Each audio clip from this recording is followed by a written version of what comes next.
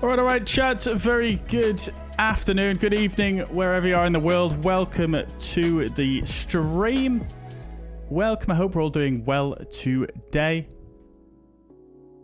Lovely stuff. Welcome, guys. So, today we are going to be flying back in the ATR. So, I don't normally stream on a Thursday, chat, but I was so itching to fly the ATR again. Here we are. So, yeah, really looking forward to this one. We're going to be flying some real-world Braathens Airlines rotations, heading out of Stockholm, Bromma, over to Visby, and then over to Malmo. This is a real-world rotation, and I believe they do actually fly in the reverse as well, but I mean, that's quite a lot of flying for one stream. So perhaps another day, but not today. But that's what we're going to be doing. Like I say, we're flying in the ATR 72600. And yeah, we'll go through all of the briefing momentarily. But really looking forward to this today, chat. So from the last stream, which was absolutely crazy, we're going to be doing... Sorry, from the last stream, I've learned a lot. Well, enough, I suppose. So there's some simisms with the ATR that we weren't aware of in the last stream, and I think that was probably why we had the issue taking off the second time. Because I think someone said in the chat that you have to use the MCDU to put in your weights. But that doesn't actually set the weight in the aircraft. You actually have to use the weight and balance menu in the sim to set the weight. So that is possibly what it was causing us to have such a long takeoff run there, and why we couldn't take off. Because I was under the impression from what I was told in the chat, and kind of from what I assumed from the sort of actual interface of the aircraft, that was the way to do it. So I think that was probably what caused our sort of issues there with that second takeoff. So I've learned the proper way to do that. It's using the in-sim menu. I learned a couple of other little tricks with the aircraft as well that'll just help move things along a bit smoother. I've managed to set up my custom camera file, which I did start doing last stream, but for whatever reason I couldn't quite get it to work. I'm not sure what it was that I actually did to fix it. My file does work fine. It's just I did adjust the size in the manifest.json file, And then I tried again, and it still didn't work. But then sometime later after I was testing, it started working. So anyways, we've got the camera file sorted. We've got a bunch of my custom cameras that I like to set up, along with the new showcase views, new custom instrument views as well, which I'm looking forward to using finally. I think I explained this in the last stream a little bit, but whenever I fly an aircraft, I always try and have the same instruments on the same keys every time. So for example, the overhead is always on number 8, the MCDU is always number 5, the EFB is always number 1 on the instrument views. So it does really help with the flows and remembering things. And I've been through all of the, well, a lot of the LVARs on SPAD.neXt as well. And yeah, really managed to work out some cool bindings for the ATR. We'll go through those once we get in the aircraft, but yeah, it's just going to make life a lot easier, I think, for especially doing the checklist. That's the game changer, I think, for me at least. So yeah, that's what's changed. We've got a new airport to the stream as well. An unintentional Markus Nyberg showcase today. All of the airports that are flown on this rotation are all Markus Nyberg airports, obviously releasing through Orbx. And we've never flown out of Stockholm Bromma before on the stream. And to be honest with you, I was waiting for this aircraft, or, you know, something similar to it, which is really the main type of aircraft that flies out of this airport. So we're going to be flying Bromma. Visby is also Markus Nyberg, which is included with Bromma. It comes free, which is amazing. And then over to Malmo, which is just a fantastic airport. It's really, really good scenery, and it's such a unique airport with its yellow terminal buildings. So yeah, looking forward to all of that today on the stream. So one big thing I do need to say, and I probably should have started with this really, thank you to everybody currently in the chat, to anyone who watches this in the future. Thank you for watching the stream, and if you're a subscriber, thank you very much for subscribing, because we've just hit another milestone. We've just hit 7,000 subscribers on the channel, which is absolutely crazy, really. It's just over the last week or so, it's just gone whoop. So thank you so much, guys, for subscribing and liking and doing everything that you guys do to support the channel. So I really, really appreciate it. And 7,000 subscribers, guys. Thank you so much. Thank you so much. Right. Okay. So, who have we got in the chat then? Let's have a look. We've got Roy. Welcome to the chat. I'm doing good. Yeah, hope you're doing well too, Roy. Darren's here. Welcome. The commentator. Welcome indeed. Christopher here as well. My neighborhood's very good. Lovely to see. Glad to be flying in Sweden. We've got also the Stockholm online night as well. So we should have full ATC for pretty much the majority of the trip today, if not all of the trip. So looking forward to that. Pilot TY, thank you very much, dude. Welcome to the chat. D Devello, welcome to the chat. Hope you're doing well. Liana, welcome even. Welcome to the chat. Hope you're doing well. I'll give you a little wave there. Favnik, welcome to the chat. Aviator04, welcome indeed. TGN2 says, breaking news, Flight Emperor is working on Amsterdam and says coming soon. Yeah, I think a lot of people knew they were already working on Amsterdam, but yeah, it's looking like it's getting towards the end of completion, which is absolutely amazing, and really can't wait for that one. But welcome, TGN, welcome. Aviator04, we have flown the ATR. Oh, sorry, you're asking about the 42. I haven't flown the 42 yet, no. Favnik missed the last stream. You missed an absolute mad stream, Favnik. It was pretty crazy. It was pretty crazy. E. Rodriguez, welcome to the chat from Orlando, Florida. Hope you're doing well. Have I flown from Atlanta? Do you mean Arlanda, Favnik? I have done, yes. And fun fact, actually, Markus Nyberg is actually working on a scenery for Stockholm, Orlando as well, which we will be showing on the stream as well shortly before that releases. Jonas, welcome to the chat. Hello from Sweden. Hello to you in Sweden, and you're on this channel. Very good. Well, glad to have you. George Chadwick, welcome to the chat. Daz, welcome to the chat. MPS, welcome. Welcome indeed. Good evening. Lovely. Ace Airstream's here as well. Welcome. Dave's here in the Canary Islands. Very nice, dude. I hope you're enjoying yourself over there. Good to see you. Thanks for dropping in. Let's see. Ollie, welcome to the chat. Welcome indeed. And Dewey, welcome. Welcome. And thank you very much, guys, for the congratulations. Appreciate that. I forgot to start from Gothenburg. Yeah, I believe Brahmins actually do fly to Gothenburg as well, don't they? And that's actually one of the alternates for our second leg. But we're doing this rotation as well today, which is, like I say, it's a real world rotation. Right. Okay, then, chat. So let's just have a quick browse around Bromma, because we've not flown out of here on the stream before. It's a new scenery. I literally just purchased it half an hour ago. So yeah, let's have a very quick look around. I was speaking to Markus actually just before the stream started, and he said he wanted me to check out the old tower because it's got a really cool feel to it. So that's where we're starting here today, and I can definitely see what he means. This is the old tower where he's modelled all of the interior here, which is very, very cool. Even the stickers on the glass here.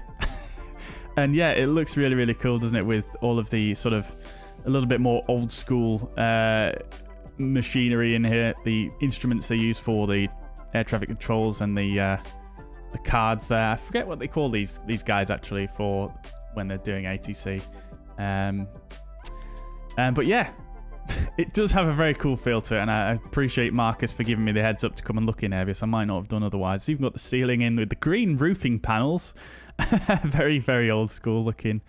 And even some messy wires under the desk as well. That's very cool. Very, very cool indeed. Love the attention to detail. That's the old tower. The new tower is over there, which is not modelled inside. Yeah, it is a really, really nice scenery, this. I haven't looked around it yet, but I've seen reviews of it. And I've just been waiting, like I say, to get it. Markus said he was very proud as well of the interiors on this one. So we'll have a quick look at those as well, because why not? Why the heck not? Yeah, it is nice. It is nice. We do have some flat textures here, but I don't know what it is about the way that Markus does his textures. I think I said this when we did the Gothenburg preview. It just looks so good. It doesn't even matter that it's a flat texture. It's brilliantly done. And there's even an inside here as well. Sort of. Oh, no, there is. It's actually open on this side completely. That is super cool. And you've got an interior. Oh, I can see why he wanted us to see this. Very, very nice. Not going to spend too long looking around here, chat, but just want to have a quick browse around, you know. I've literally just purchased this scenery now. And, I mean, come on now. You can't tell me you guys don't do this as well when you get a new scenery.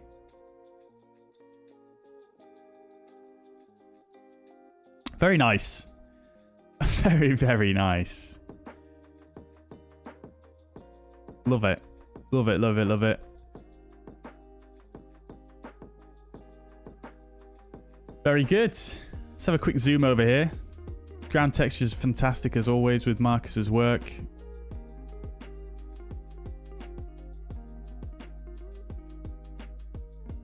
And it looks great. Like, if you look at the skyline from here as well, nice little skyline. I'm not sure if some of this stuff is added by the world update, but nevertheless, it looks like a very nice view across the airport as well, doesn't it? I'm sorry if this is old news for some of you guys, but it's new to me, so I want to check it out. It's not an airport I hear too many people talk about either, to be fair, so maybe it is new to some of you as well. And that fantastic evening sunlight is really helping us here as well. These hangars looking pretty cool, aren't they? I love the yellow on there. I actually photographed some industrial units that had yellow hangar doors on them not too long ago, and the yellow just really popped. It looked very, very cool. Right, okay, chat. So, shall we get started with the flight? Oh, we've got a colleague here with us as well. Very nice to see. Got FSLTL and FS Traffic model matching on today. That looks like a FS Traffic model. Love to see it. They're on a different scenery though by the looks of things. So That's why they're a bit higher up than we are. And yeah, so just before we jump in, I'll show you some of the new cameras that we've got. So I've set up some of the showcase views. So I'll actually just bring up the cameras panel here in Flow so you can kind of see where I am in the camera system. At the moment, I'm on the drone camera. If I go to the showcase views, you can see here I've put in my usual views. So I like to have very similar showcase views for each aircraft I fly. I'm very happy with this one, actually. Although I don't think we can use GSX for pushback with this thing yet, but yeah, we'll give it a try. But this camera lines up perfectly with the tug. It's kind of just shooting over the guy's shoulder because they only use a small tug for this one, so it's a really nice camera angle. I really like that one, but like I say, I don't think GSX works with this yet because obviously you need to have the engine running in hotel mode to disconnect the external power, and that is really only works when you're on flat ground or in the air, that camera, unfortunately. But yeah, like I say, with GSX, unfortunately at the moment, because you've got to have the engine running in hotel mode, nose wheel cam here as well. Yeah, it won't let you do pushback for some reason, even if you untick the box that it says. So we'll have to see if we can work that out. And whilst we're talking about that, I did install a GSX profile for the ATR. Let's tick this and just see if that works. That should technically work. Engine start before pushback. If enabled before pushback, GSX will ask the user if they would like to start at least one engine. This is useful for airplanes without an APU. So that should work. I also noticed something else strange about... Hang on, have we got another colleague here? Oh, it's a white aircraft. Another strange thing I noticed as well about the profile was that the nose... let's just have a quick look here. So...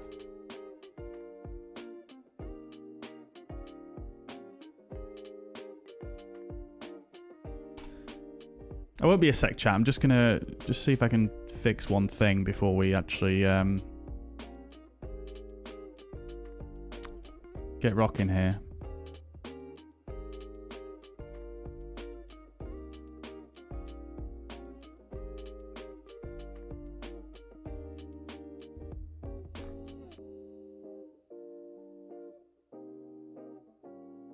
So I've got passengers door, stairs start, stairs end, service 2, that's good. Cargo, de-ice, in, out, fuel, water, lavatory, that's fine. GPU, that'll work. Bypass pin, that was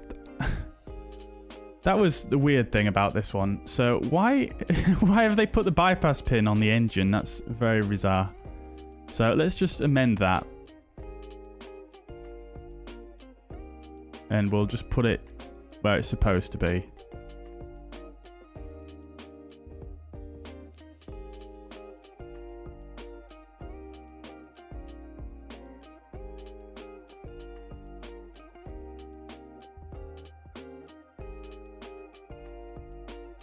Because it wasn't me that made this GSX profile, by the way, chat. That should do it, shouldn't it? Doesn't need to be a perfect, does it? I know, maybe not.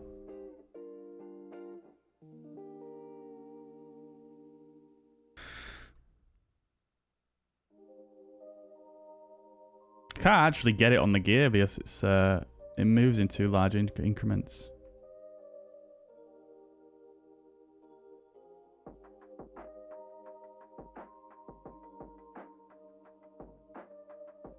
Can we go on precision mode? I always try this precision mode on GSX, but it never seems to work.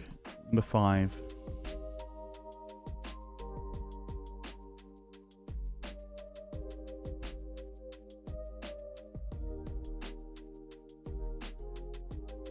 That doesn't seem any more precise to me, so we'll just go ahead and...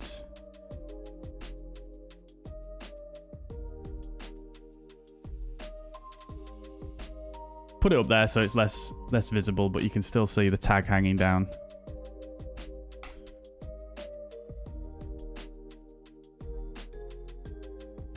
Right.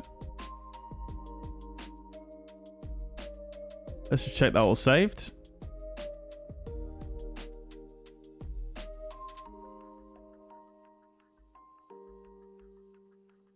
Good. Yes, it all saved. Fantastic. All right. Well, let's see if we can work with this then. So we'll go ahead and go to GSX. We'll go...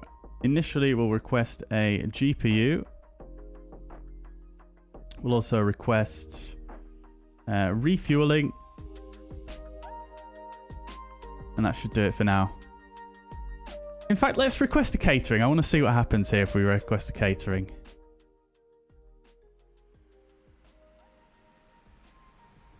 George, yep, that's what I was going to do there. That's what I was attempting to do.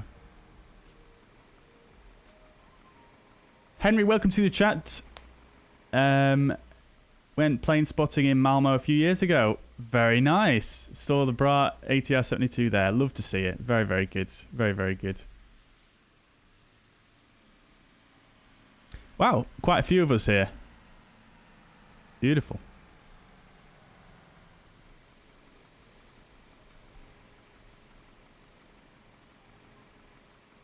We won't refuel yet. In fact, it's taken the block fuel from SimBrief, which is actually really, really cool. Let's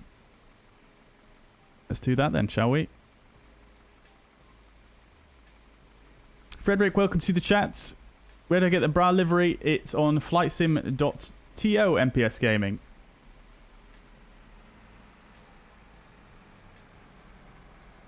World update of Arlander is really good. There's an even better Arlander coming soon. Favnik.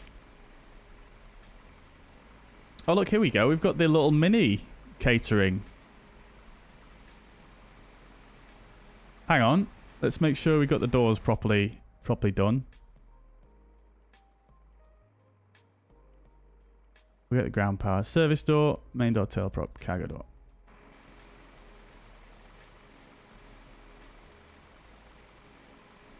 Okay. So that's all it does, really. There's no stairs to that back door, so that's not really going to work too well, is it? But another one's just arrived. Crikey. Okay, fair enough. Love to see that GSX has all these different options. It's so flexible. It's great. Right. Okie dokes then, chat. So before we actually go ahead and get set up here, let's go ahead and just pop a squat in the back here.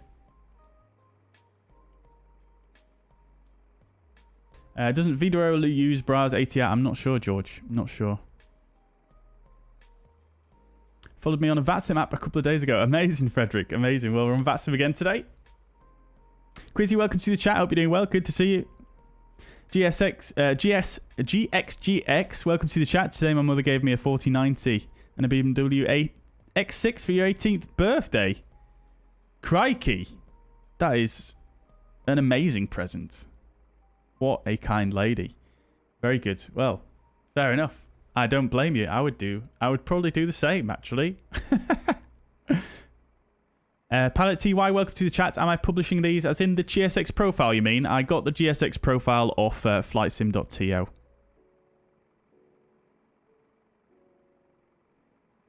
Swedish government issued a report saying that Bromma will close between 2025 and 2027. Crikey. That's fortunate. Although, perhaps not. That's unsurprising, considering its location. David, welcome to the chat. Camera name. I'm not sure what you mean by that. Not sure what you mean by that one. Are you talking about the cameras that I'm using? These are sort of my custom cameras that I made myself. And Pilot TY. Oh, if you're talking about the cameras as well.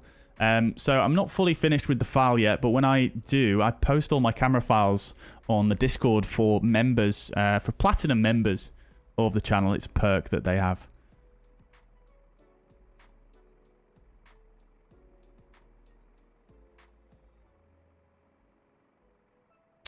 Right.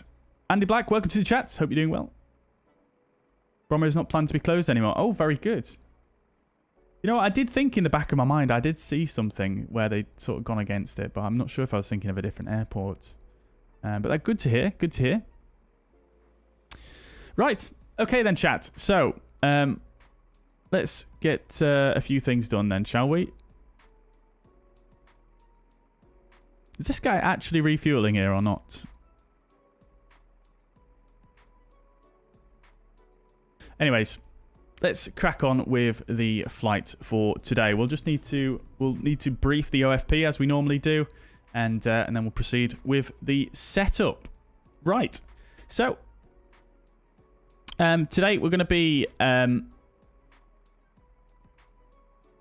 Bra 444, although the EATA call sign is TF. The EATA code is TF, should I say.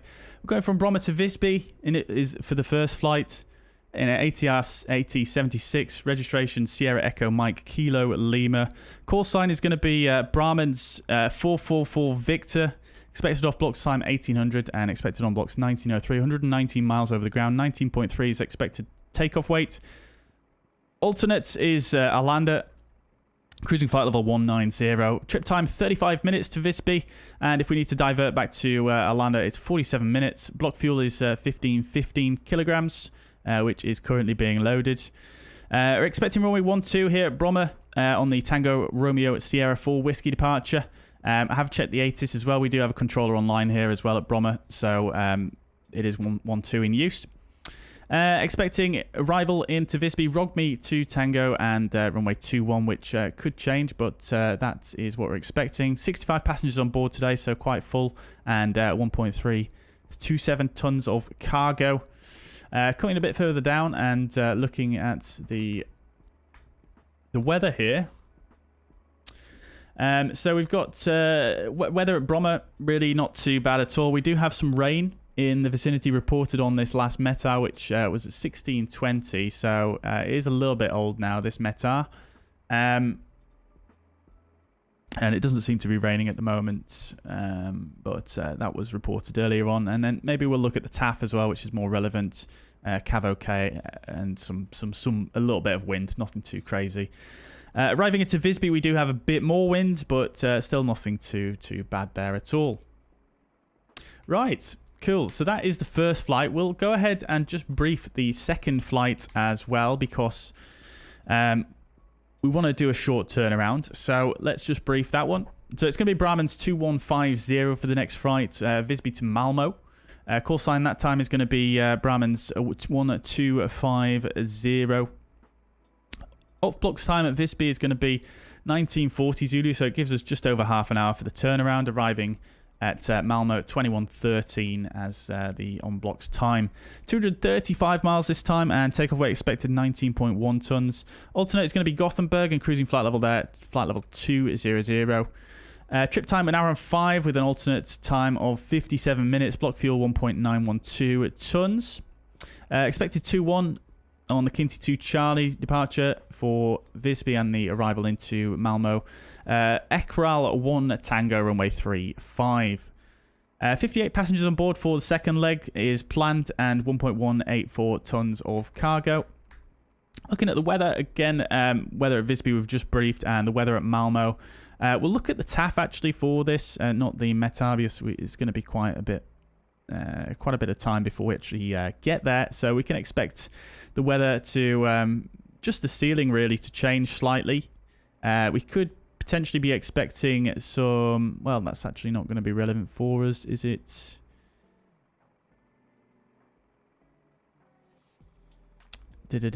So we could have very, very light winds on our arrival into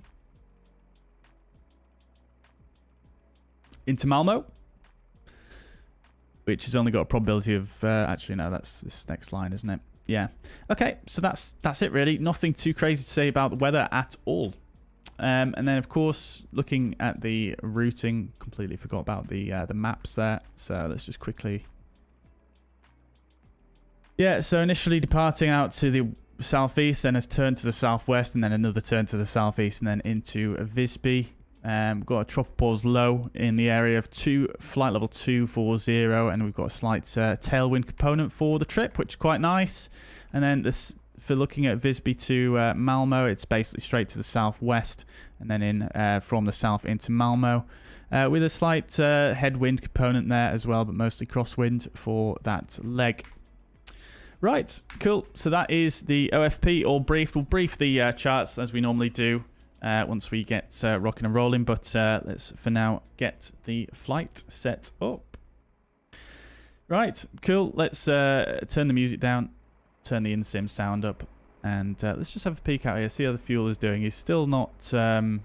still doesn't appear to have done anything, so I'm not sure what's going on there. And the funnily enough, the catering is still here as well, which is rather bizarre. Waiting for my action, closed service door. Oh, interesting. Fair enough. Okay, well, let's go ahead and we'll get set up in the cockpit. We've got the no passengers on board currently. And we'll go ahead and jump inside.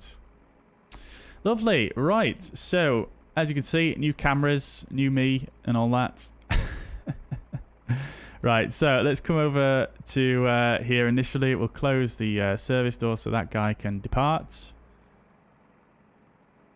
And we'll get the payload set up and just see what is actually occurring regarding the fuel there. Is the fueler going now as well? No, he's not. Okay. Okay, interesting. So he's not actually loaded at any fuel so far. He just seems to be stuck there. I think it's possibly because the fuel in the aircraft is currently more than what he wants to load. So let's just drop that down. Oh, okay, he's going now. Okay. So we'll just set the fuel as we want it. So we'll go for 1515 or thereabouts, which is going to be there. We'll just take a little bit more. That's fine. And then our payload is going to give us a... See, the one thing I don't like about using this menu is that it always makes, you know, all of the different sections the exact same way. So if I change this now, it'll... Oh, no. Okay, it actually functions a bit differently now. But it actually changed... Oh, it doesn't change the weight of these guys anymore either. Oh, wow. It's been such a long time since I used this payload page. It's... yeah. It's clearly changed, which is nice to see. So, we should have 19.315. So, that should just about do it there. It's going to be maybe just a little bit more. But that's fine. No worries. I'm not sure why you can't just default this to kilograms. It always goes back to liters as well, which is a bit odd. But hey-ho, Microsoft Flight Simulator. Right. Okay. So let's get rocking and rolling then with the flight. I'm not going to run through all of the tests and things like that like we did last time. I will point out some bits that we could have improved on from last time, but mostly I will just go ahead with the normal setup. Right, so let's go then. First, we'll chuck the battery on. MFC 1A, 2A, 1B, 2B, fault light flashing twice, 3 times, and then off. That's good. MFC is a multifunction computer in the ATR. Useful for tracking a bunch of different statistics about the aircraft, which I don't know off the top of my head. Cool. Wait for these 2 DUs to power up, and then we can go ahead and turn on the external power.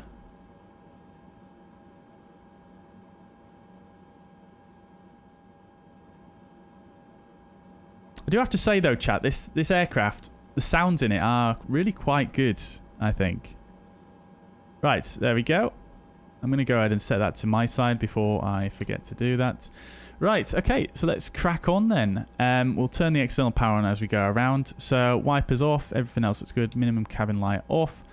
Fuel pumps, again, I'm not going to do all the tests because we know, you know, it's a bit of a... There's no failures in the aircraft, so I'm going to try and keep it a little bit more condensed for you guys today because last time we did absolutely everything and we've already had quite a long intro here. So, everything is good there. We'll get the beacon light off. I'm not sure why it powers on with the beacon light on, but that's fine. Nav light can be on. Everything else is set correctly. We'll turn the logo light on because it is getting a bit dim outside. Prop brake is ready. We'll turn that on.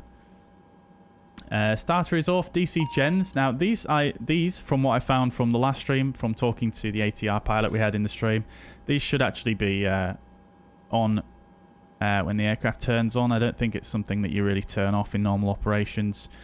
So they just should say fault there, which is fine. We'll turn the external power on. Coming down to the third column, arm the emergency exit lights. We'll turn the seatbelt signs on and no devices because we are fueled. Everything else looks good here. Windshield heating can come on. AC Wild gens, again, they should be just faulted there. And external power for AC Wild is, as far as I'm aware, not really something that's commonly used. We'll just leave that off. I'm also wondering as well, should this avail light disappear when the external power is on? Yes, it does use very similar to Airbus logic, and the avail light disappears on the Airbus. Just something that I'm wondering. Hydraulics will turn on. They're going to say low pressure because they're powered by... All the hydraulics in the ATR is electrically powered, and they're powered by the AC Wild system. And if you're wondering what AC Wild is, by the way, guys, AC Wild is basically a variable frequency AC power generator, whereas the DC generators are a constant frequency. That is the difference. And that, I think that's why they call it AC Wild, but I'm not 100% sure on that, but that's the difference. Right, so annunciator lights will put to bright. I'm not sure if that actually changes anything, to be quite honest. Didn't notice that last time. But bright to dim doesn't seem to change the brightness of the annunciator lights. Anyway, oxygen can come on. And everything else looks good there. Very cold here in the cabin. So what we'll go ahead and do straight away is we'll go ahead and start engine number 2 in hotel mode. So we can get it warmed up a bit in here for the passengers. And is SPAD.next actually running? It's not. Okay, let's start SPAD.next.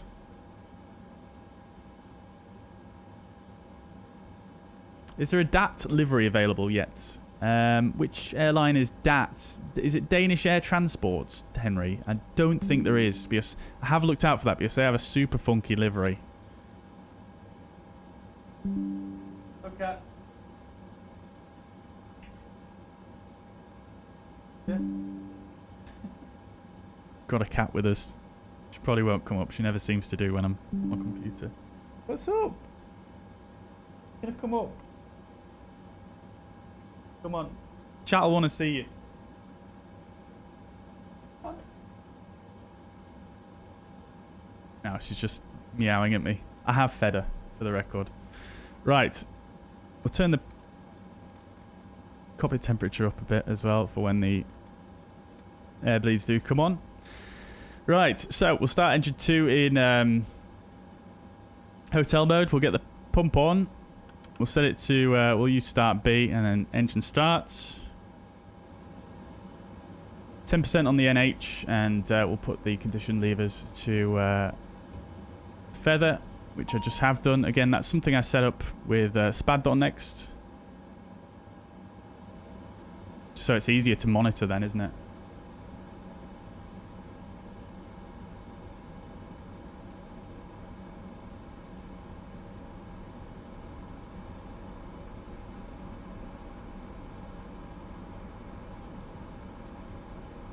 Okay, good.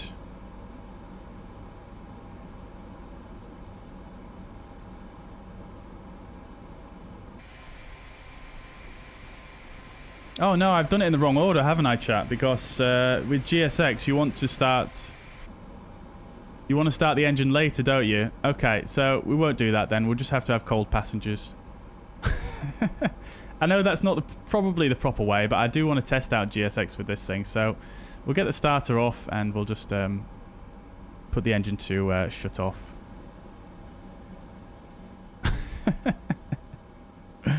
Never mind.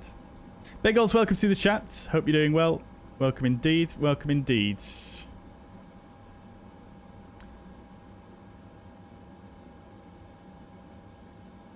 the right after takeoff, you'll like to see the Globe Arena. I live really close to it. Very good. I'll keep an eye out for it.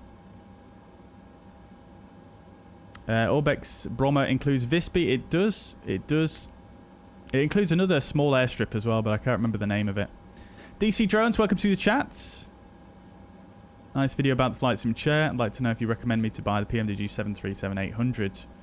I would definitely recommend it, yeah. 100%. If you like the 737-800, then yeah, it's a no-brainer. It's really good. But it depends, really. If you're not that into 737s, then you might find that if you've already got one of the other variants, then you might not like it as much. But if you don't own any of the variants, I would definitely recommend the... I would definitely recommend it. Flight 001, welcome to the chat. No problem at all. It's an absolute pleasure. Why does reg in the cockpit just says ATR and the cell cal is the reg in small letters? I'm not sure actually, Henry. I've not...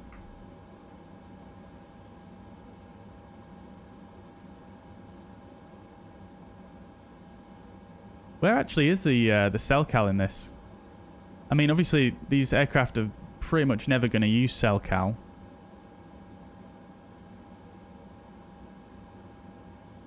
But I can't seem to see the cell cal anywhere. How's performance with this aircraft? It's very good, actually. Velux. I'll put the FPS up in the top right, as we normally do. Right. Okay. So we are loaded on fuel actually as well. So we'll turn the fuel pumps on. Cool. Right. Let's carry on then. So coming down to the pedestal. Again, we're not going to run all the tests here, chat.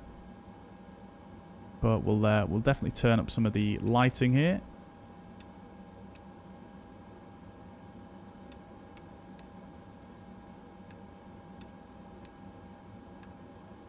Good. That'll do. Cool. We'll go bearing 1, bearing 2 as well. Everything else is fine. We'll just hit clear here as well, so we can get rid of all of the non-relevant faults that are showing on the EWD currently. Everything else looks good here. That's fine. Cool. Cockpit door is open. We'll put the weather radar to standby. Coming up here, everything is looking good. Great, great, great. Again, not running all the tests. Set the current QNH, which is set. We'll set this to FM2, FM1. CPL is on my side. That's good. Fine. Everything looks good. Flight directors will turn on as well. Good. Right. Fantastic. So, did I just turn the flight directors off? I may have done. I think they're on by default, aren't they? Right. Fine. Okay. Good. So, what we'll do then is now another simism that I didn't realise last time is that to set the speeds in the aircraft, you actually want to come to performance here. You've got the speeds here. Now, actually pressing this button here actually inputs the speeds from here into here, which I didn't realize. I just pressed it anyway, but that's another function that they put in, which is another little simism, I suppose.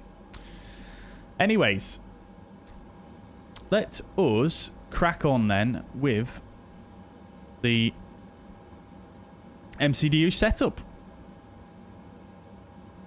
It's a very short route, so it's not going to take us long at all to put in, but we'll go ahead and do it, and then we'll get our clearance, and then we're ready to rock and roll. So, we're going it, pos in it, that's good. We don't need to put in it, pos in, that's fine. Nav data is current, that's good. Units are fine. Good. Wait. Now another thing that you can do, another little simism. Hold on the 0 fuel weight, and it puts it in there. Takes it from the Microsoft Flight Sim menu. So just checking that against the flight plan. That looks about right. And then holding on here brings in the fuel on board as well. 1493. We've already burnt a little bit of fuel because we started the engine once. And then you've got the trim, 1.1 up. And now that should all be pre-filled in here, and then you can set the trim there. So that's good. We'll return there. And then we'll go to flight planning it. So the route is going to be ESSB to ESSV. Did I type it wrong?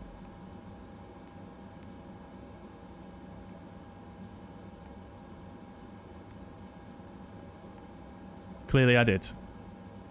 Fine. Flight ID is going to be BRX 444 Victor.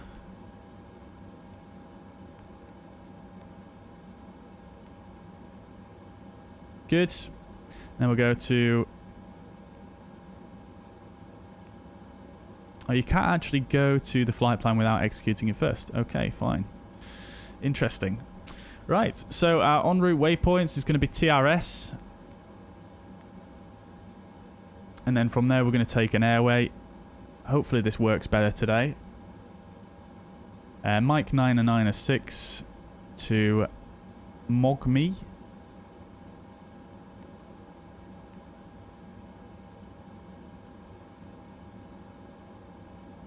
ROGMI, sorry, not MOGMI.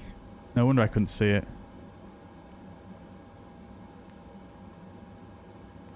Still can't see it. Oh, it's there. I'm blind. Good. Right. That's it. That's the whole flight plan done. We'll execute that. Let's go back to flight plan. And we'll set departure runway 12. Expected in the Tango Romeo Sierra 4 Whiskey. No transition. That's good. Just quickly check that against the charts. It's fairly straightforward. It's 230 knots at Sierra Bravo 559, which is not in there, but we're definitely not going to be over 230 knots. That's only 4 miles out from the runway. And then it's a right turn out to Trosa. That is TRS, Trosa VOR.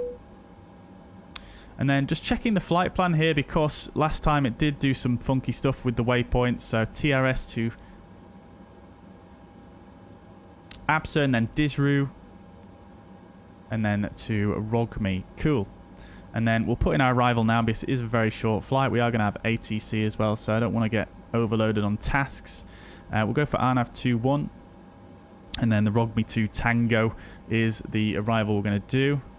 And the VIA, I'm not actually sure on. Let's just see if we can check that. None.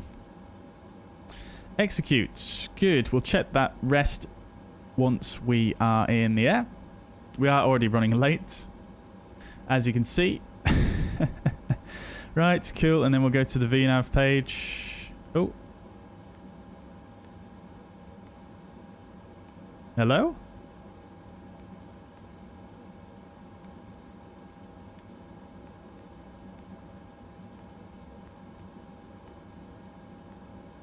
It stopped responding again. This is what I did last stream, chat. This second MCDU, it stopped responding after a while. Hopefully that's not a bad omen.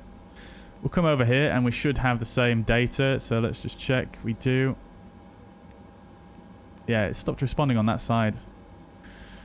Bizarre. Right, so initial cleared altitude is going to be 3,000 feet. So we'll go ahead and set that using the altitude selector here.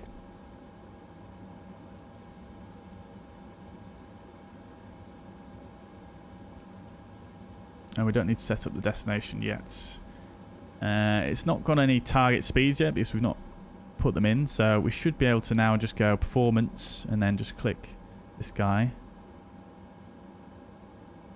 And it should have put our speeds in. Although I'm not seeing the bug there.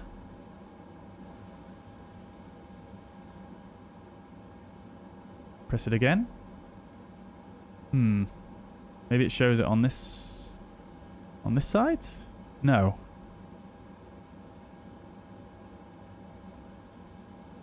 Very strange.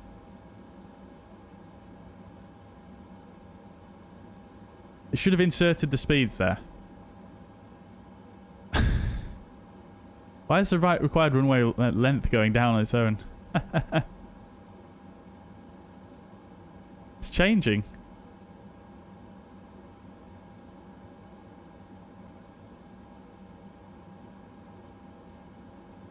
something going on with my weights. No, that's not changing.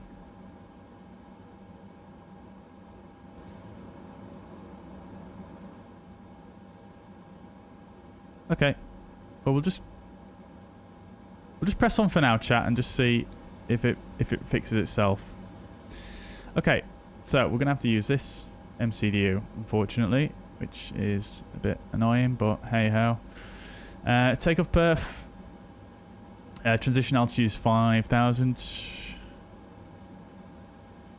And V speeds are correct.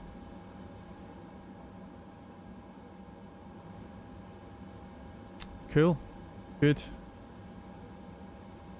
Cruise. We'll stick in our alternate of ESSA.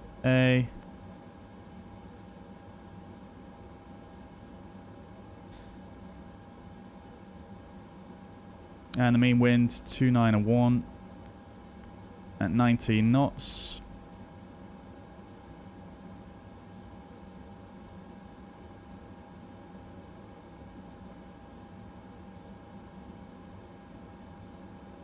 Cool, and we'll leave the mean wind for our alternates. That's fine. Cool, max cruise is good. Right, fine. Yeah, really not sure what's happened to this one. I can use this page, but I just can't press any of the buttons for some reason. Well, looks like I can, but it'll only function within this page. Very bizarre. Anyways, let's carry on. We'll quickly just jump over to where are we here?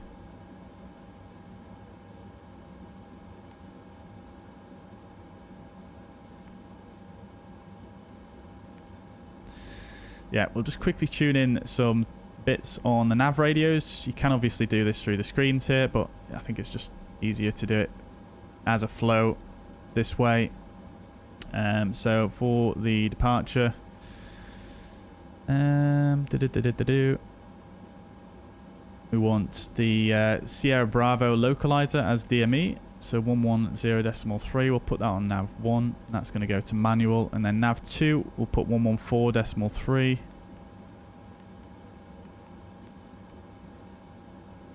And the 119 track is the course we need for that. That's the TRS VOR, which is not identified yet, but we'll go ahead and go to that. And we'll just set the course as well to 0 at 3. Sorry, it's 217 inbound. Not that we'll need to use that, but just as backup, it is something that you would do if you're flying the real aircraft. These knobs are incredibly slow. Just changing the course down here. And we'll go back to FMS 2. Good, right, okay, so we're pretty much there. Lovely. Right, let's start. Let's try with the boarding of the passengers then. Let's see how that goes. The passengers are going to be getting onto an extremely... Wait, what? How is it suddenly so warm in here?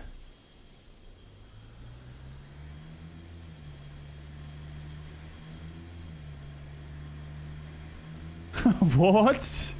Why is it suddenly so warm in here? Yeah, there's definitely something bugged with the temperature simulation in this aircraft. Look how busy it is here, though, chat. That is epic. Look at all them.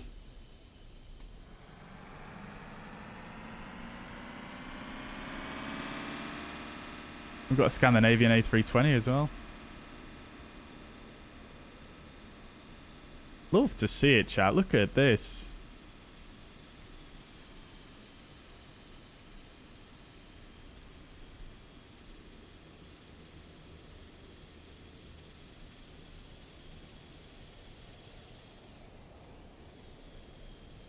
Passengers be boarding. Oh. Whee! That's a GSX bug I haven't seen in a little while. It seems to happen with aircraft with inbuilt stairs.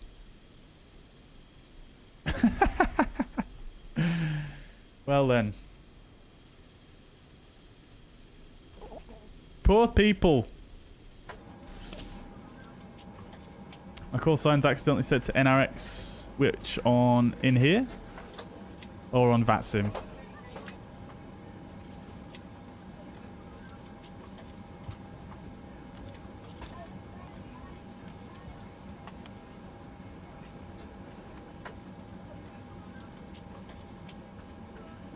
VATSIM. Okay, thank you guys.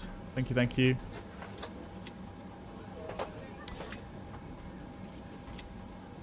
Also reminded me I do need to actually file it, pre-file it.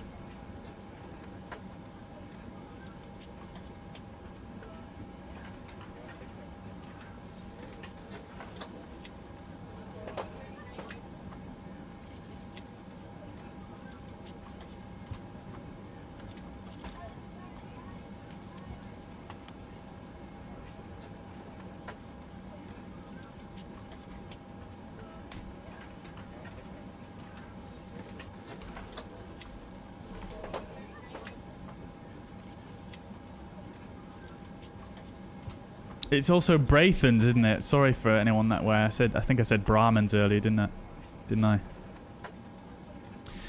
Right.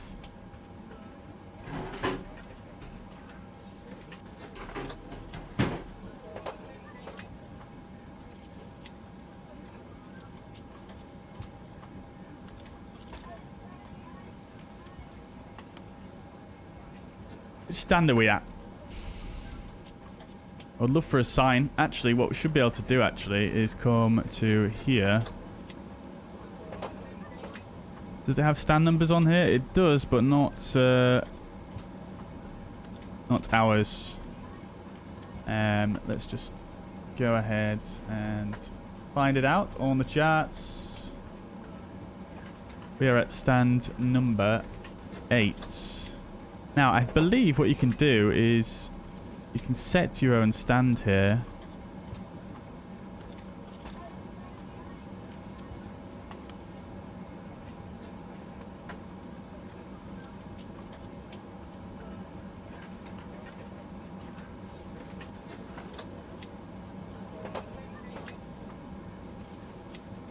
There we go. Now I've got a little magenta 8 underneath our aircraft. I don't think this move function works. Oops.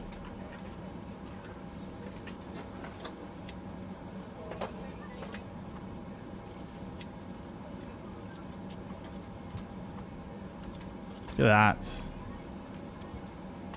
Yeah, so when you're taxiing in, you set your gate, and then you can see on the plan exactly where you need to go, which is quite cool, really, isn't it? Right. Okay.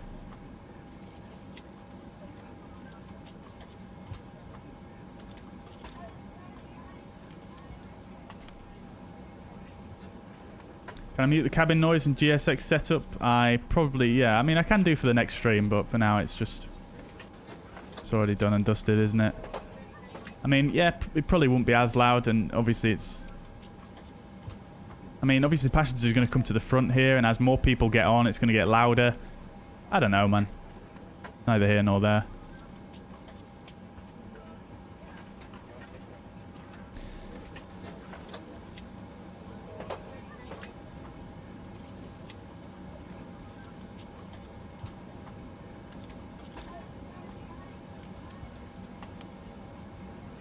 Good, TCAS is working as well.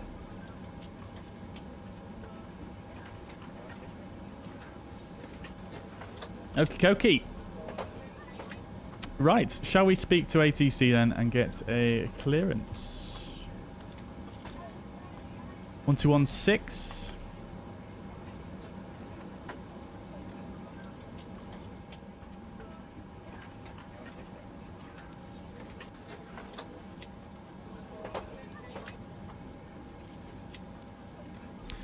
And then in the standby, we'll put the tower 1181.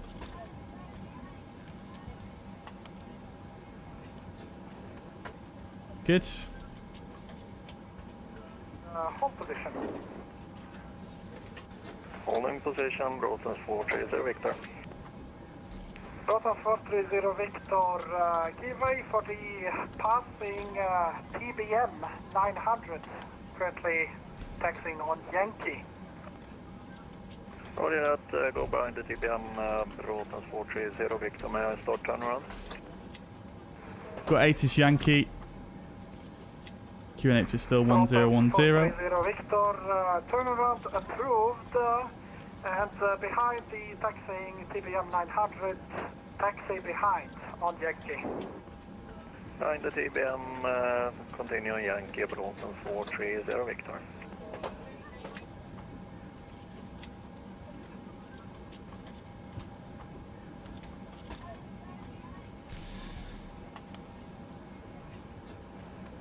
Bromma Tower, very good evening. Braathens 444 Victor Stand 8, type AT76.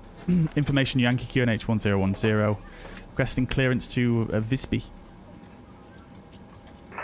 Braathens 444 Victor, Bromma Tower, really good evening to you, sir. Information Yankee is valid. Clearance through for Whiskey departure. Initial climb 3000, squawk 5364. Very good evening to you two, sir. Cleared to Visby, Trosa 4, Whiskey departure, initial climb 3000, squawk 5364, Braathens 444 Victor. Braathens 444 Victor, read that correct. Startup is approved, QNH 1010. QNH 1010, start approved, Braathens 444. Right, good. Ground Braathens 324 Alpha, request taxi. Okay, so we'll get our squawk code in as well, which is going to be on here, 5364. Oscar Lima, contact Bromma Tower on 118.1. I wish you a pleasant flight, bye-bye.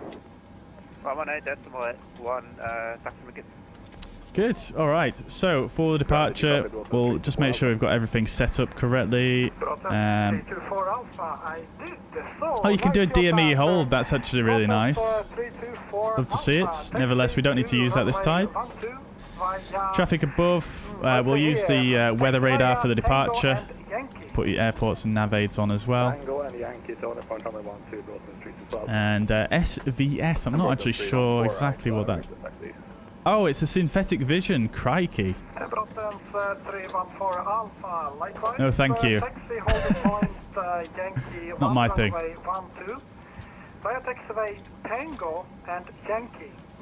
Right, good. These passengers are taking ages to board because of this strange GSX bug.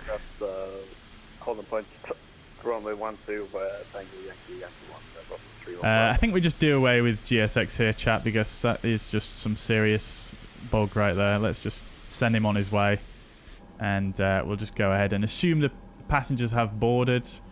So we'll go ahead and close the cargo door, the main door, the tail prop, and we'll leave the ground power in for now. We will, however, remove the wheel chocks as we're going to get the tug connected in just a moment here. Right, okay, so this is the next game changer that I've managed to do, chat. So I've managed to bind some of the controls here for the checklist to my joystick, so I can go like this and bring up the procedure menu. We've got all of these here, which are just faults that are expected, so we can go ahead and just clear those. I'm using my joystick again. Now it's really cool, actually. You can actually go into these and view the fault procedures, which is quite cool. So we're going to go ahead and just clear those out. Right, final cockpit preparation. Parking brake is engaged, altimeters are set and checked, landing elevation is automatic, that's checked. FMS com and nav is set, fuel quantity is 1.490, that's correct, and the fuel used will come into here, and we'll just reset the fuel used there. That is checked. And fuel use reset, memo panel is checked, and power management is in takeoff. That's so much easier doing it that way. That's so much easier doing it that way. I use SPAD.neXt? I do, yes. It's super easy. You're just using the LVARs. I'll show you very quick, just here. But I've got it on my joystick here, on my hat switch. Which buttons is it? It's this switch up here, this hat switch. So you can see here, we're just using these LVARs. Hold short runway 12. We will be soon having a... So if I press it to the left, we're bringing up the procedure menu. To the right is validate, north or up is up on the list, south is down. That's it. And then I've also, to some other buttons, I've also put the manual delete and clear. I can't remember exactly which buttons they are.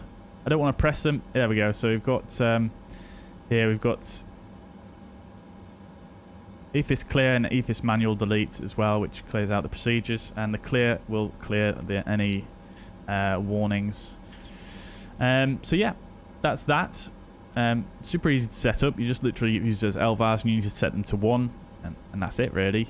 I have set some more complicated LVARs for certain things, like let's see, on the left add-on here I put the auto brake selector to the this power management knob,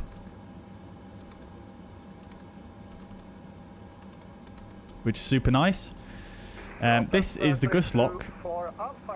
This is the gust lock here, this axis, but it's only mapped to these buttons on the end here.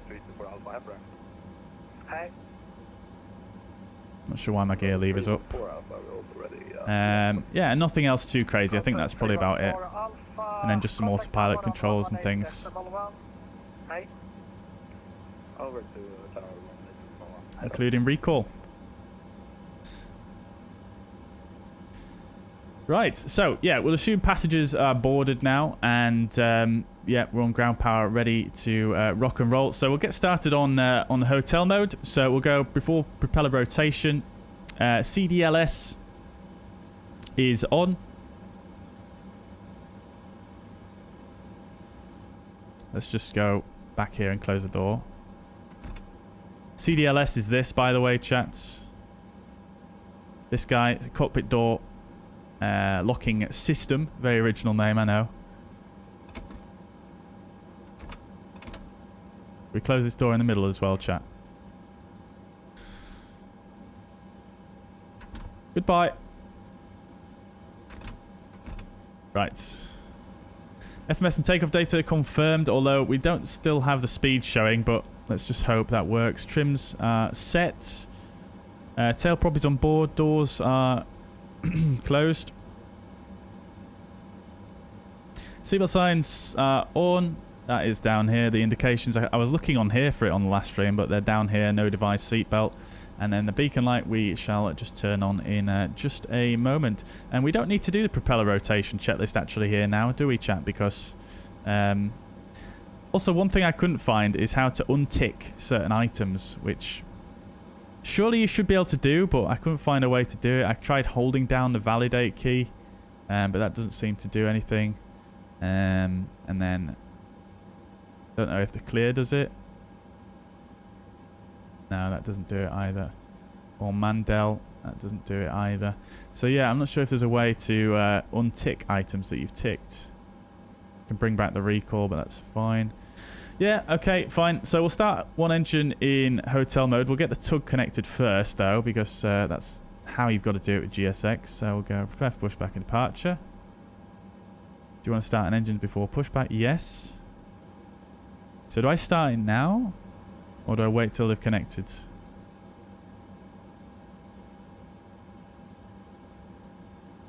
Hello, Captain. We are ready for pushback. Let's try it now. We're going to start B, start 2. And we'll come down. 10% on the NH.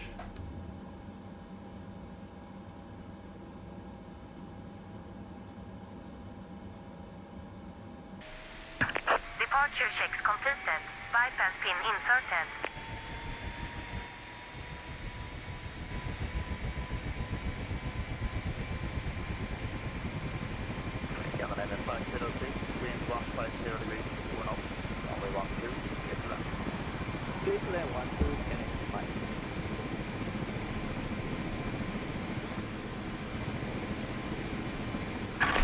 checking gear. This was the camera I was talking about, chat.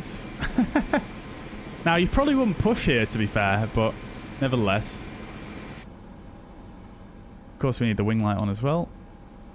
Taxi and takeoff light shouldn't be on. I'm not sure why that one is on. I believe that is powered by the AC Wild. Anyway, the taxi and takeoff. The wing light should be powered by the DC, though, which it is. You can see it's on there. Good. Right. Okie dokes. External power off. And we have done the before propeller rotation checklist, so we'll go ahead and turn the beacon light on. 44 degrees in here now. ESSB 20 on final insight. Affirm insight, C14 Alpha. Braathens C14 Alpha, roger. Behind the A320 on short final, line up, runway 12 behind. I'll request a pushback, see what he says, but we probably wouldn't need to push back here. You could probably just turn right, but... Braathens 444 Victor, stand 8, request push. Braathens 444 Victor, it's self-maneuvering stance at Bromma, so startup is approved and report ready to taxi. Setup approved, report ready for taxi, Braathens 444 Victor. Okay, self-maneuvering stand, now... Braathens 612 Romeo, taxi. We are just going to push, chat, because we've got room. Braathens 612 Romeo, confirm your stand number again. Let's just do it. Stand 14 612 Romeo. What? Braathens 612 Romeo, roger. Okay, that's clearly must be a bug. Runway 12. Okay, it looks like we are doing self-maneuvering then, chat. Okay, see you later, GSX. Thank you, and Yankees to runway 12 612 Romeo.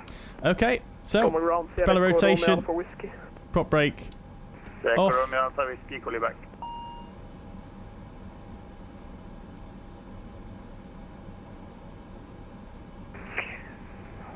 Bromma MP is stabilized. Braathens 246 with information Yankee, request IPod clearance to Visby.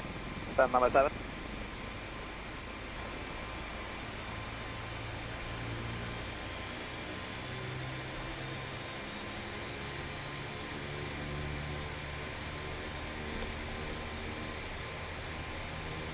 We get belted up.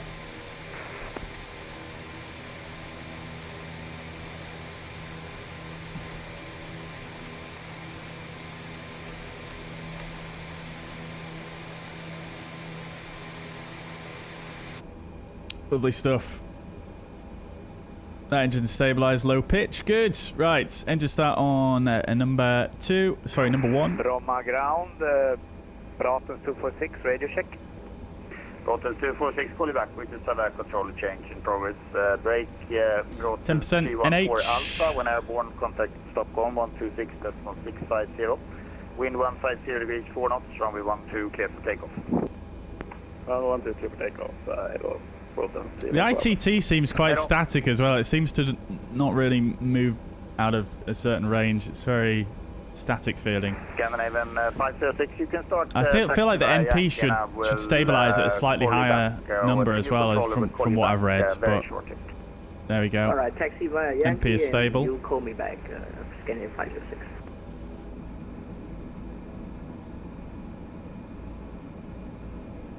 Awesome, welcome to the chat. Hitesh, welcome to the chat. Where do you find the ATR? It's in the marketplace. You have to buy it from the marketplace.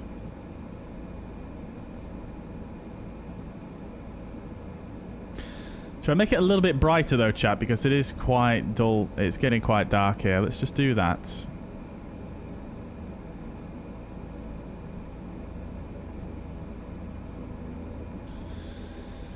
Cool. Alright. Both engines look stable. Still working, trying to find these click spots properly, but we'll get there. Right, so we've got 2 good engine starts. Confirm all of the fault lights are out regarding bleed. That's good. We'll get this cranked down because it's super warm. That's fine. We'll get the Pro P on. Everything looks good there. Everything looks good there. Good, good, good, good, good. Good, good, good, good, good. We'll get the external power connected. Engine start to off. Right, fine, good. So for the departure we'll use VNAV, indicated airspeed. Sorry, we need to press LNAV first. And VNAV, indicated airspeed, that's fine.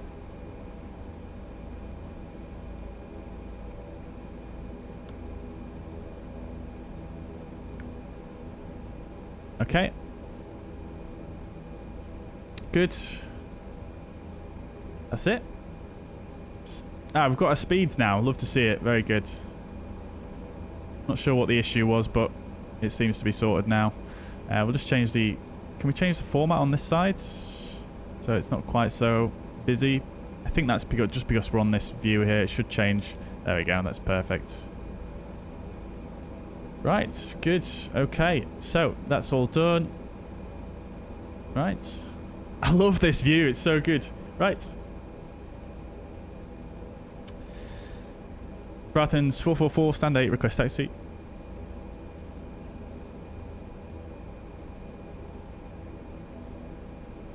Oh, there's a controller change going on, isn't there? Must have missed that. Right, before propeller rotation, we have actually done that. Okay, so let's do a briefing whilst the controller change is over.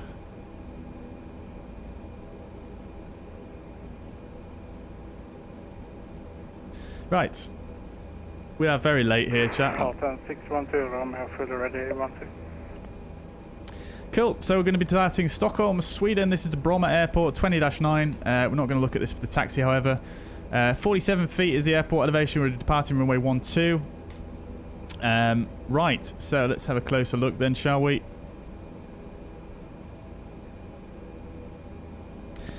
So we're going to maneuver on our own out of the stands, taxi down the apron to... We'll probably get cleared maybe Yankee, following that all the way down to holding point for runway 12, so very straightforward there. And then the departure we're flying, this is the 10-3 Bravo. Transition altitude 5,000 and contact Stockholm approach at 1,500 unless otherwise instructed. ANAV SIDS, noise abatement, we've taken that into account, that's good. And we're going to fly the Trosa 4 Whiskey ANAV departure runway 12. We're going to depart out initially straight ahead to 4.3 miles from Sierra Bravo.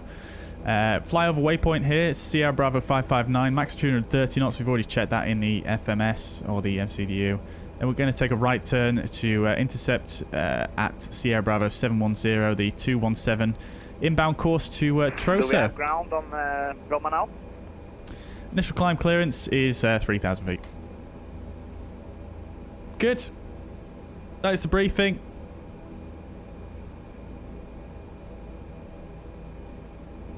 We'll go to tower because it doesn't look like this controller is actually here at the moment. So we'll go and switch to tower.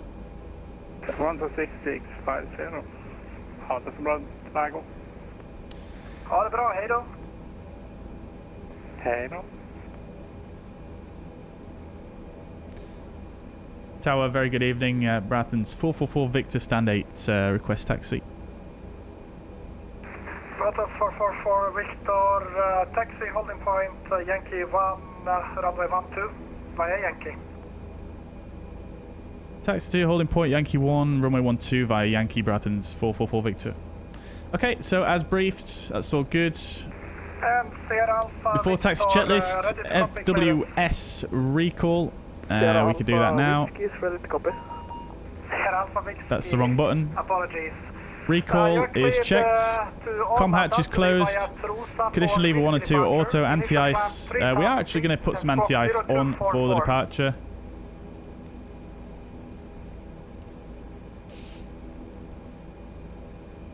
Because it is below 10 degrees. TRU is on. And checked. Anti-skid test. I think it's removed. The VAR doesn't work anymore. Let me just It is double check. performed. We'll go up Okay, here because it is on my and check Navigraph nothing chart. else. Good. Sierra Alpha Whiskey, I will have to call you back. Startup is approved. Flaps in the 15 meantime. will set now. 1010. Startup approved, QNH 1010, Sierra Alpha Whiskey.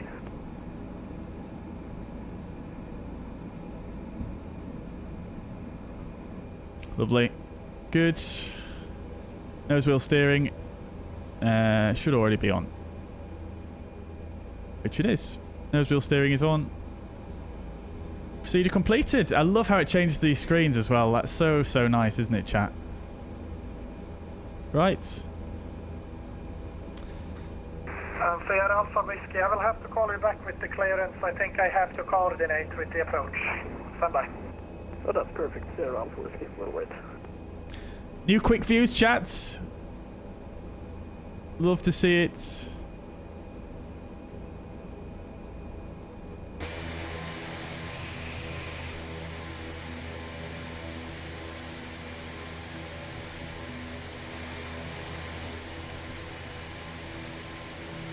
Thanks in Swedish is tack. Good. Thank you.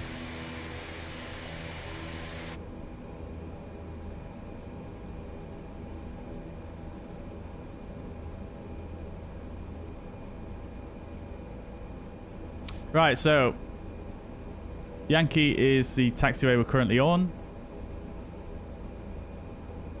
And Yankee continues to the right, as you can see from the beautiful custom taxiway signage there. Bromma Tower, this is Braathens 246 with information Yankee at stand 7. Request IFR clearance to Visby. So many people going to Visby. It's going to be interesting arrival. I hope they've got some controllers on. Bromma Tower, clearance Visby via Trosa for Whiskey departure, Asia Clan 3000. Alright, Stockholm approach 0201. is going to be... Oops, wrong button. Via Trosa Whiskey for departure, initial climb. It is going to be 120155. 0201. Braathens 246, just confirm Trosa for Whiskey departure, runway 12. Confirming Trosa Victor Whiskey departure. Runway 12. Trosa for Whiskey departure. This thing is absolutely motoring on here. I'm just trying to...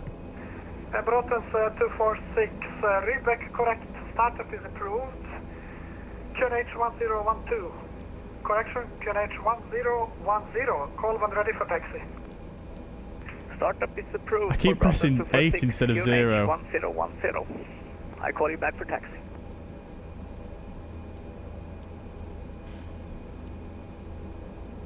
Right, there we go. Stockholm approach is pre-tuned. We want to go to Yankee 1, so we're continuing straight on.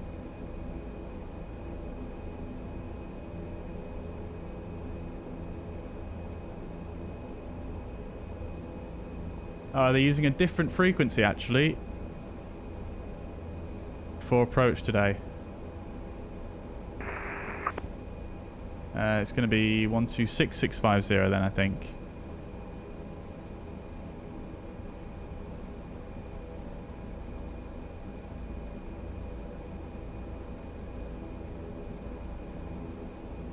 Here's Yankee 1.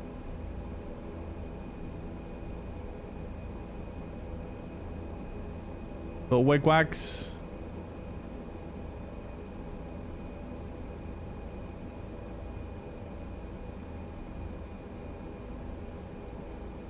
Love this. Braathens 44 for Victor, line up await runway 12. After departure, contact Stockholm approach on 126.650. Line up runway 12 after departure 126.65 Braathens 444 Victor. Right. I'm not sure why it's not giving me the before takeoff checklist. Confirm you are squawking 5364. Stand by just 30 seconds, Braathens 444 Victor. No pressure. What amazing controllers these guys are. Sierra Alpha Whiskey Whiskey, are you ready to copy your clearance to Debbie via correction to Arlanda? Right, we'll set the parking brake there. I'm going to get the gust lock off whilst I remember as well. Right, so... after departure, climb initially on the runway heading 3,000 feet, and squawk for today will be 0244. And the squawk, it's just because we've not turned our transponder on, that's why. Oh, it's reset my squawk. I'm sure I said that. Sierra Alpha Whiskey, River, correct. Braathens 444 Victor, squawking 5364. Braathens 444 Victor, thank you, sir. Runway 12, clear for takeoff, wind 140 degrees, 4 knots. 12, clear for takeoff, Braathens 444 Victor. Right, okay, I'm not sure why it's not giving me the before takeoff checklist. It might be because of my lighting, actually. I've not done any lighting.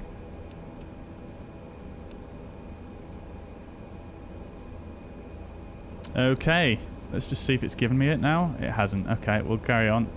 FWS recall is checked. Wait, we've done this. This is before taxi. Bromma Tower, Braathens 246. Take a briefing performed. Gust lock is off. Flight controls are checked. Oh, we've not actually checked those, but we'll do that in a sec. Transponder TCAS is checked. Airflow is normal. Cabin crew are advised. Engine bleeds are as required. External lights are on. Lateral flight director bar. We'll center that in a moment. And rudder cam is centered. Before takeoff checklist complete, let's just quickly do a bit of this. And a bit of this. Good, we'll sync the heading. Let's go, chats.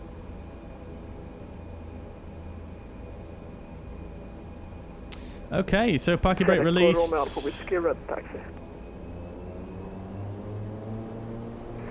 Braathens 246, correction, standby. Airspeed alive. Sierra Alpha Whiskey, taxi holding point from 60 knots. 12. Correction, taxi holding point Yankee 1, runway 12, via Yankee. Taxiway Yankee, holding point Yankee 1, runway 12, Sierra Alpha Whiskey. Oh, it's lifted off on its own. Braathens 246, taxi Positive holding rate, gear up. Yankee 1, runway 12, via Yankee. Taxi to holding point Yankee 1 to runway 12 via Yankee, Braathens 246.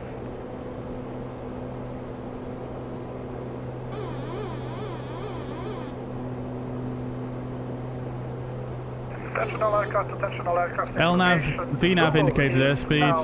Correct. Carriage 1010. Right, we'll get the yaw damper on.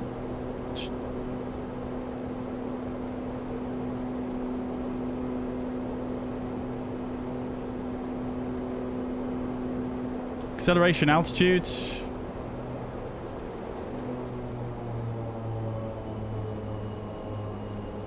Power to climb.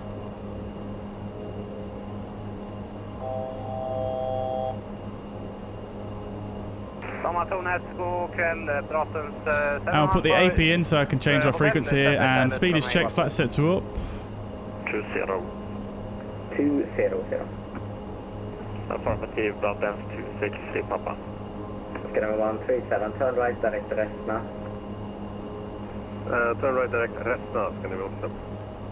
Stockholm, very good evening. Braathens 444 Victor, passing 2,200 for 3,000 on the Trosa 4 Whiskey. First level 2617, proceed direct Tobri. Renault 2617, proceed direct Tobri. Direct Tobri, Renault 2617. Braathens 444 Victor, Stockholm unidentified, climb to flight level 100. Climb flight level 100, Braathens 444 Victor. Renault 2617, contact Sweden, 118.4. Sweden 184, Renault 2617. Scanner 77 kilo, contact Sweden 118.275. Sweden on 118.275, sending in 77 kilo, and fortsatt trevlig kväll. Scanner 74 Tango, turn left. We'll go to indicated airspeeds. Set standard, flight level 100 blue. Sorry that. Scanner 21 micro, speed 180 knots. Beautiful. That was not too bad, that departure, actually. The wind was a little bit wild, but that was quite nice, I think. Level 160 information hotel. Stockholm will identify the beach and I think we can clear this guy out now. We'll put that back to automatic tuning. 110 vector for LS5 miles. Skyway 21 micro, turn left heading 065. Heading 065, Skyway. We seem to be flying off our path here. Scanner 74 Tango on heading 220, cleared ILS approach runway 19 left. I'm heading 220, cleared ILS approach 19 left, Canadian San Francisco. Not sure why it's not captured the LNAV properly there after that turn. 260, Papa turn right heading 215, descend flight level 70. 215, flight level 70. As you can see, it flew off to the right of the track here. Bit strange. Let's just get the volume down a bit because it is quite loud. Scanner 5 Lima Alpha, turn right heading 280. Right heading 280. So it goes straight back to LNAV. It's not even... Maybe it's captured it already? Let's see what it does. Heading 360, Skyway. Tobacco.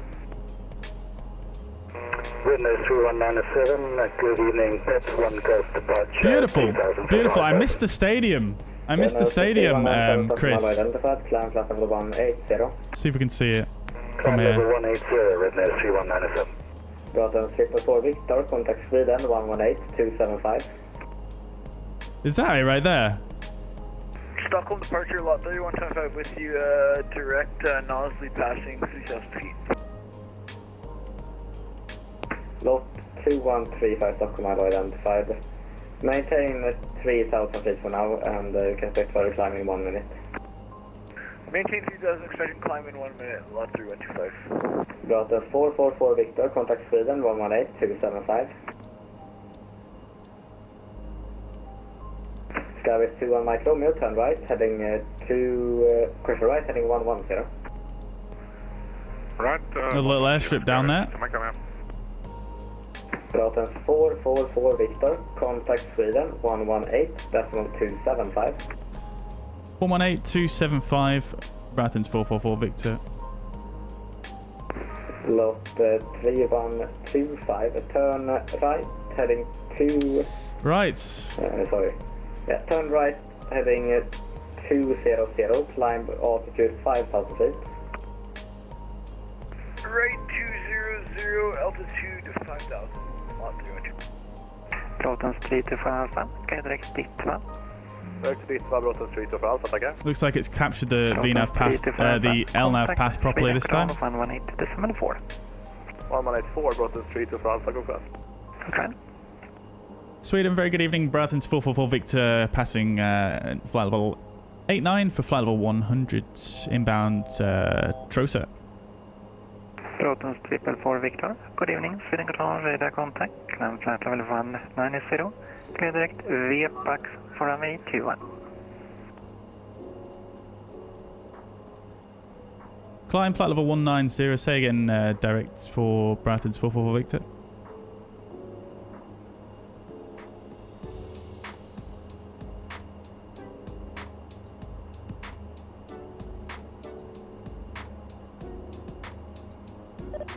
Braathens 444 Victor, clear direct VPAX, Victor Echo Papa Alpha X-ray for runway 21. Clear direct VPAX, runway 21, Braathens 444 Victor. Right. Braathens 430 Victor, runway 21, clear to land, wind is 230 degrees, 12 knots. Runway 21, clear Direct to land, VPAX. Doesn't seem to have done... Oh, interesting. So many bugs. It seems to be, it only shows the direct on the captain side.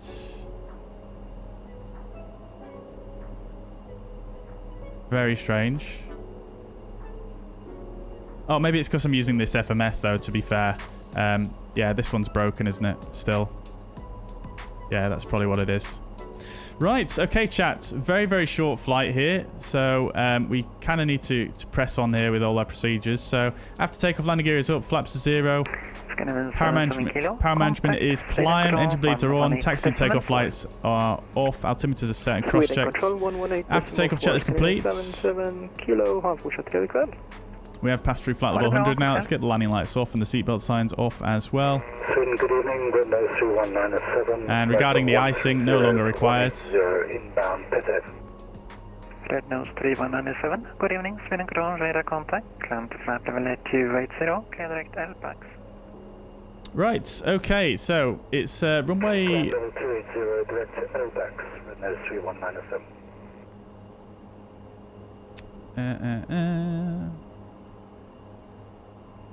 Yeah, so it's going to be runway 21 for Visby. Skyline 66 Echo. Good climb, Sweden control, radar contact. Climb to flight level 280. Climb flight level 280, Skyline 66 Echo. There's no ATIS there though, so we'll just have to use the METAR information. So let's just get that punched in now. I'll catch up with your chat messages just once we've got a little bit prepared for the approach chat, because obviously very short flight here. So we'll set the transition altitude to 6,000. Again, no ATIS, so we'll just set it to 1,000 above the transition altitude. That's fine. This should say transition level surely for a descent, but hey ho. And then we've got the QNH of 1012. Good, right, so that's set, and then we'll come here and just check the figures on here. So we're going to use reverse thrust, we might as well. Runway is dry. VAP 104, let's make sure that matches. Does, okay. Grand. Okay, so that's that set. Contact Sweden control 118.4.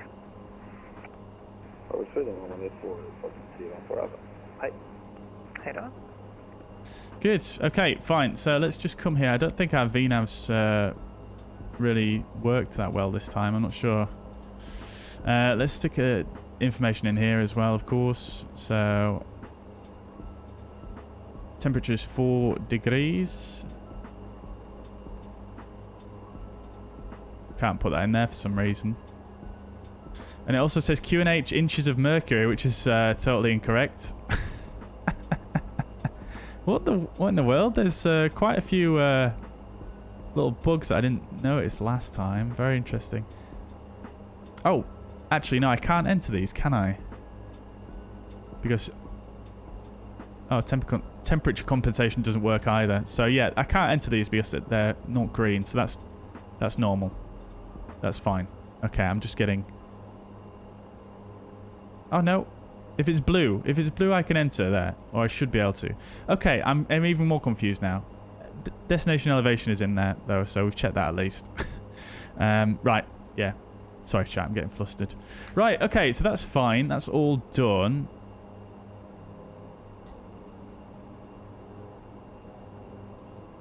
And we've basically been cleared direct to...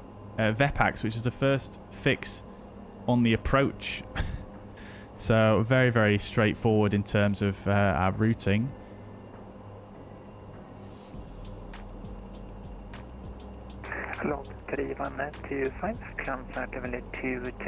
Good, right, okay, we're fine. Lovely stuff. Red nose 3197, contact Sweden control 127.750. We forgot to do nose wheel cam on the departure chat. I was too focused. I do apologise. Right, let's see if I can catch up with some of the messages here. Quite a few bugs in the FMC. Had issues earlier where after the first flight turnaround couldn't enter some info. Yeah, we definitely had some issues last time after we did a turnaround, but let's see how it goes this time. Adam says, what do I think of the plane? For me, I don't really enjoy it, but that's just because I can't fly it. Yeah, well, exactly. I mean, I think with all new planes, you've kind of got to, you know how to fly it to actually enjoy it properly, in my opinion. So yeah, I mean, you'll get there. I personally think it's fantastic. It's really, really good. I mean, for the money, you know, there are a few little bugs here and there, but for the money, it's got to be the best value proposition for the sim currently.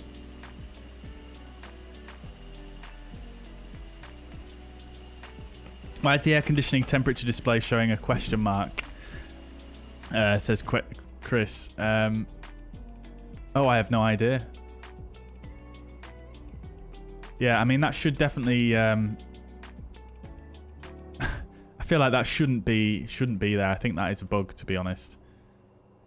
That is not a character that would display on this LCD, is it? So I'm pretty sure that's a bug. Compartment temperature is 22 degrees, though, so that's actually fine. Passengers are fine at the moment. Sweden, hello, Scandinavian. Not sure what's going on here, but let's see what happens if I raise the temperature a bit. 113, climbing to flight level 180. Right, 1,000 to go. Scandinavian 2549, good evening, Sweden control, radar contact, climb to flight level 280, clear direct LPAX.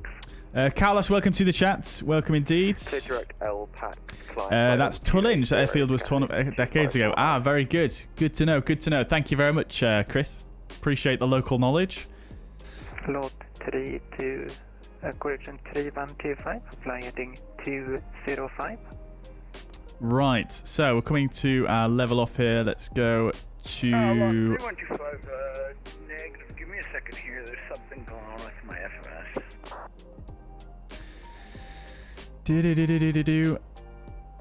Traffic set to below now. I'm not going to bother with the tilt on the weather radar. Yes, it doesn't work, but the weather radar does actually work to some degree in this aircraft, which is quite nice. We can set this to auto now. Heading 260 traffic. Heading 260, Scandinavian 2549. Lot 3, Good. Not sure what's going on here with the VNAV. That's rather odd. 3125, can we request direct PNOR? Negative, not at the moment. Fly heading 205. Very slow to level off again here. Fly headings.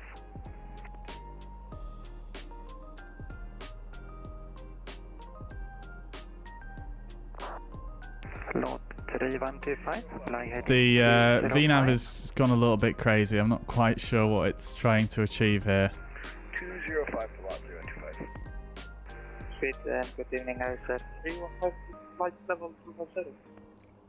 I said 315, good evening, Sweden control, radar contact, clear Delta. And it's really, really struggling to level off here, but maybe it'll get there. Let's see what happens. We won't turn to cruise power just yet. Flight level 110, I said 315. Scandinavian 66 Echo, contact Sweden control 118.4.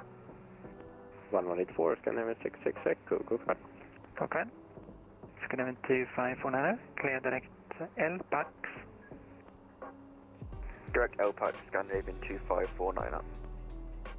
Good. Well, I mean, other than a few system issues, I think we're going pretty well. I think we've managed to reach flight level 190 nicely, which is good.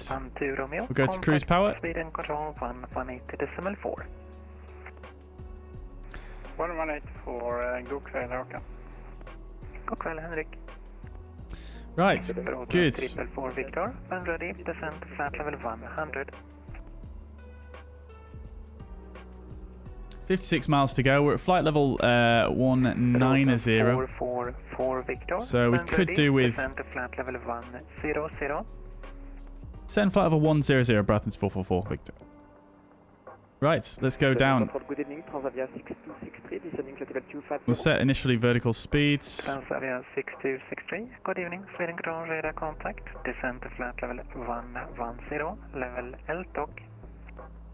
Settle 110, level by Oh, it doesn't sync the altimeters if I press it on the right side either. Transavia 6263, cleared LTOC 7 Papa. Right, we're probably going to need more... We're probably going to need a bit more descent rate than that. So we'll come back to about 40% on the power. Good evening, coming for flight level 180. Swiss 2. We'll initially start at 2,000 feet per minute. And I thought I turned this throttle hint off as well. It doesn't seem to save some of the settings in here, unfortunately, either. It saved this, but not this. Runner 4682, Bokvarian, Sweden Crown, radar, contact, turn left heading 225, vectoring around the inbound traffic. Left heading 225, runner 4682. Come to about 30%. Runner 4682, correct, climb flight level at 280. Climb level 280, runner 4682. Now, I don't think there's any way to set any range rings or anything on this, is there?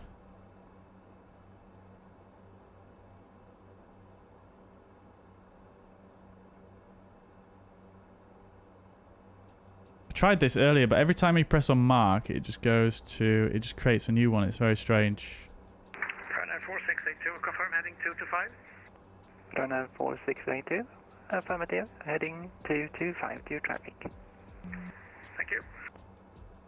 Let's just try this.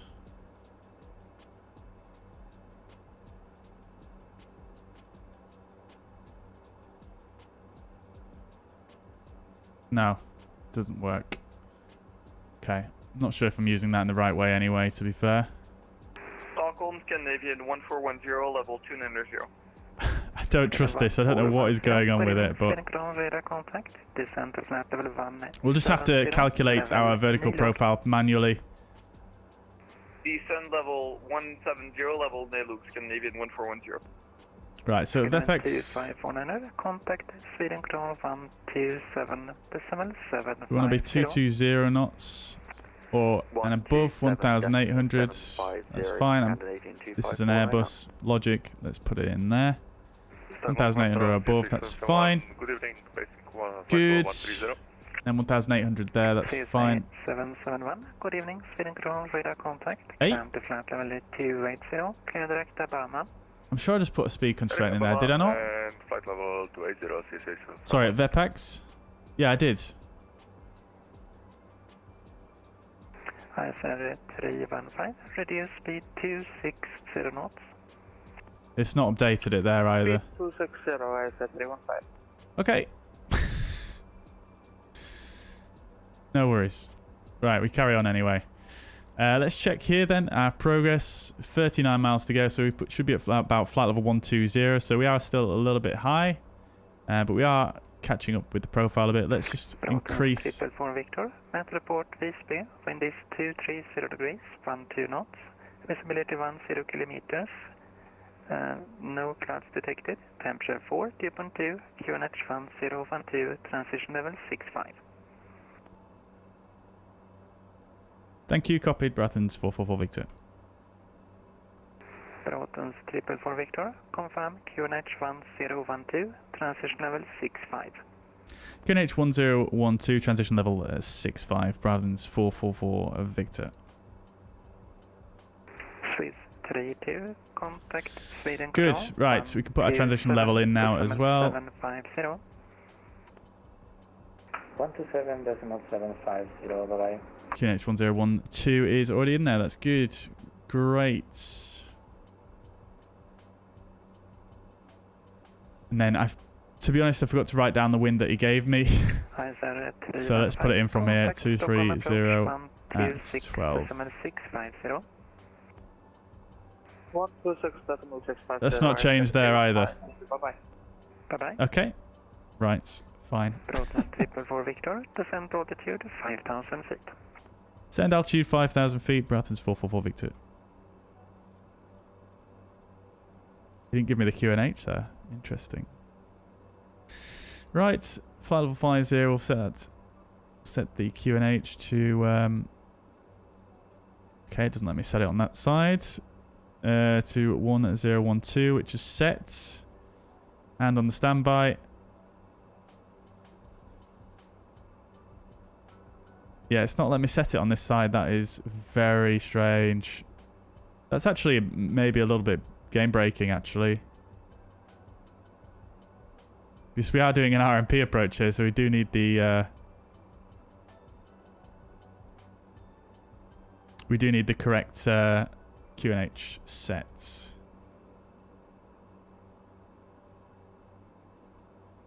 Minimums are going to be 337 or 408.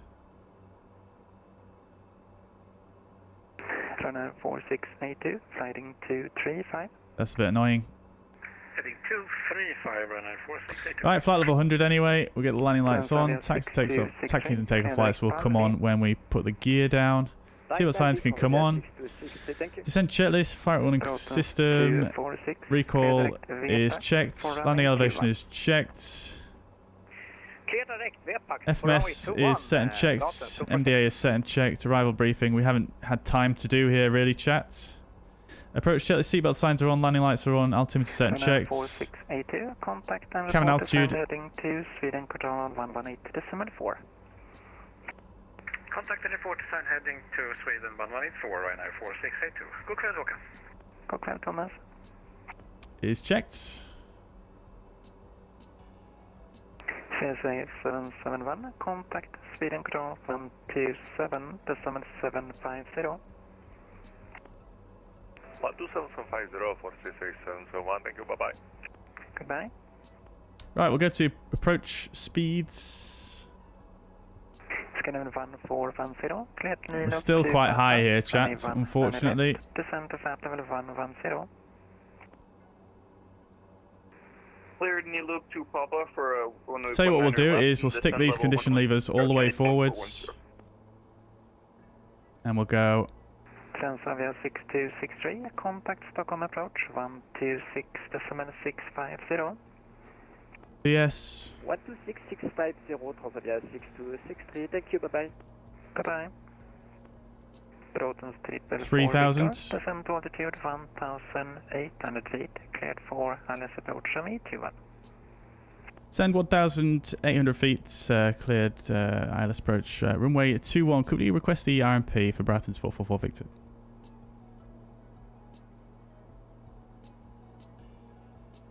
Braathens 444 Victor. Cleared RMP approach runway 21. Cleared RMP runway 21, Braathens 444 Victor, thank you. Right, cool. Braathens 246. Look at this, we're hardly even gaining any speeds. And we're absolutely tanking it down.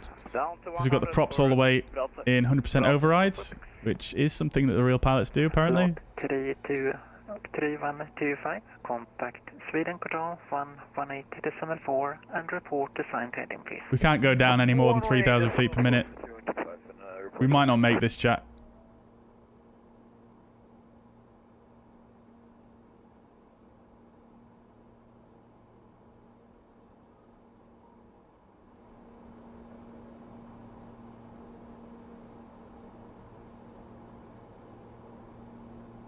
We are clear for the approach, nevertheless. To be honest, I'm not sure if the RMP guidance is actually going to work, considering the fact. Right, only 1,000 to go, actually. So to 1,000 feet per minute. Yeah, we managed to recover that profile there just nicely. So. Props can go back to automatic.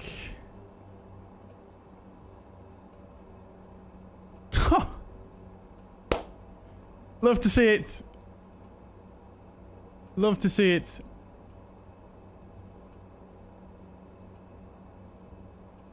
We're even a bit below profile now, actually. Good.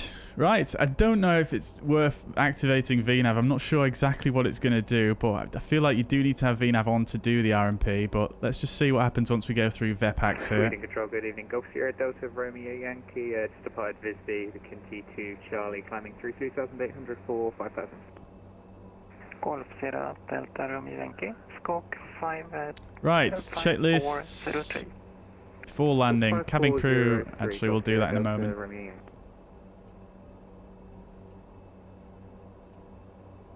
Old start. Good. Next waypoint has sequence. We'll actually go use the left side here. And we'll use FMS 1 for the data here as well, because as you can see, that my altimeter's messed up.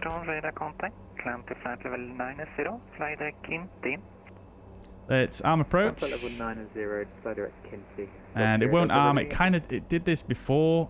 last stream. Let's see if we can get into VNav. VNav alt. And then arm approach. Doesn't seem to want to arm vertical flight path ever, but we'll try press it again once we get just a little bit closer here. And that might just be the trick to it. So we'll go to flaps 15. Speed is checked. Flap set to 15.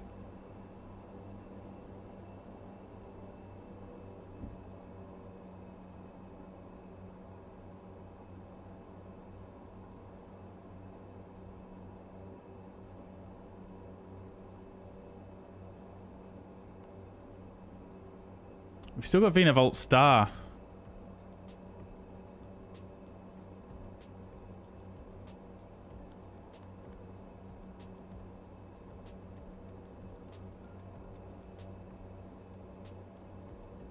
Golf Romeo Yankee, climb flight level 280. Flight level 280, go for me.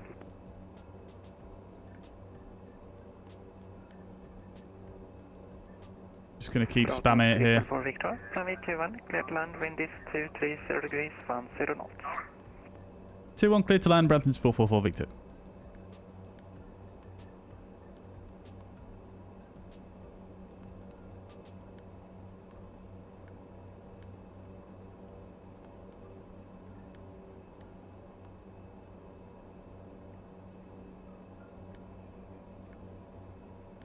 Braathens 246 Victor.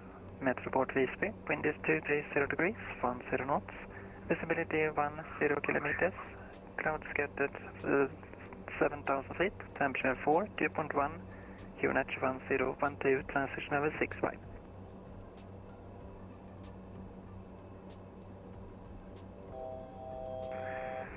Copy on the information for Visby, Braathens 246.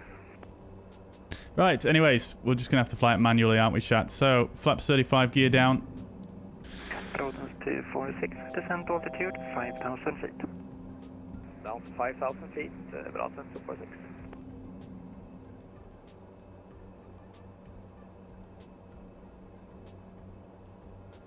Yeah, that messed up, didn't it, chat? Oh dear, never mind, that's fine.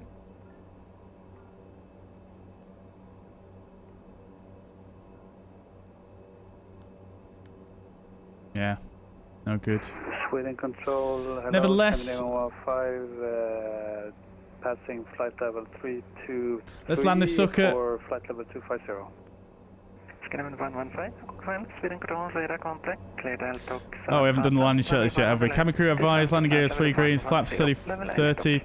Power management will set to takeoff.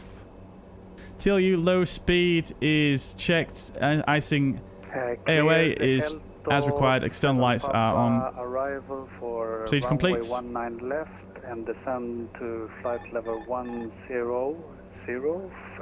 level at LTOC, Scandinavian 115. Scandinavian 115, negative, descend to flight level 110, level LTOC. Descend flight level 110, level LTOC. Flight director's off, they're not helping me.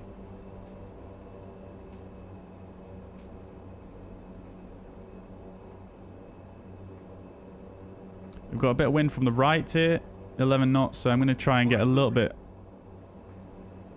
right of center line, just a tiny bit.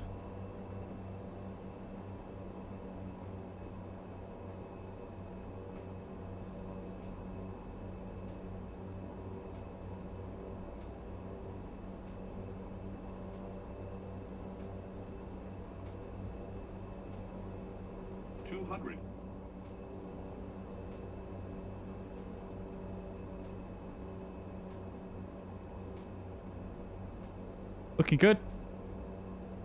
100. Visual. 50. 40. 30. 20. 10.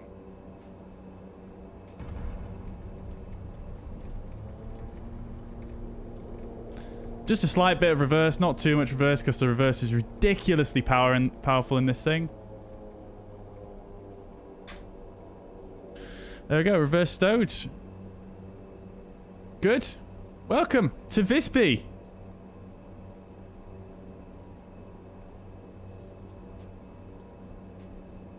Lovely stuff. Braathens 444 Victor on ground time 15, taxi to stand 5 via Alpha. Stand 5 via Alpha, Braathens 444 Victor. Thank you. Golf Romeo Yankee. Right, so we can come to the ground map here, chat. 7.750. We'll go search parking 5. Set that. Okay. And we can see exactly.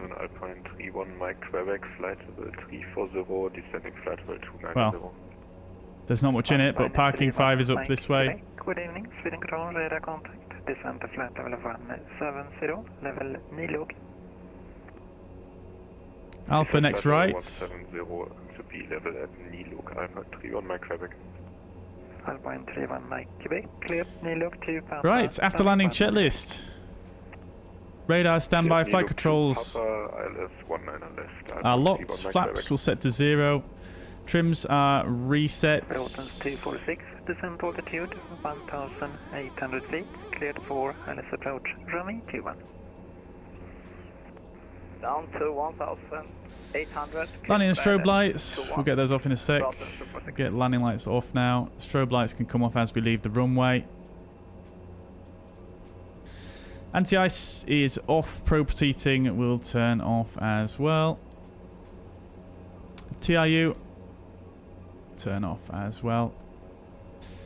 After landing checklist, after at least 2 minutes, CL1. Okay, we'll do that in a minute.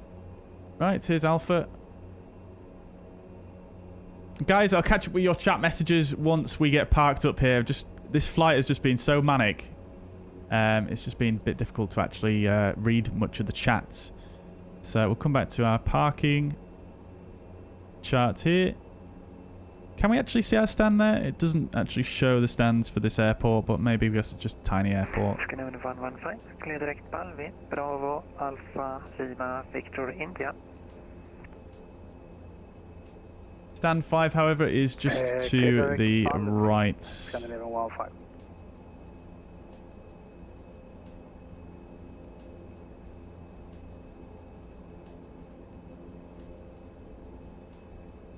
Unless, there we go. Lovely, I just did it wrong, that's all. Says our gate number 5. Lovely.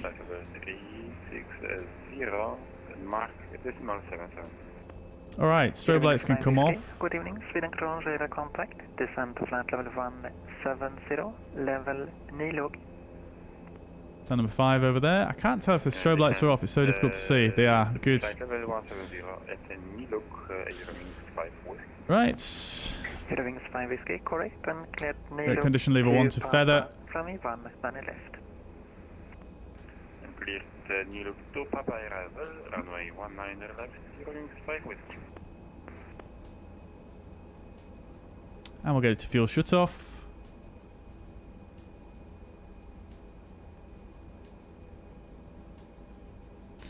See if we can get GSX to quickly work here.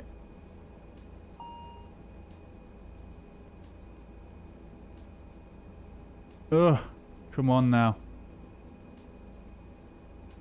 There we go. Lovely stuff. Right, after landing checklist is completed.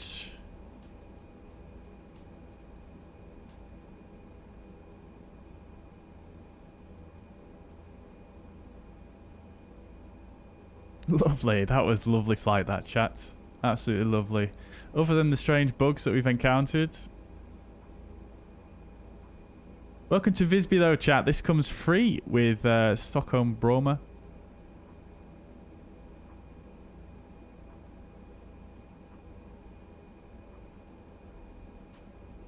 Scanner 115, contact. Okay. Stockholm approach. Parking brake is set. 650. Contact Stockholm approach 126.650. Come down here. Scanner 115. Tack, ha det bra, hej. Ha det bra, hej då. Hydraulic auxiliary pump will power up. Braathens 40 volt, follow again, Sweden Control, radar contact, climb to flight level 200. Flight level 200, Braathens 40 volt. Braathens 246, runway 21, clear to land, wind is 230 degrees, 10 knots. Hello? Clear to land, runway 21, Braathens 246. To be honest, I feel like the blue system should be powered because we've got AC wild power from engine 2 currently. So I'm not sure why it's not saying ready.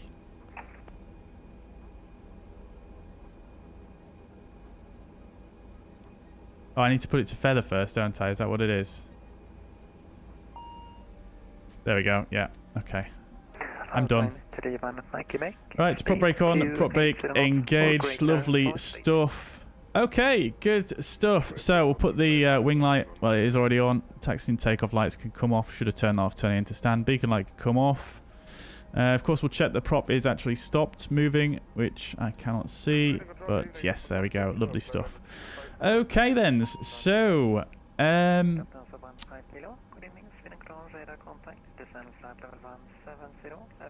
we'll get this fuel pump off on the left side. That's all fine there. That's all fine there. This is all good. All good, all good, all good.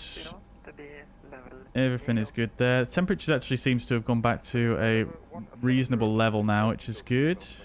Right, fantastic. So we'll go ahead and come here. Serve. Standby for the transponder.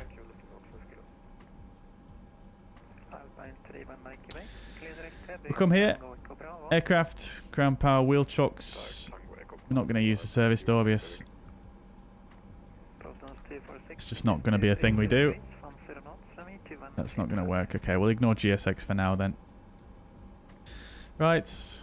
Clear out all of those cautions. That's fine. Good. So, parking checklist. Parking brake is engaged. Taxi and takeoff lights off. Condition lever 2 is in feather. Beacon light is off. Transponder is standby. Tail prop is on. Seatbelt signs are off. And new leg. Procedure completed. Good. Lovely stuff, chat. Welcome to Visby. That was quite a successful flight, I think. Obviously, the RMP didn't work. But other than that, it was pretty good, I think. Pretty nice. Welcome to, yeah, Visby. Great. Right. Well, I'm finally going to catch up with some of the chat messages now then, I think. I'll tell you what we can do, though, is just to save a bit of fuel. We'll go ahead. We've got ground power connected, so we'll go ahead and just get that on. And we'll get engine 2 to fuel shut off as well. Good. Okay, then. So, let me catch up with some messages now, shall I? I do apologise. Normally, I like to read the chat quite frequently, but today is just not... That was such a short flight. Good. Is there another aircraft over here as well coming in?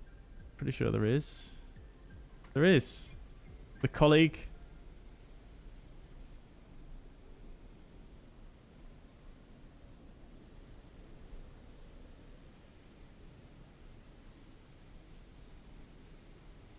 Right then. Cool. So, let's catch up with some of the chat messages then. So, I've missed a ton here, so I'm going to go quite far back and try and catch up with what I can here. So, let's see.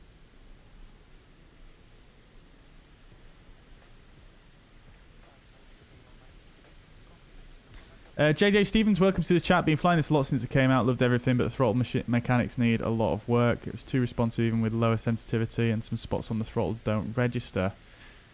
Interesting, JJ. I mean, to be honest, the throttle is one of the areas of the aircraft that I haven't noticed any problems with on my end, at least. Prop ramp up is bugged as well. What do you mean by that? Is that the animation, do you mean? Mariner, welcome to the chat. Hope you're doing well. Patrick, welcome indeed. Welcome indeed. Change because of wind. Ah, yes, Henry. Yeah. How could I have forgotten that? Yeah, I suppose you just wouldn't have expected it to change so dynamically, but hey-ho. DJ Joe, welcome to the chat. Marlos, welcome to the chat. Hope you're doing well. Welcome, guys. It's supposed to be above the reg, but you don't seem to have it. Yeah, I think that's probably just a model texturing issue at the moment. Which reminds me, we'll go ahead and get the wing light off now, as we are not using the Engine 2 on hotel mode. DC Drone says very into the A320neo. Very good, very good. You want something old and realistic. You want something not old and realistic. I see. Well, this aircraft is a great choice. 737-800 is a great choice. The Phoenix is a great choice. In terms of modern aircraft. Let's see, what else? Can't think of any other good ones off the top of my head, actually. I mean, there are some other good aircraft out there, but not modern aircraft, I suppose. Let's see. Is the aircraft hard to learn? No, not... I mean, like all aircraft, it does have a bit of a learning curve, but I think it's a relatively simple aircraft, to be quite honest with you. I think the operation of it is pretty straightforward. Do both engines have to run for using the hotel mode? No. Hotel mode actually only works on the second engine, Roy.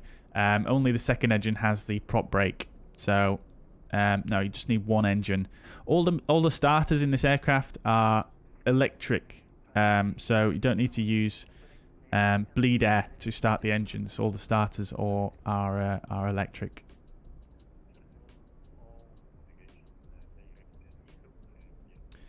Sounds good, Henry. I'll have to try and I'll make a note of that actually and see if I can put that on the list. Second FMC did that for me yesterday. Yeah, it did it for me on the first time I flew it as well. So using an in-game iPad called the Fuzzy Pad. It's self-made. That's Ian.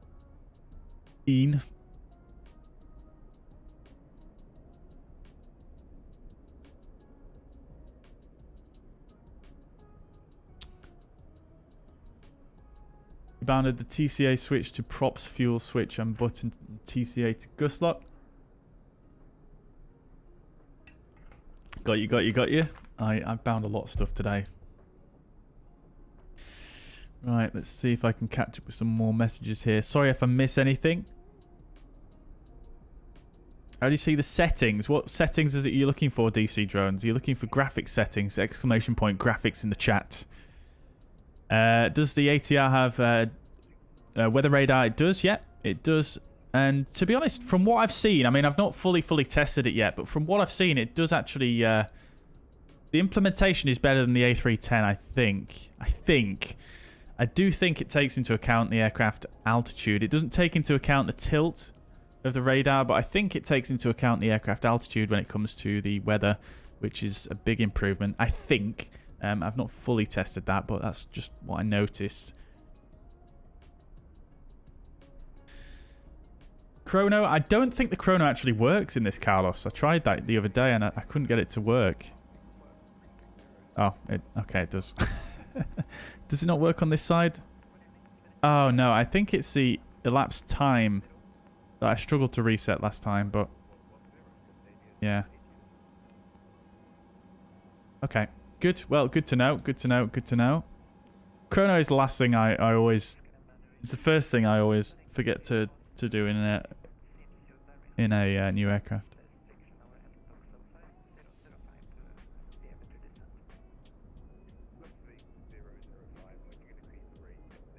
Do I do more Sweden ops? Yeah, most likely, yeah. I mean, I do enjoy flying in Sweden. We're going to have a preview of Stockholm Arlanda by... Markus Nyberg at some point in the near future. So we'll definitely be doing some more Sweden ops for sure. I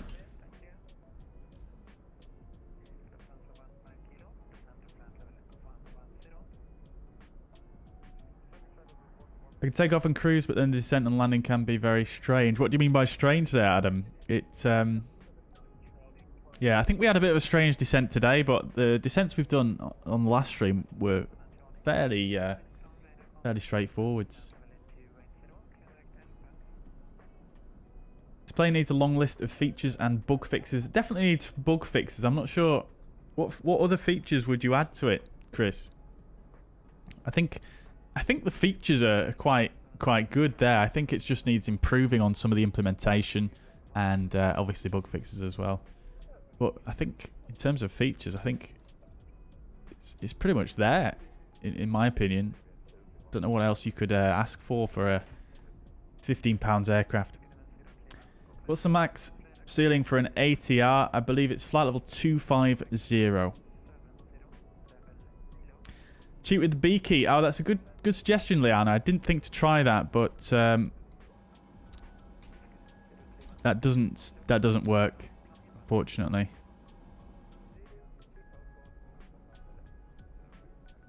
Philip, been spoiled with the Phoenix. Finding up switches and dials way more annoying than I should these days. Yeah, well, you have to remember Phoenix is, you know, it's like 3 times the cost of this one as well. But having said that, I do know what you're saying. I think what you're saying is, I mean, obviously this switch shouldn't be in op because it does have a click spot and, you know, it does move and things like that. But it doesn't work. That is a bug. That's clearly a bug, isn't it? So I think with this switch, you know, it just needs fixing, doesn't it? There's a few glitches we've noticed with this right-hand side compared to the left-hand side. I think, obviously, when they're developing it, they're always testing it on the left-hand side, I imagine. So, you know, maybe they don't pick up on certain things on the right. Stian, welcome to the chat. Hope you're doing well. The pilots fly Dash 8s in Norway, do some wild stuff, super short approaches and quick descents. Been on some pretty fun flights with them. Yeah, I can imagine. I can imagine. There's a lot of cool clips out there with Dash 8s on approach with, like, really a lot of nose down coming in, which is really cool to see. Small turboprop planes seem so nimble. Yeah, I do agree. Maybe look outside a bit, Chris. We really didn't have time there, did we? We really didn't have time. Do you have to activate approach mode in the MCDU? You can in fact activate approach in the MCDU, but that's just for the speed, same as the Airbus.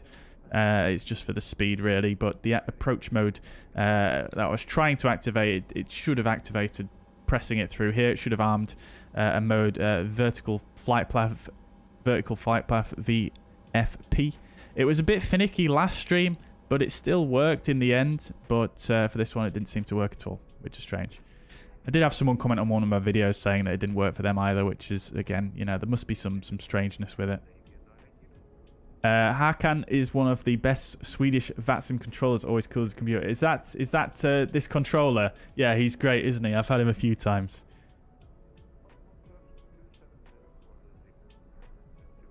Alexander says, what are my impressions on the ATR? Can you compare it to other regional aircraft? Dash 8 CRJ, can you call the ATR the best regional plane so far? Well, we don't have a Dash 8 in the sim.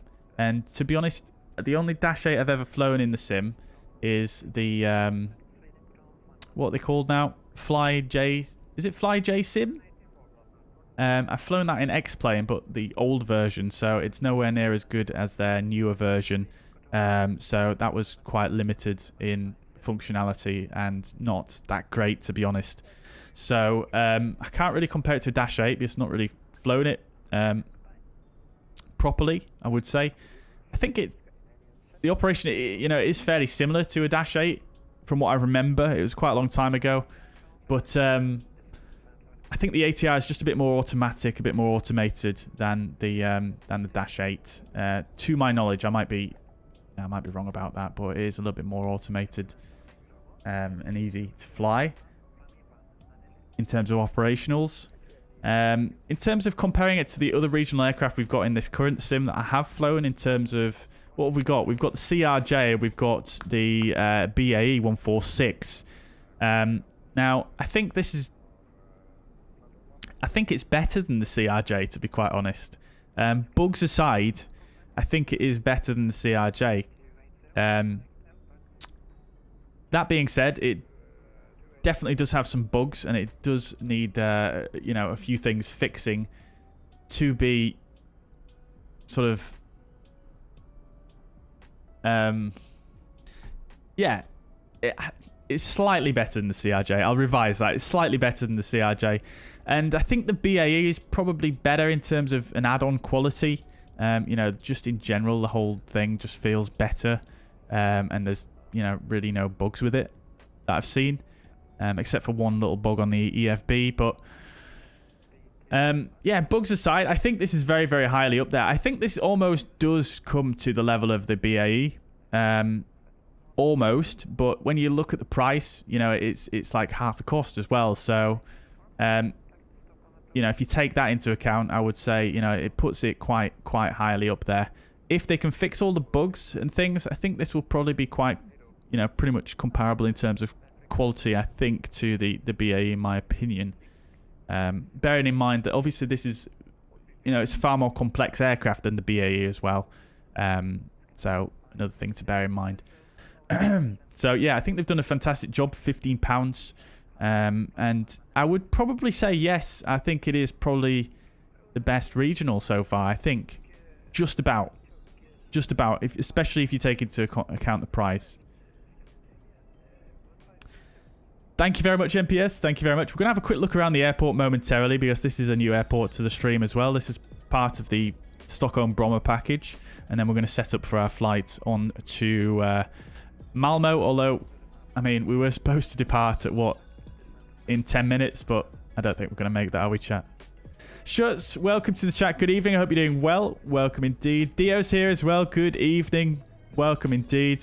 Love this aircraft. Yeah, I'm really enjoying it too, Dio. Zinertek, sorry if I say that wrong. Could I share my camera views? So my camera file isn't completely done yet, but what I usually do with my camera files is they are basically a perk for the Platinum members on the channel, just as a little thank you, I suppose, for those. So that's how I usually do it with my cameras. Obviously happy to post up my SPAD.neXt profiles and FS Realistic and all that stuff on the Discord, on the channels that everyone can access, but for the Platinum members, that's where I give my camera files to them as a bit of a perk for being so generous. For features, maybe some additional features in the ESSB, Navigraph charts integration. Yeah, I mean, to be honest, I pretty much never use Navigraph charts integration in an add-on. I always have it on my second monitor.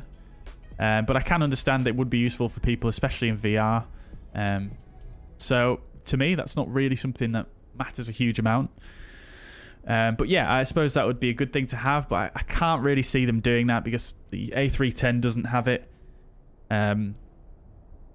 So yeah, I don't know. I just can't see them doing Navigraph integration.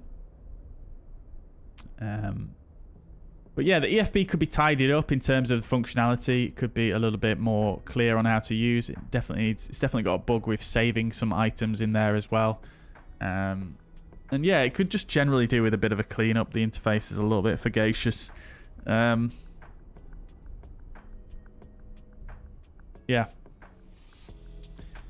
I can fly and use all the features of the ATR with my Xbox, so I'm happy. Very good. Well, I'm glad you're enjoying it on your Xbox, Dio. That's really great to hear. Good. Left side is okay. Yeah, it seems to be okay on the left side. Henry's currently flying to Saint-Pierre. Very nice. Very nice. Skolgasmic just joined. You're saying if you're saying engaging app with it already following a VPath, it does not get the aircraft to descend on the glide slope. It's a known bug that'll be fixing.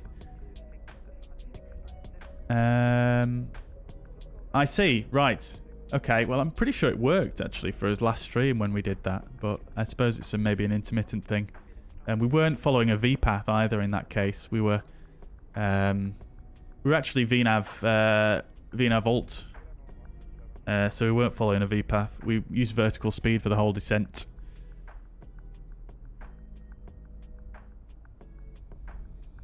So yeah, that's not what we're saying, but yeah, I mean the bug probably carries over to multiple modes, I guess.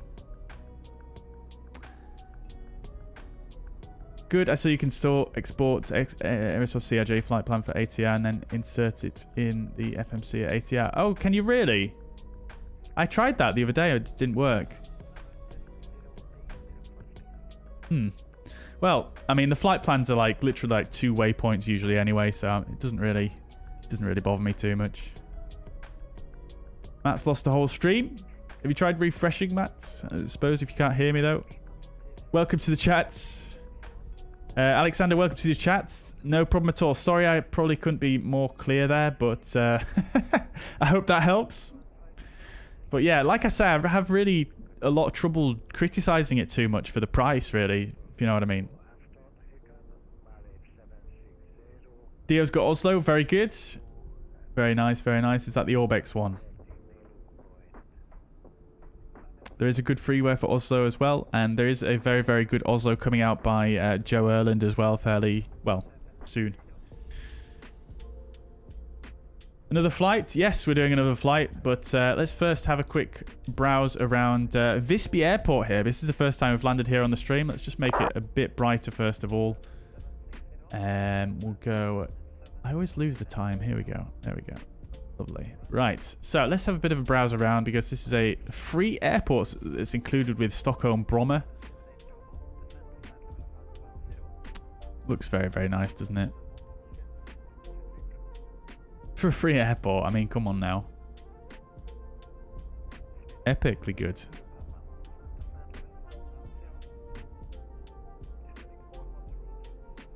No interiors, understandably, but oh my days, the landside.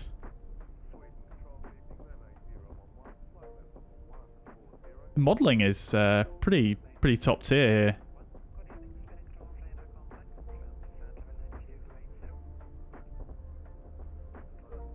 Got an SAS ATR there. That's on VATSIM.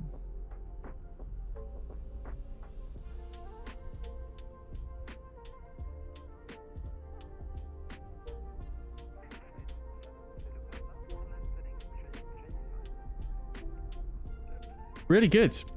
I love the detail, though. The detail is fantastic. Brilliant. Nice little airfields. Nice little bonus for Stockholm Bromma. Custom taxiway signage as well. Ground markings. Brilliant. Yeah. Absolutely lovely. Great stuff. Well, setting in Microsoft Flight Sim triggers vPilot messages. So there's a couple of things you need to set. First, you need to go to your assistance options, user experience, and you want to check the, notification, and you want to turn software tips on, this option right here. And then in your vPilot, you need to go into your vPilot settings, notifications, show incoming text messages in simulator, make sure that's on right there.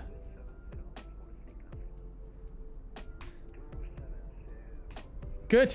Right. So then, let's get prepared for the next flight. I've already got the OFP done, so I'll just need to run that through, and then we'll get reconnected to VATSIM and crack on with the flight, shall we?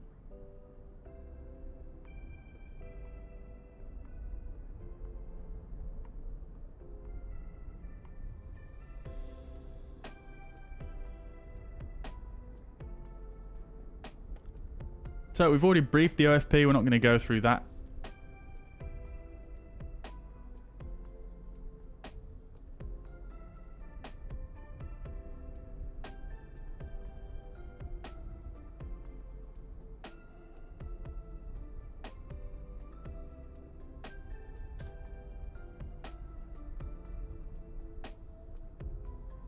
Good. Okay.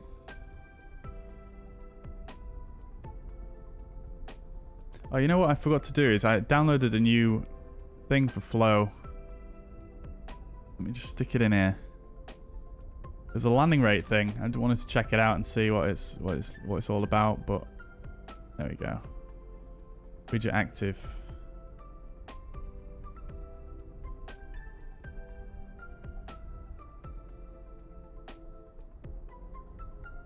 Why has it gone red? It's made that red as well. That's gone green. Huh?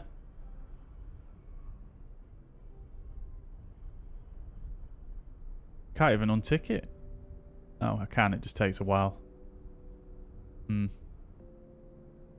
Yeah, not keen.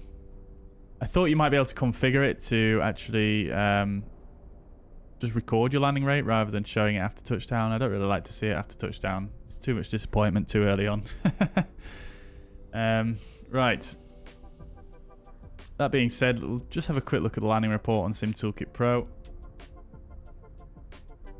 We've got 242 feet per minute, but I don't really trust Sim Toolkit Pro these days, but nevertheless, that's fine. I'm looking at it more for the actual position of the landing. So, pretty much got centerline. I'm pretty sure we were a little bit further off centerline than that, but centerline and the aiming point there, absolutely perfect. So, can't really complain there. Not bad considering we had to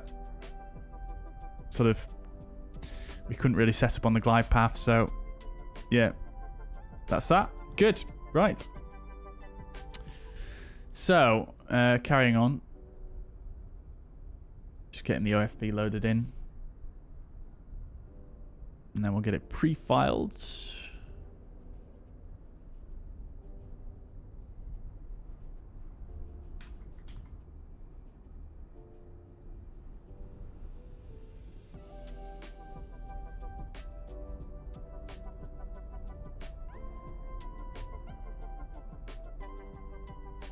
Right, and I'll get my charts ready as well.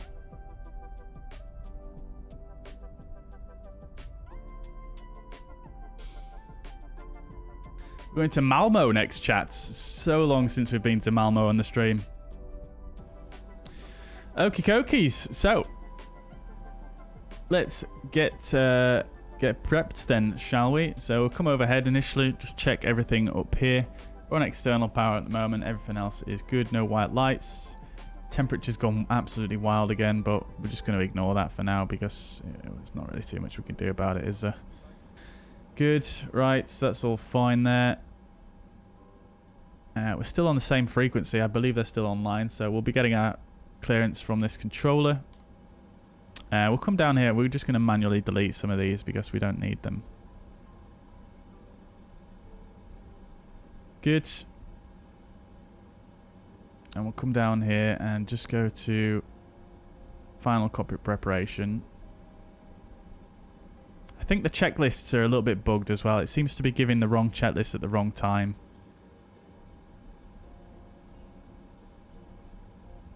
Cool.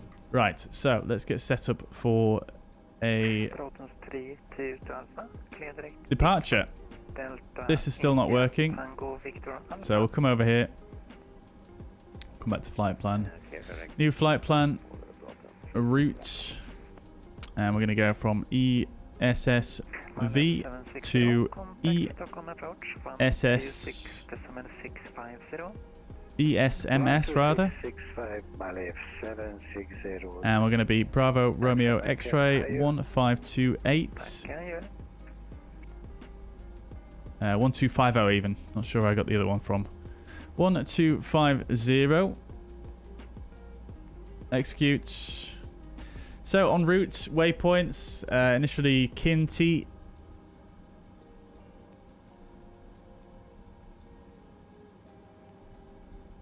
And then direct to Kilo Alpha Lima. And then from there we're going to take an airway, Lima 990 to EKRAL. And then from EKRAL onto the arrival. So that's that. Good. So we'll set our departure. Runway 21. KINTI 2 Charlie is what we're expecting. No transition. Execute. Good. That's done. Fantastic. So, transition altitude is going to be 6,000. I did this last time where I couldn't change the transition altitude. Yeah. Very weird. Cruise we're expecting. Well, we'll set our initial climb. Which... there's nothing on the chart, so we might just need to put that in from our clearance. We'll put our cruising altitude in nevertheless, which is 20,000. Good. Okay, and then alternate ESGJ.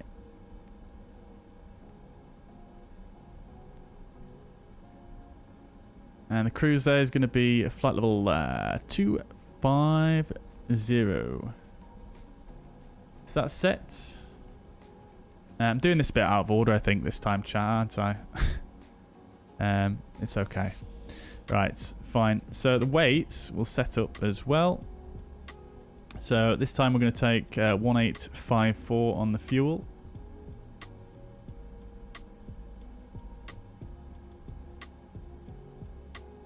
There we go. And then the payloads, we're expecting a gross weight of 19121.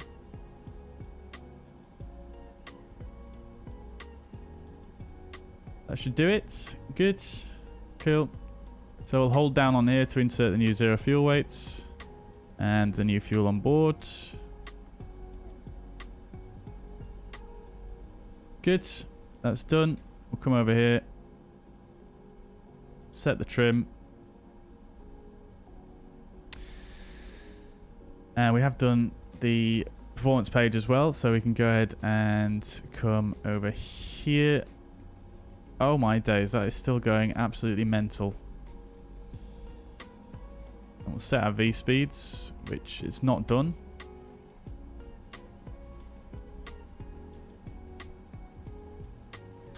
Let's try and reset the FMS here. Sorry, not the FMS, the flight directors here. This has gone a little bit haywire. So we're on LNAV. LNAV is armed. Alt. So we'll disarm Alt and we'll disarm LNAV. Roll hold, pitch hold, low. LNAV still seems to be armed. Okay, that's fine. The vertical scale is still going absolutely mental. Yeah.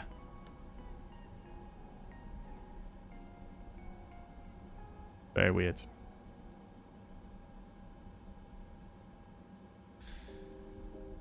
Can we use this one yet? No, we can't. It's just so weird that I can't... Because these should be synced, right? Let's see if I go into options here and then unsync them like that. Does it work now? It does. Beautiful. Okay. So there we go. Fantastic. Good. Right. So that's set. And then for the departure.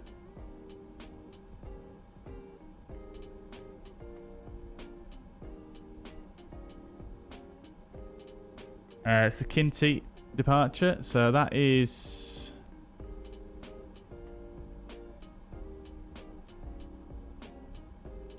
Let's come down here.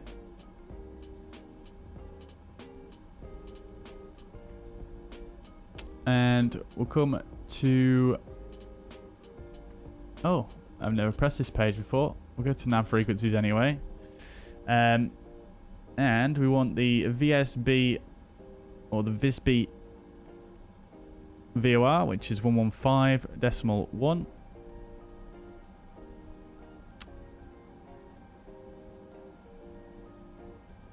tune that into nav 2.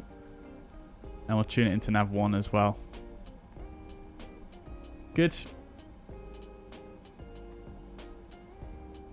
And then we'll come up here and we'll just set this to that and that. And we'll just set the courses. So it's initially going to be 184 to 3 miles.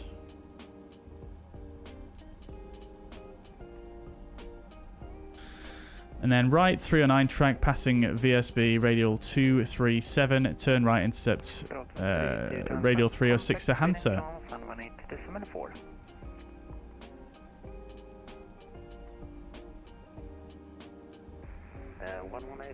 Good. Right, so we'll put it back to FMS though. Good. Right, flight directors can come back on. Yeah, this is just going absolutely wild, isn't it, chat? Good. Still not sure why it's not setting the correct speeds, but maybe it will kick into gear once we get going here.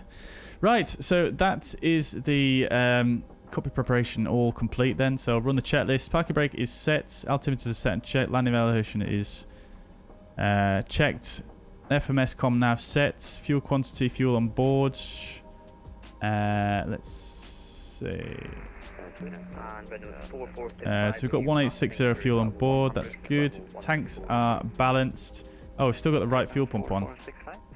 Well, we might as well turn them both on now. Stopped us a bit early as well, didn't that?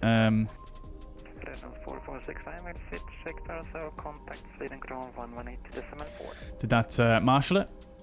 118.4. Could you repeat the first part again? Sorry. So fuel quantity, fuel on board is checked. Fuel used is actually at 0 anyway, so that is checked. Memo panel is checked. And we're going to actually go ahead and clear that out. Come back here and let's just go back. Power management is in takeoff. I'm just going to toggle that to MCT and back and just see if that does anything regarding the speeds, which it hasn't. Okay, fine, good. So we'll start engine number 2 in hotel mode. So engine starts number 2. NH 10% there, and we'll start the fuel flow.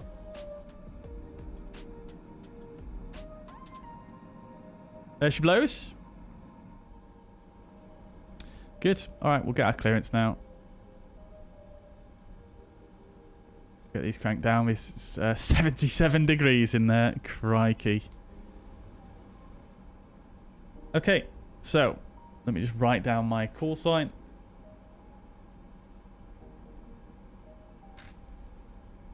(21250). Sweden Control, Alpine 1 and Mike, descendant Shunan Air.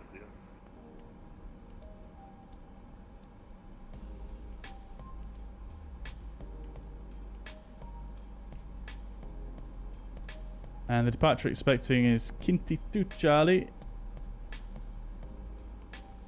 Good. Right. Has he just gone offline though? Because he's just not responded to that person.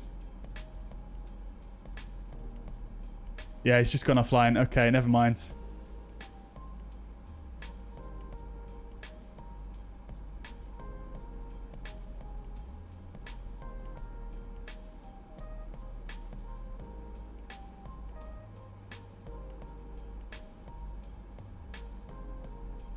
There's another controller on there, so I wonder.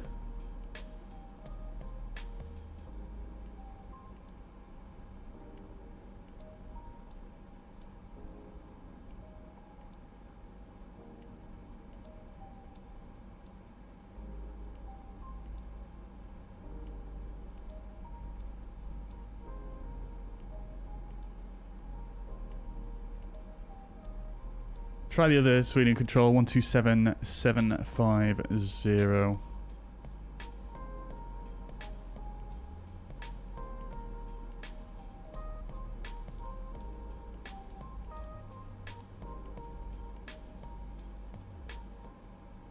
Captain Ray, welcome to the chat. Good to see you again. Hope you're doing well. When ready, descent to flight level 1. Correction, do you continue descent to flight level 100? Could it be FS Realistic which causes a VDEV wonkiness? I haven't even got FS Realistic open until just now. Sweden Control, Finnair 860, back in the cockpit. Sweden, hello, very good evening. Do you cover Visby?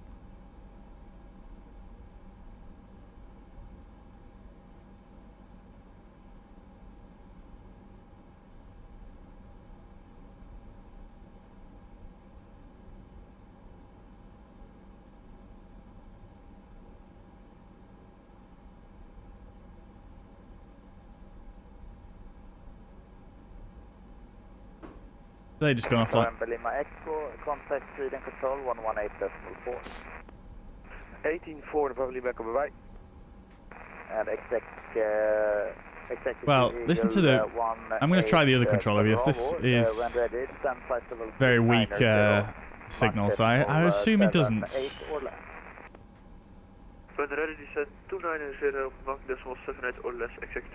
Try 1184.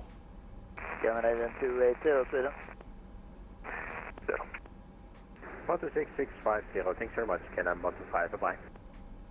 Finnair 7 requesting late cockpit for 30 minutes. Finnair 7, standby. Good evening, November 737 Lima Echo, leveling off at flight level 290.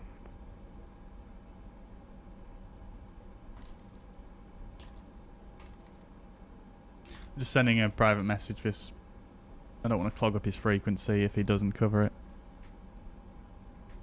Right, so let's see. Finnair 7, I can Mike Chow, welcome to the chat. Hope you're doing well. Hopefully I pronounced that right. Roger, 20 minutes will be okay. Okay, Finnair 7. Oh, beautiful, he does. Okay. Maximum 20 minutes. 20 minutes approved. Report on back. Finnair 7. Thank you. Was it November 737 Lima Echo calling Sweden? Correct, November Lima Echo, flight level 290. November 737 Lima Echo Sweden, radar contact. Fly direct Echo Romeo Kilo. Expect radar vectors ILS 19 left. Direct Echo Romeo Kilo, expecting vectors for the ILS 19 left, November Lima Echo. Scandinavian 060, cleared soon. Just waiting for a second to speak here, chats.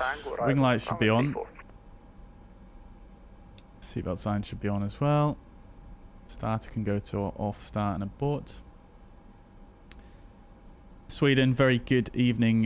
Braathens 1250, stand 5 at Visby, requesting clearance to Malmo. Braathens 1250, Sweden, call back shortly. Scandinavian 060. Right.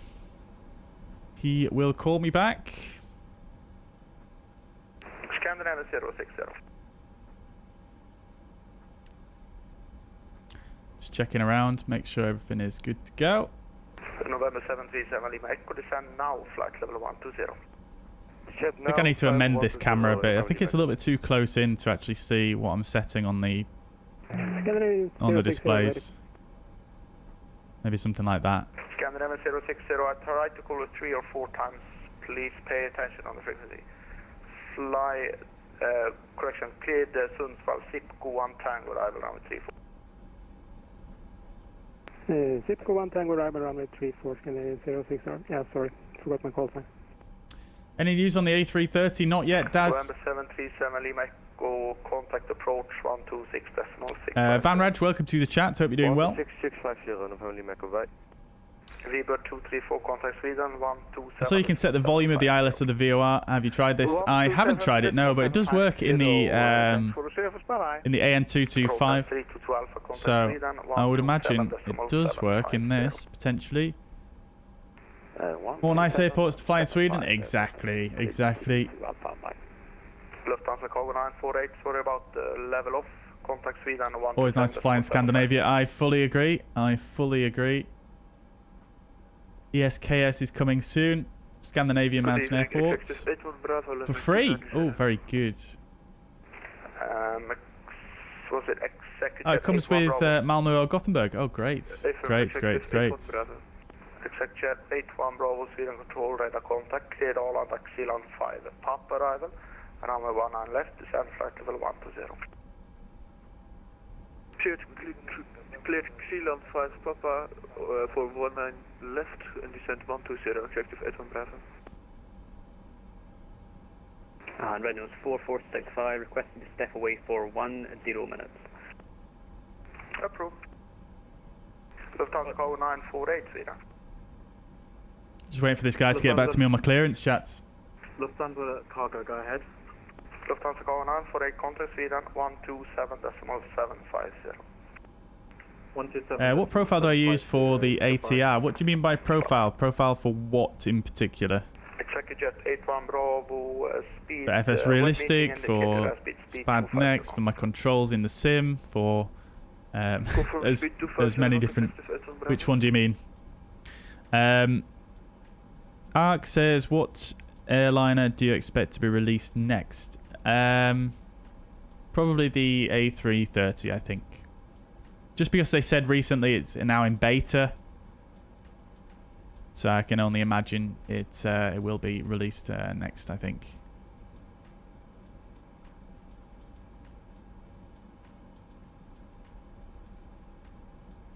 2 gusts to above. We'll use the terrain radar because we don't seem to have too much weather around us for this departure. Good.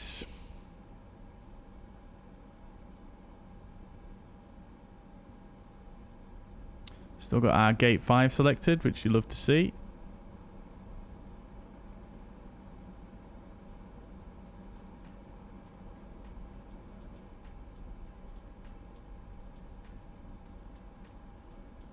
Sweden, Braathens 1250.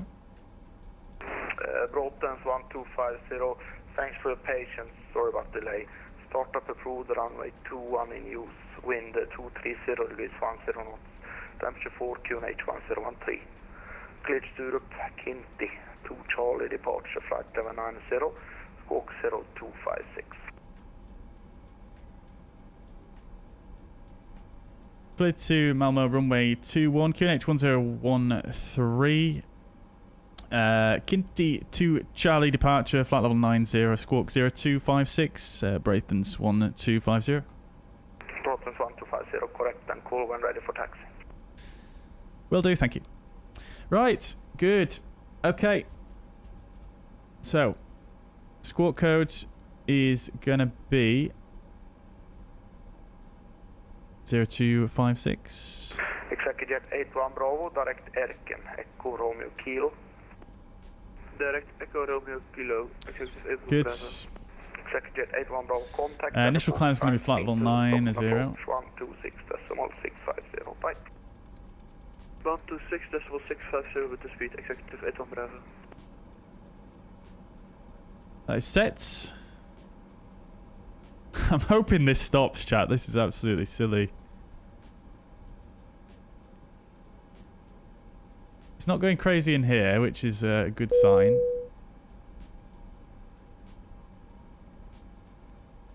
Will it let me change this now? It will. Oh, good. That's wrong anyway. It should be 5,000. Strange. Strange that it didn't let me change it before.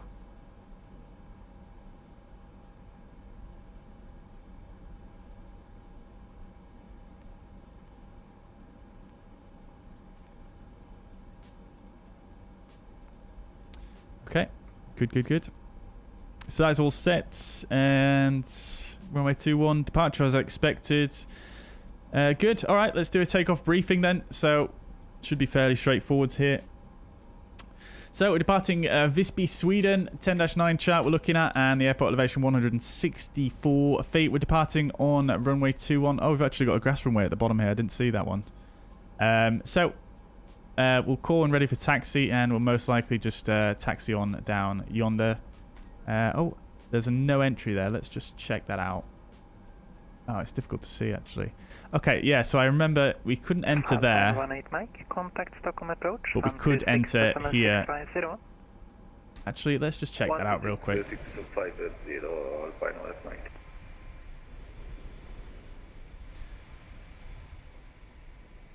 Sweden Control, good evening, Z6069, level 350. Oh yeah, look, it's tiny. No, we're not going to go down there. Good evening. That's just a road, which I guess aircraft mistake for a taxiway. Squawk 5335, right. Z6069. Sorry, chat, you couldn't see that, but it's just, yeah, you don't need to. That's just that's pretty much just a road. So we're going to expect to push back. Well, it's self-maneuvering actually, so we'll just turn out, stand, we'll taxi on, most likely down Mike, all the way to Mike for runway 21. Then we're going to depart runway 21. Runway is 2,000 meters. We're going to be departing on the KINTI 2 Charlie departure for runway 21. This is 10-3 Bravo chart. Transition altitude is 5,000 feet. After initial turn, all maneuvering outside 3 miles from the VSB VOR. Due to noise disturbance, so that's fine. So initially we're going to intercept the 184 inbound, 184 radial from Visby, out to 3 miles, then continue on to 4 miles, take a right turn, 254 track to join the 224 radial, inbound to KINTI. And that is a departure. Quite straightforward, no restrictions in terms of speed or altitude. We've just got our initial climb clearance or flight level 90 by ATC. Good. Right, so we'll get ready for an engine start then. So CDLS is on. FMS and takeoff data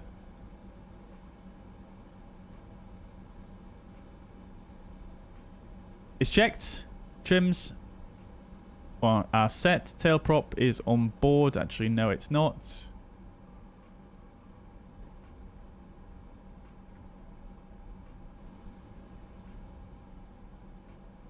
We don't actually need the ground power anymore, do we? We are on... Oh no, I thought we were on hotel mode. We don't have DC gen online. Oh, it's because the external power is connected, isn't it? But that... I don't think that fault light should display. There we go. Fine. So, we don't need the external power either. Good. Doors are closed. Tail prop is on board. Seatbelt signs are on. Beacon lights we'll go ahead and turn on now as well.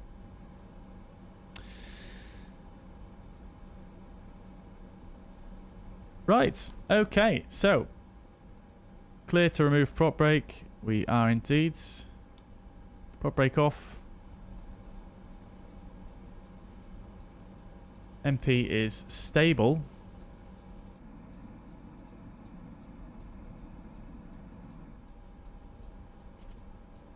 Put it in auto.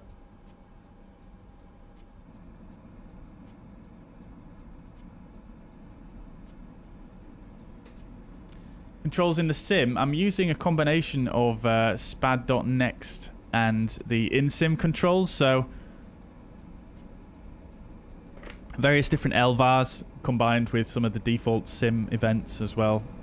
It's a bit difficult to describe just in a short few sentences, but if you don't use SPAD.next, you won't be able to replicate my control setup. Mark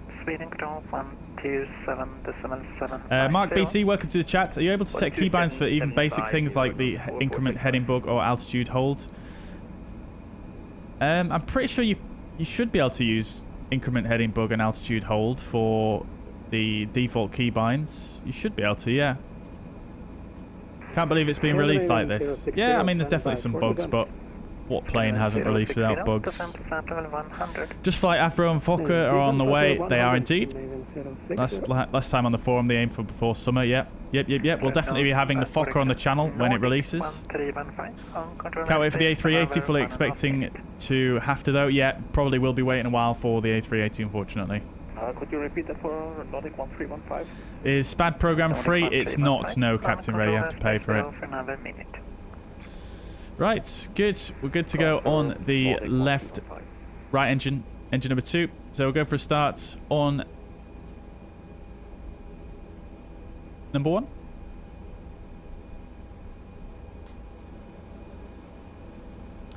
NH 10%. Start the fuel flow.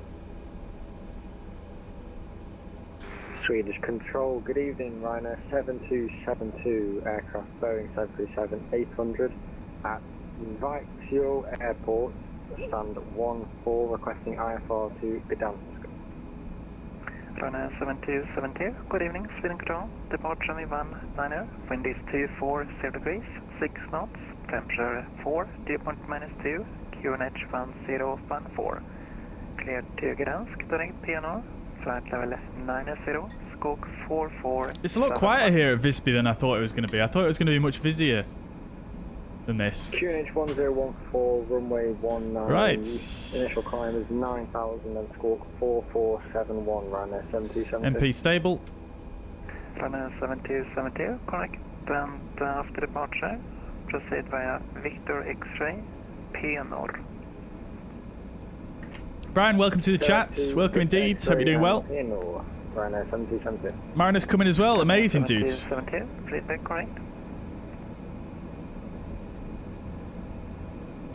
Right. Okay, fantastic.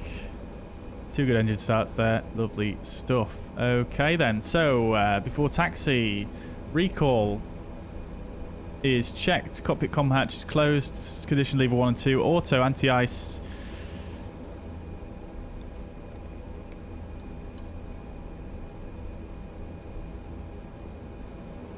As required. TRU. Does that close on its own? It does. TRU is on and checked. Anti-skid tests. Nordic Nordic 1315, descent altitude 5,000 feet, QNH 1010, transition level 75. Is performed. Flaps to 15 degrees. Nose wheel steering is on before taxi check is complete.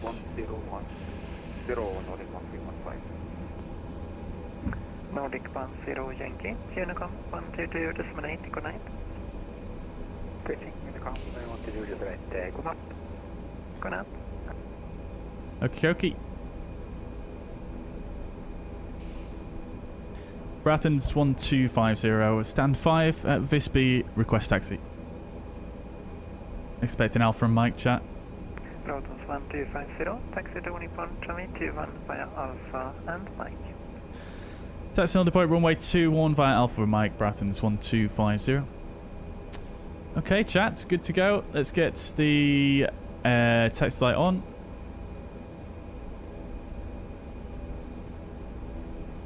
Let's get out of here, shall we? Parking brake released.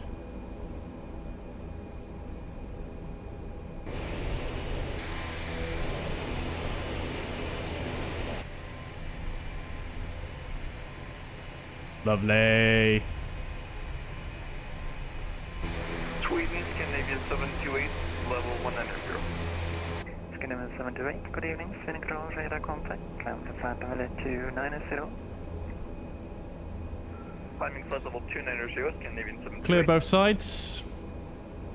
Right, so we'll get the gust lock off now.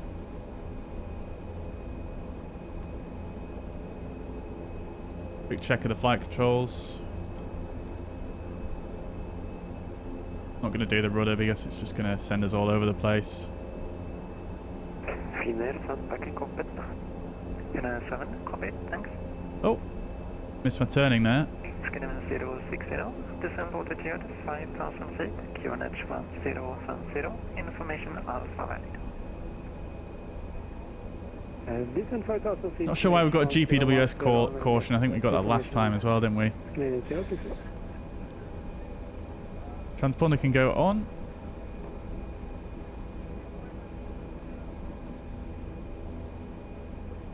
Scandinavian 1315, clear RMP approach, runway 03.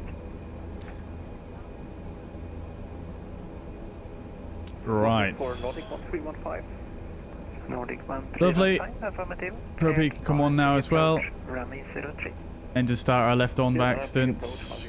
Good. Okay, so taxi checklist.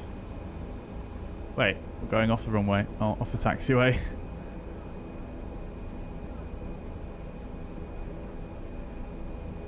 Right, taxi checklist. Taxi and takeoff lights are on. Brakes. Scandinavian 060, now information Alpha. Checked. FGCP and FMA is set and checked. We've got roll hold, pitch hold, low, TLU low, IC and AOA, FD and CPL on the right side. Speed bugs are set properly now. It seems like they've set those on their own. Good, good, good. Okay. Set and checked. Takeoff config test is performed. Good evening. Speed and control radar contact. Got takeoff inhibit now. Taxi jet is complete.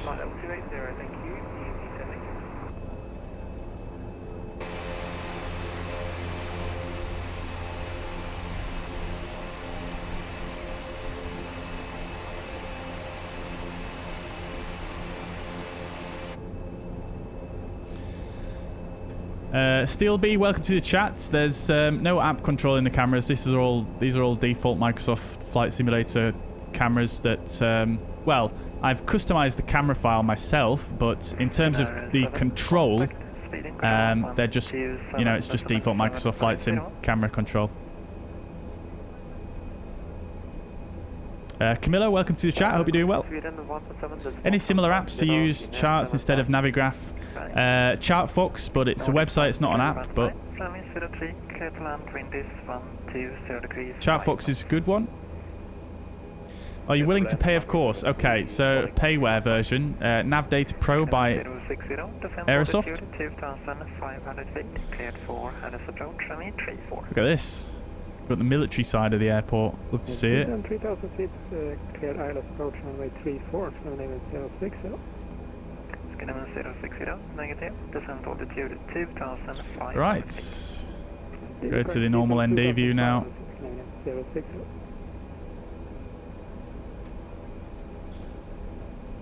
Braathens 1250, wind is 230 degrees, 7 knots, 721, clear for takeoff. Runway 21 cleared for takeoff. Braathens 1250. Right, we're cleared for takeoff, chat. Get the landing lights on. Strobe lights on now as we're entering the runway. Before takeoff checklist, takeoff briefing is performed. Gust lock is off. Flight controls are checked. TCAS is above and the transponder is on. Airflow is normal. Cabin crew advised. Engine bleeds are on. External lights are on. Lateral flight director bar will pull the heading when we get on to when we line up, and rudder cam is centered. Before takeoff checklist complete. And clear to manage by KINTI to Charlie departure. Flight level 90, squawk 5307.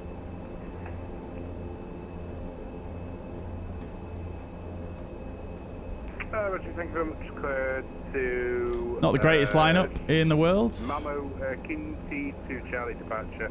Climb 90 and 5307. Copy the weather 1013. Braathens 150. Braathens 150, repeat correct, start up approved.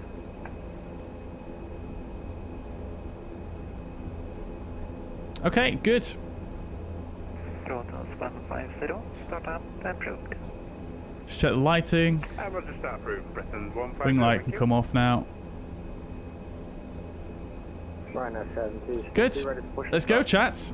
Fuzz Toga's in the chat. I'm just going to turn the sound down because it does get very loud. Pushing start approved, Ryanair 7272. I'll remember to start the chrono this time. Okay, let's go.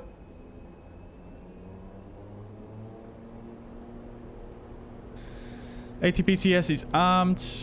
Airspeed alive. Oh, crazy.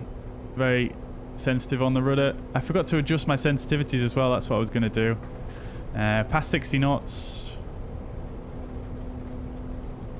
Takeoff power is set. And it just lifts off on its own. Again. LNAV, VNAV indicated airspeed.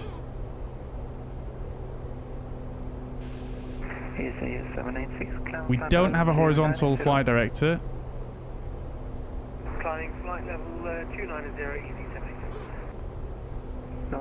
We'll just follow about 9 degrees pitch up initially. Backtrack and touchback. Sector 210 via backtrack and alpha 3.5.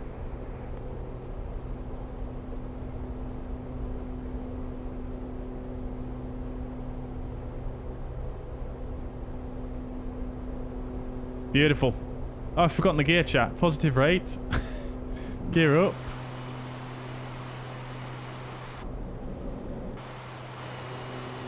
Oh, I missed it. God damn it.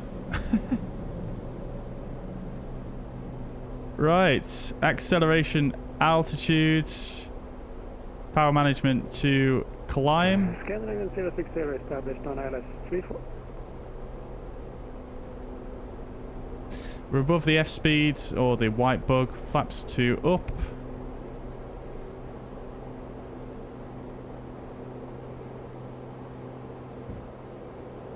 Scanning 060, runway 34, get land wind is calm. Right, so let me just turn the flight directors off and then on and see if they come back.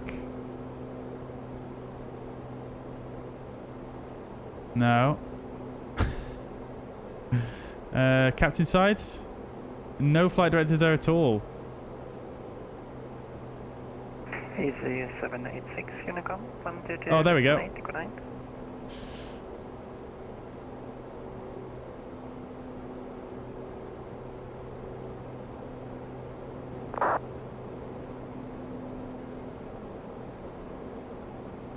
Beautiful.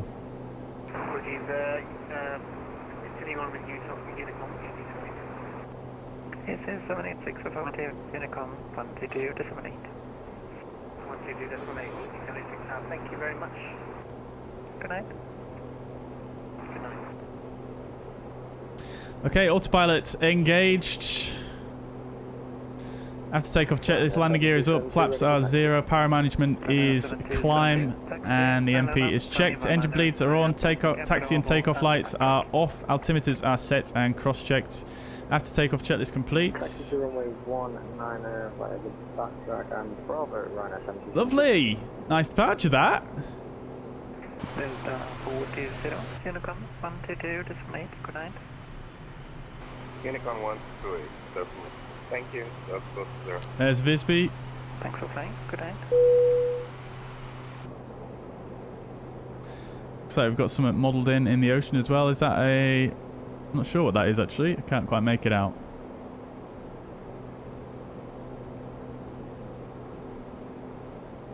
I'm so glad I've got the cameras sorted in this thing, chat. Now it's so much better. This VDEV's still going wild.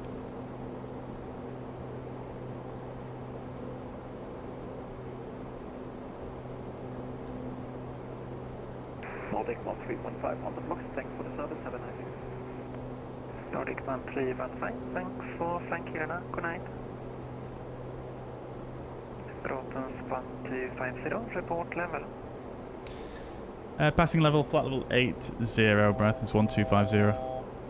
Braathens 1250, Sweden, control radar contact, climb to flight level 200. Climb flight level 200, Braathens 1250.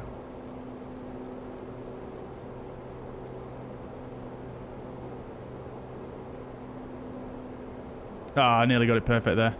Right, flight level 200. Push for standard. Flight level 200 blue. Standard is set. Good. We've done the after takeoff. I'm not sure why that's pending.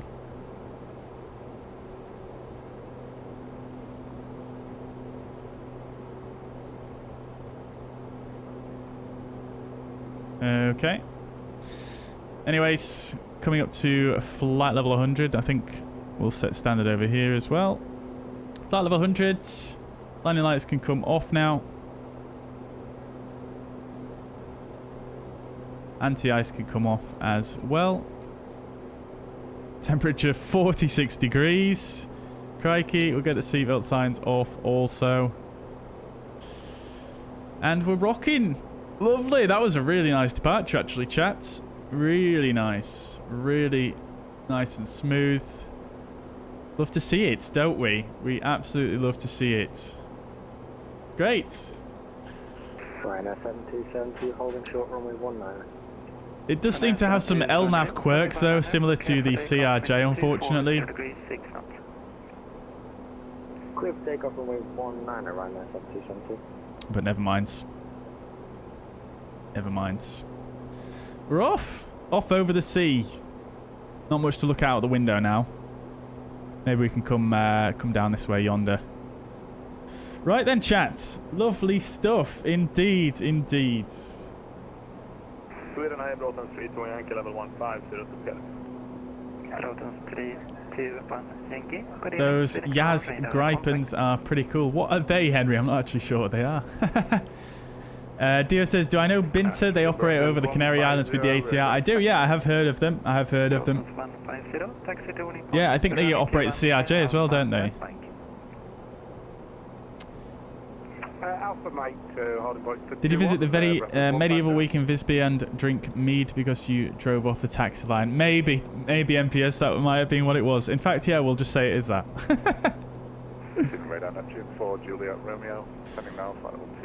Lovely stuff, chat. Lovely stuff. Well, if you enjoyed that departure, if you're enjoying the stream today, do consider hitting the thumbs up button. I can see we've got slightly more viewers than likes in here, so I'm sure we can get a few more thumbs up, guys. Really, really helps out the channel when you do that. Heavy Metal Pilot, been watching back a lot of your stream. In order to catch the ILS, you've got to set the knob to VILS1. It's on FM1 by default. Thank you very much, Heavy Metal Pilot, but we were actually doing an RMP approach there, so we weren't trying to capture a ILS glide slope. We were using a RNP approach, which is based on GPS data. But yes, of course, you would do that, yeah. And in my case, because I'm flying on the right, I would actually set it to ILS2.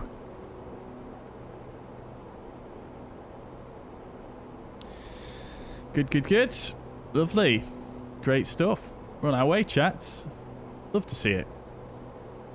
Yeah, so this aircraft, I am really enjoying it, I have to say. I am really enjoying it. Beside the rather strange bugs that they've got, also the MDA, I think if I remember correctly, there's no way of getting rid of it. Oh, maybe there is. Cool. Yeah, beside the various bugs, it is very enjoyable. There is definitely some updates to do though, because this rudder adjustment crank appears to be missing a texture. The tail prop is missing a texture as well. I'm not sure if that's supposed to be textured differently. The flap sleeve is definitely missing some texture as well. It just looks like a black hole. I'm not sure if this needs a texture, but it doesn't look the greatest, does it? And then this needs a texture as well, I think. But yeah. Other than that, I'm really impressed with it. I do think it's quite a cool aircraft. On top of that,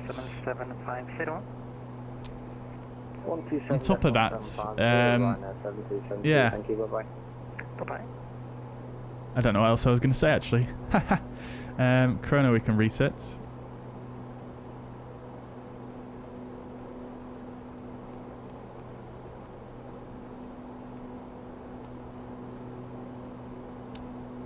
Can't get back to elapsed time. Yeah. I was thinking about this aircraft. Oh, standby compass works. I was watching my stream back the other day actually. I wondered, does that actually work? I've not tried that, but it does. Beautiful. Fantastic. And there's also a chrono button here, which I, of course, completely missed. Yeah, one thing I was thinking about this aircraft though, I like the cockpit textures are, you know, it's got some wear to it and it looks good, but 1,000 to go.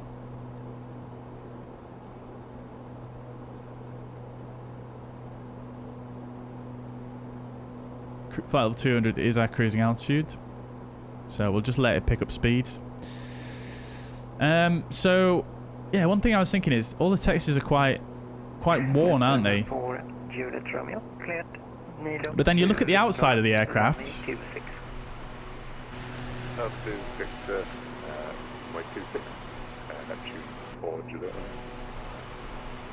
And it just looks it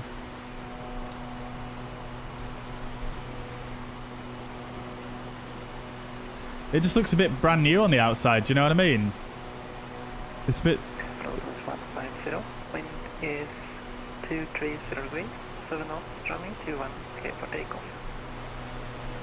Yeah, I don't really get it. Takeoff, Braathens 150, thank you.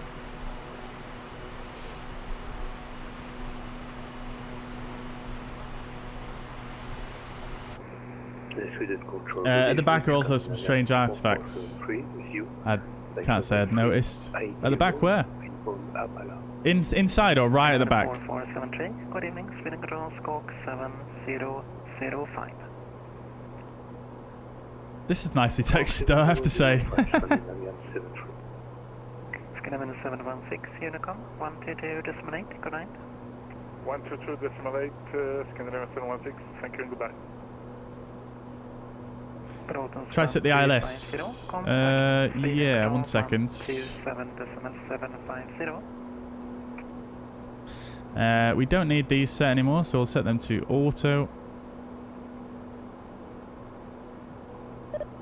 Braathens 1250, contact speed and control 127.750. 127.750. Sorry I missed you, Braathens 1250. No worries. Sweden Control, good evening. This guy's so chill, it's ridiculous. Roger. Polonia 126, good evening. Sweden Control, radar contact. Sorry. Scanning K3 final runway 21. Skylink Is the VNAV working again now? It looks like it might be. 21 clear to land, Skylink. See if we can get VNAV path. VNAV alt even. Okay, I'll take it. Although it should be in VNAV alt because we've just leveled off from a VNAV climb. Sweden, very good evening. Braathens 1250, flight level 200, inbound Kilo Alpha Tank Lima. Braathens 1250, Sweden, good evening. Identified clear direct Mike Sierra 502. Cleared Mike Sierra 502 direct, Braathens 1250. Wow. Mailman 022, startup and pushback through. That's quite some direct there, chats. Scandinavian 1705, Sweden. He's not cleared me for arrival, to be fair, but yeah, okay, fine. I assume it's going to be the arrival that we were expecting, which is the EKRAL 1 Tango. That's why it's not in here. I can't do text with one half of my brain and voice with the other half, you know.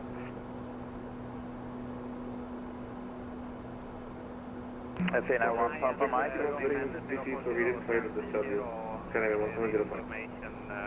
Right, so it's runway 35. We'll try an ILS this time, though, chats. Yeah, and I want Papa Mike on the frequency. The frequency is busy, so I just... EKRAL 1 Tango. Yeah, as I just said to your colleague there, it doesn't go quicker because you're using text as well. And so, nothing. You just need to wait for a quiet moment on the frequency. Cool. Then we've got a disco, you are identified, which is expected. We'll clear that. CPDLC and maintain. Right, so we clear direct Mike Sierra 502. So direct Mike Sierra 502.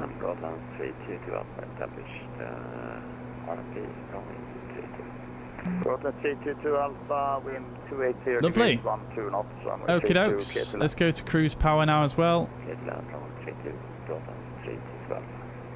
Skylink 83, taxi to stand. Cruise power is set. Yankee and hotel. Yankee and hotel, taxi to stand 12. Scandinavian 36 Romeo, descent to altitude 5,000 feet on QNH 1017. 5,000 feet, speed 1017 for Scandinavian 36 Romeo. We'll put TCAS below. We'll put the weather radar on now as well. Frequency change is approved. Listen to the command. Thank you very much for this. Bye-bye.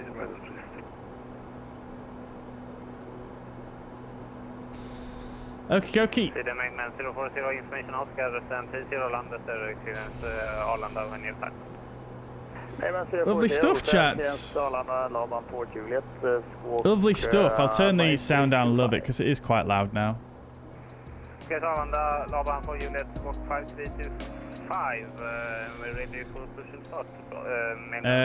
So the ILS volume, Dio, it's not going to work while we're this far out, so we'll try to do that. In fact, we'll set it now and we'll see if it works when we get there.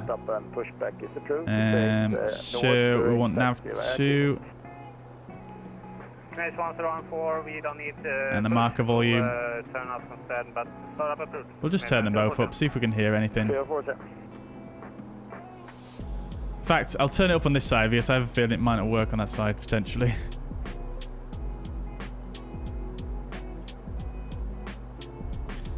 Let's see, do these work? Ryanair 521, you no, are welcome to keep high speed to... That does not work. Does it work on this side? It doesn't work on this side either. It does nothing. Do I need to set something through here? No, I don't. Welcome to keep high speed. However, you're about to leave control airspace. No further ATC available. Roger, thanks. Ryanair 521. Ryanair 521, frequency change approved. Goodbye. Alright, so it looks like you can only use one radio in this aircraft. Scandinavian 36 Romeo, you're also about to leave my airspace. There is some traffic inbound to Copenhagen, but no ATC unfortunately. So the Ryanair that I just spoke to is ahead of you by about 10 miles. Right, we might as well do a little bit of preparation for the arrival. So we'll go to nav here. We'll set them through here. Why not? Yeah, he has a ground speed of 350 108.1. at the moment, so he's a bit faster and higher than you. So if you follow the star, it should be fine. Copy that, switching unit from Scandinavian 3. Sina 959, continue center flight level 100. Okay, continue descent flight level 100, Sina 959. Cool, that is set. Inbound course is going to be 349er, but I'm not entirely disconnecting problem. I don't know. certain if you need to set that, but we'll set it anyway. Air France 242, yeah, maybe I forgot. Descent to flight level 290. Alright, flight 290, Air France 242 heavy. 349 and 349 on this side as well. I think it was already preset actually, so that's fine. Okay, good. Good. Thank you very much for the service. I'm switching off. I think that was the Rebirth 234. Yeah. Welcome to Landvetter. Have a nice evening. Bye bye. Thank you for the service and bye bye. Have a nice evening. We'll grab the 80s. 322 Alpha on ground 37 taxi via Charlie to April. See if I can put any of this information in this time.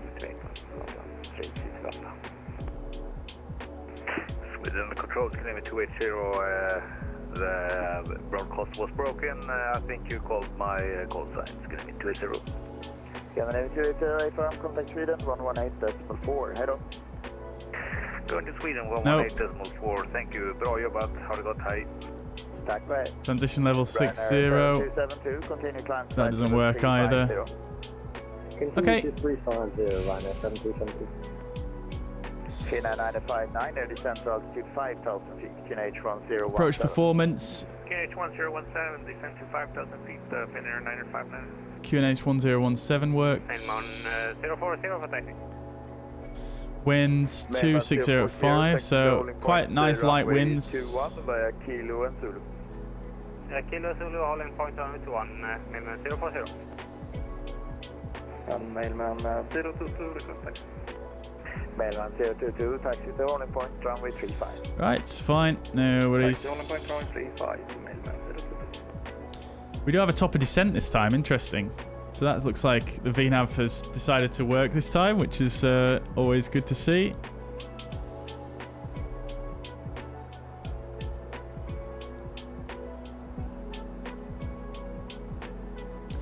Carriage controller ever? He is indeed. He is indeed.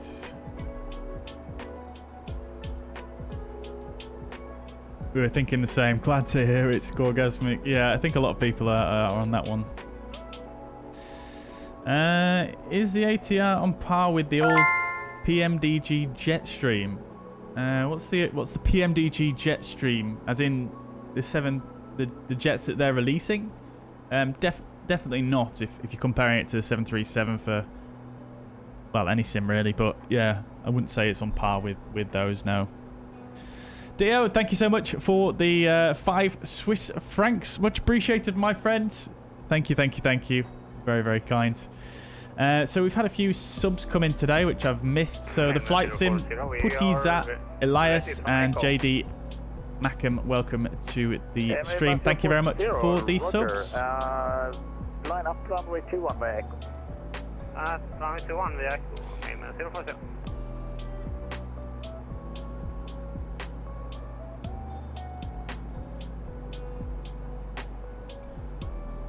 Lovely. Lovely. I'm going to make the time a little bit earlier, chat, because I don't want to arrive in darkness. In fact, to tell you what we'll do is we'll go the other way. We'll go like this.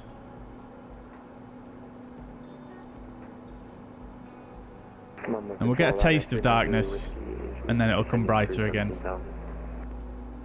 Ryanair 39 Whiskey, Sweden, hello, identified. Cleared marker 4. Love that light, though, that's catching on the bottom there. Flight level 80.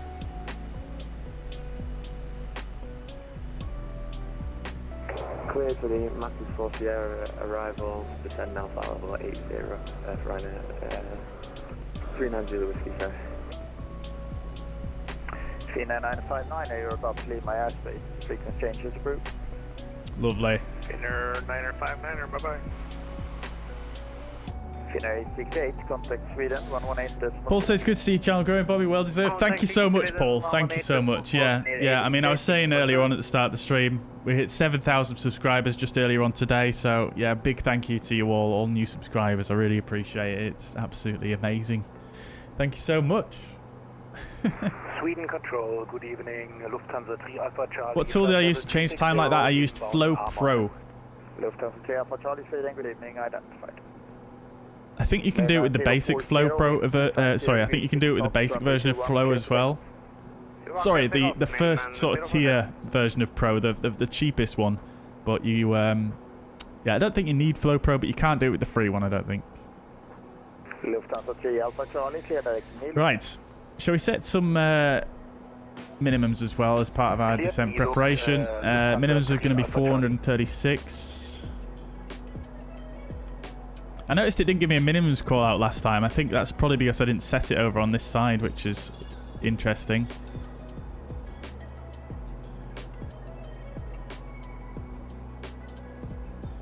And Sweden Control. Oh, these synced up. Let's see, 410. 150 with you. They are, okay. Flight level 180. There's Mariner on the frequency. Love to see it. Braathens 150, Sweden, good evening, I'll call you back.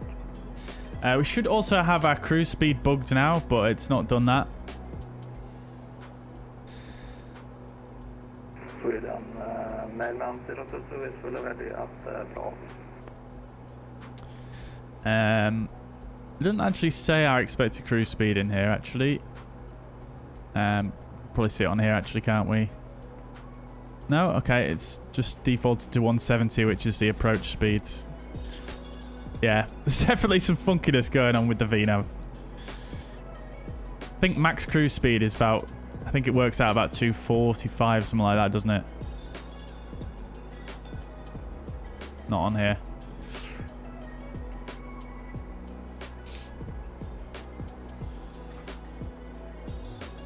Lovely stuff. Darren says, I'm not the most knowledgeable about PC builds. What's the best way to increase gaming PC storage, HDD or SSD? I would say if you can afford it, an SSD, or even if your computer can support it, a what they called, M.1 drive or NVMe drive, sometimes they're called. If your PC can support that, then I would recommend one of those, or an SSD. They're both very fast and very good.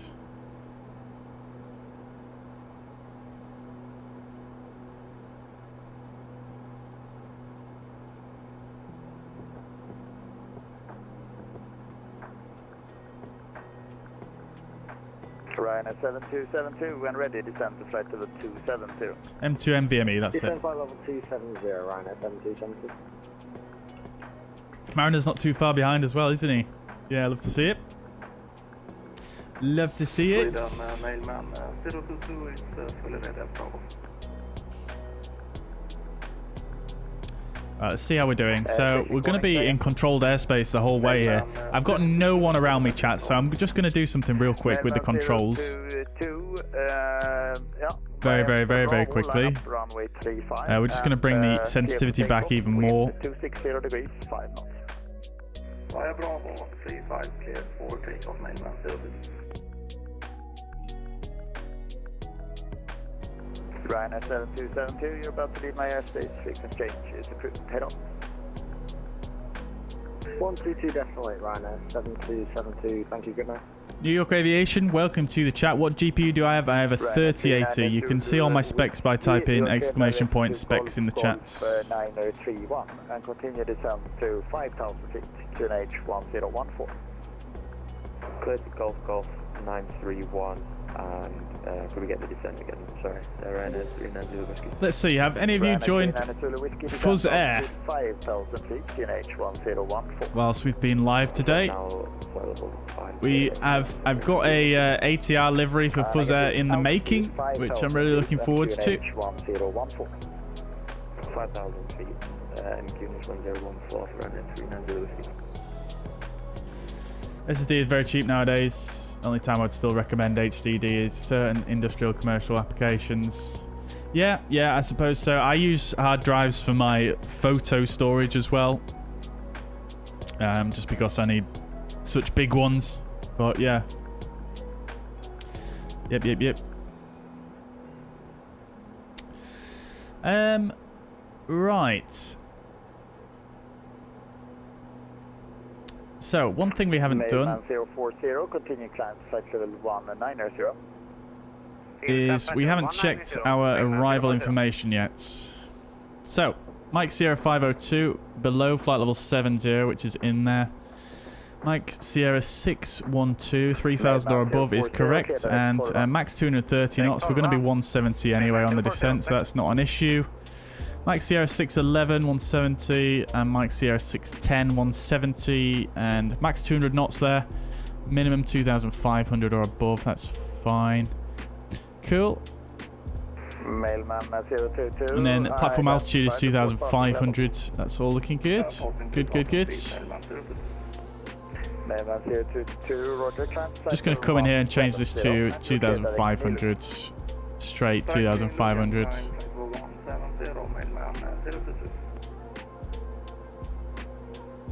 Good. Destination elevation is in there as well. Lovely. Rocking and rolling, chat.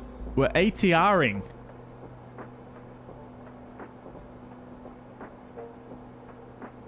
Doesn't look like we're going to run into much weather, really, does it, to be honest?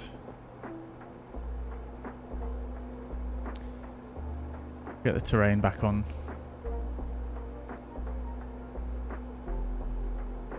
Good. Shortens 1 to disregard.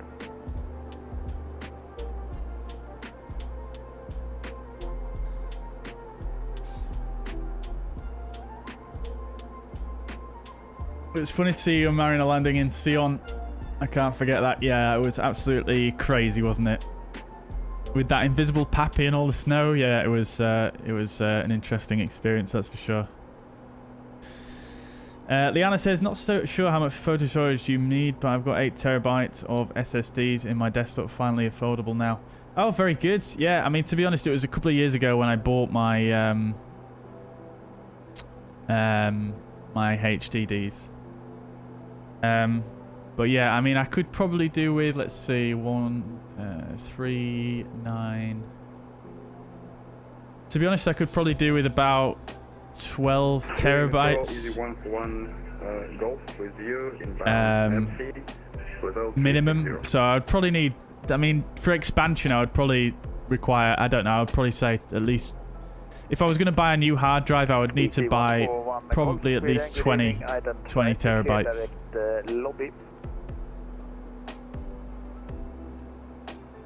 So yeah, I think the thing is with the hard drives is once you go over a certain threshold, they get really, really expensive, don't they? So that might be why I've stayed away from getting something like that.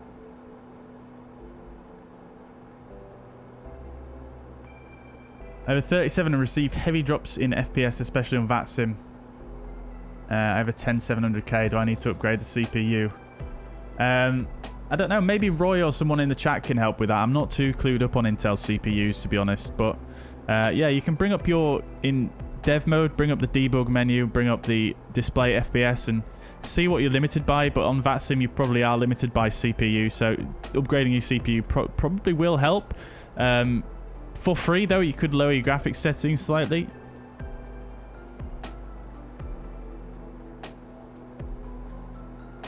$12 terabyte. Yes, my job outside of streaming is yeah, I'm a photographer, yeah. Yes.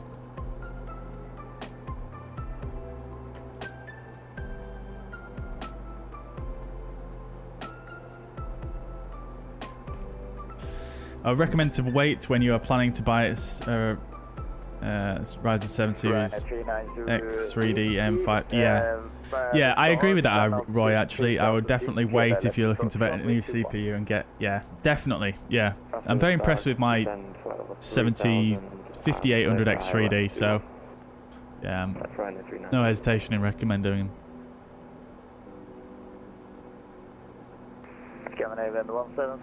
We've got a fairly sizable crosswind as forecast, which is good to see. Scandinavian 1405, when ready, descend to flight level 290.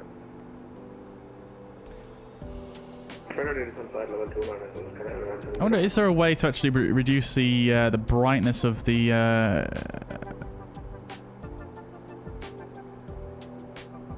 terrain display? I don't think there is there?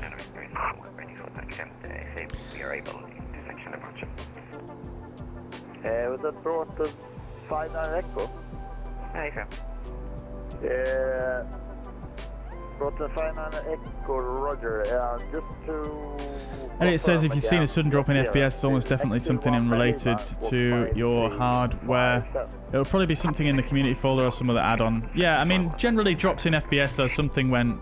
It's something in the sim when it's like loading in for the first time or something like that, isn't it? Taxi to holding point Bravo runway 35.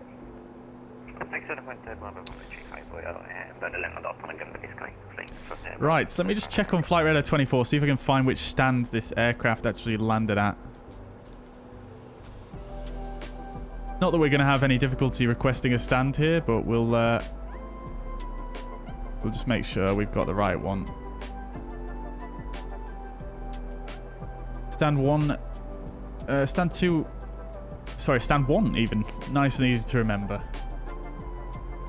Now the question is, can we actually set that while we're up in the air? No, we can't. We can only set that whilst we are on the ground, I think. Yeah. Fine. No worries. I love how this switches, the ND switches over to here with the terrain display and everything when you... Braathens 1250, when ready, descend to flight level 100.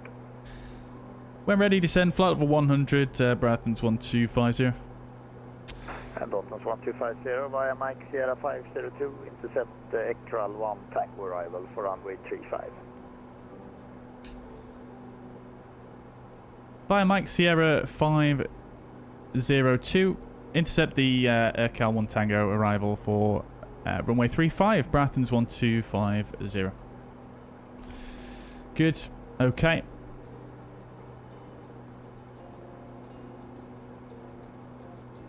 I'm still getting used to these click spots. There we go, that's what I wanted.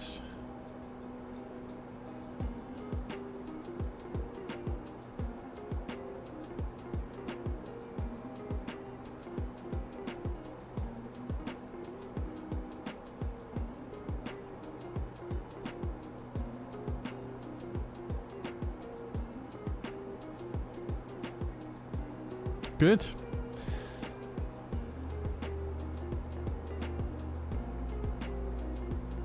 You can't really give us any shortcuts here, unfortunately, chat, so I think we probably just start descending when we get to our top of descent here, which is going to be... God damn it. Keep pressing the wrong buttons here. The wrong click spots. God, please. There we go. It's in about 20 miles.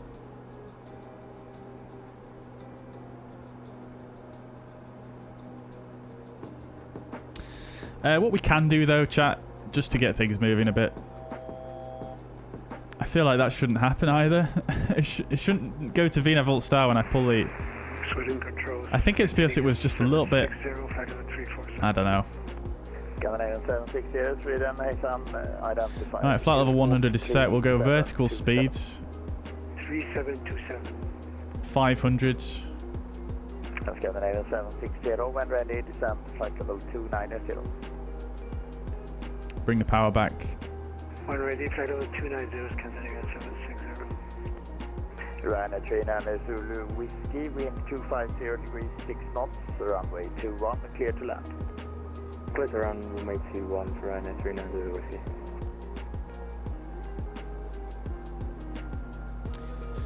Good, good, good. Right, so we'll do the descent checklist, shall we? Right, so descent checklist. Flight running system recall is checked. Landing elevation is checked. FMS nav perf is set and checked. MDA is set and checked. Arrival briefing is not performed, actually. We haven't done that, so we'll go ahead and do that now. Right, so let's have a look. Stephen, welcome to the chat. Hello. Hope you're doing well. Welcome. Right, so we are going to be flying in to Malmo, Sweden. This is a 10-2 Alpha chart. We're going to be flying the EKRAL 1 Tango arrival. This is an RNAV arrival for runway 35. To intercept the T2 Charlie arrival for runway 22 left. So we are actually going to intercept the arrival via Mike Sierra 502 as cleared by the controller. We need to be below flight level 70 at that point. We're then going to take a left turn 202 track to Mike Sierra 612, max 230 knots and minimum 3000. Then a right turn to Mike Sierra 611, right turn to Mike Sierra 610, max 200, minimum 2500. We've checked all the information in the MCDU, that's all in there correctly. And then we're going to fly the ILS for runway 35. This is the 11-2 chart. Localizer is 108.1 and Sierra Mike Sierra is the identifier. Final approach course is 349 and the glide slope, the final approach fix is at 1,510 feet at 4 miles from the localizer. This information is all in and set. We're doing a Cat 1, so it's going to be 436 feet for the minima, and the runway elevation slightly 1 foot higher than the airport itself at 236 feet. MSA is highest in the northeast at 2,600. 59er Echo, wind 260 degrees, 5 knots, runway 35, clear for takeoff. This is not actually indicating the glide slope here. Sorry, the final approach fix here actually, is it, like it normally does? Right, descent angle is 3 degrees and the minimums we've already discussed. We've got a PAPI to the left of the runway. And if we need to go around, it's climb straight ahead to 2,500 feet. That is it for the go around, nice and straightforwards. What we'll also check here, just real quick, is right on. There we go. PAPI is calibrated to 3 degrees. And then the airport, arriving at the airport, we're going to come in 3-5. We'll just take a long rollout, I think. It's not too busy. To Alpha. We'll vacate to Alpha. And then taxi Charlie to apron November.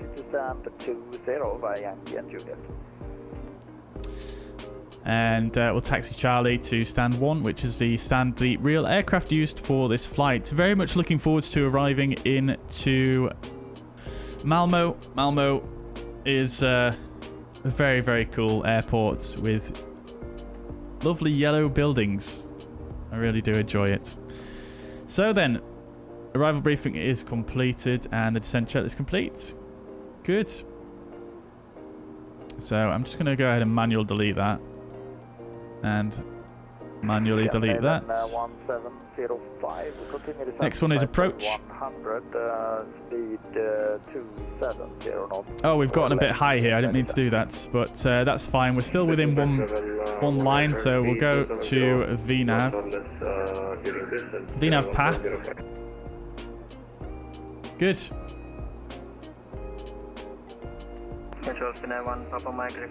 Bring the speed back to about 40%.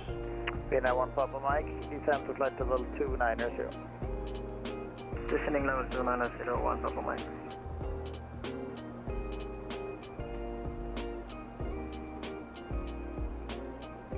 There we go. That should do us.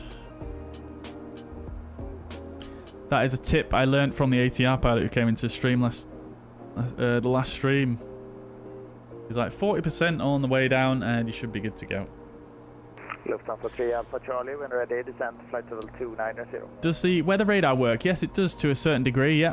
It's not Descend to flight level proper weather radar, but it does work. Obviously, we can't really show it now because there's no weather really.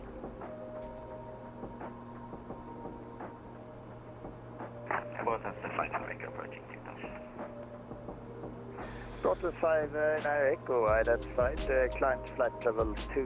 Where'd you get the tablets? It's just a fuzz pad. It's an overlay for the stream.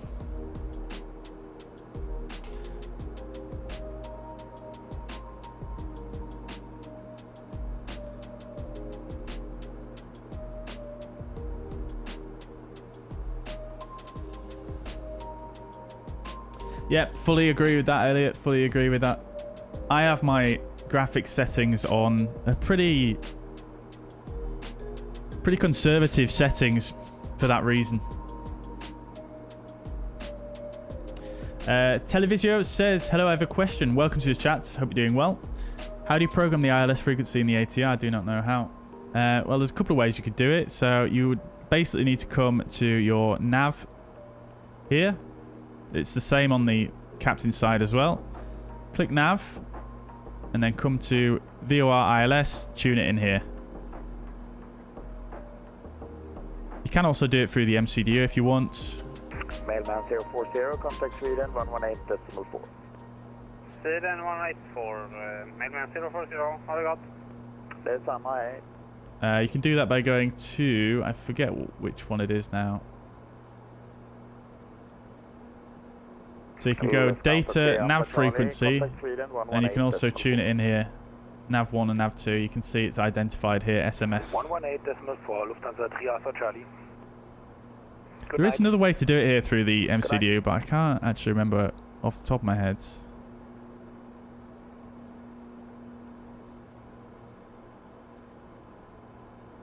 Where it is, I did see a completely different way earlier, but... Oh, that shouldn't...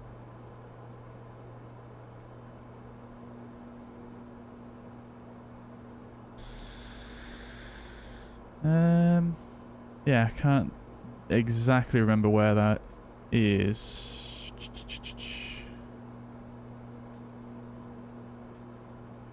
I'm sure there was a dedicated button for it, but am I blind? I'm sure I saw something earlier. Maybe it is just that one, nav frequency. I'm sure there was one where you could tune the normal radios as well, but I don't know. Maybe I dreamt it. But yeah, that's how you do it. And then you can come in here, use this knob to switch to the ILS when you are inbound. And then you can capture it with the normal approach button like you normally do.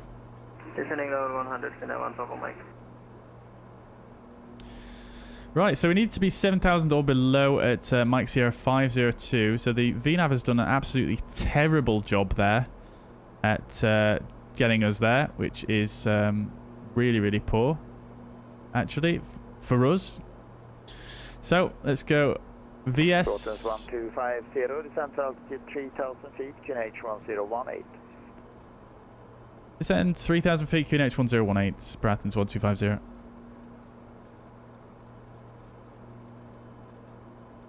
Right. So we'll go to vertical speeds, and we're going to crank this up a bit. Come to idle power.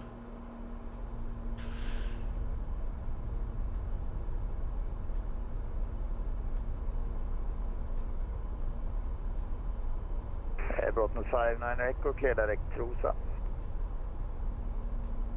Can't change the QNH on this one unless I press the keybind. 1017 in the sim, so slightly different.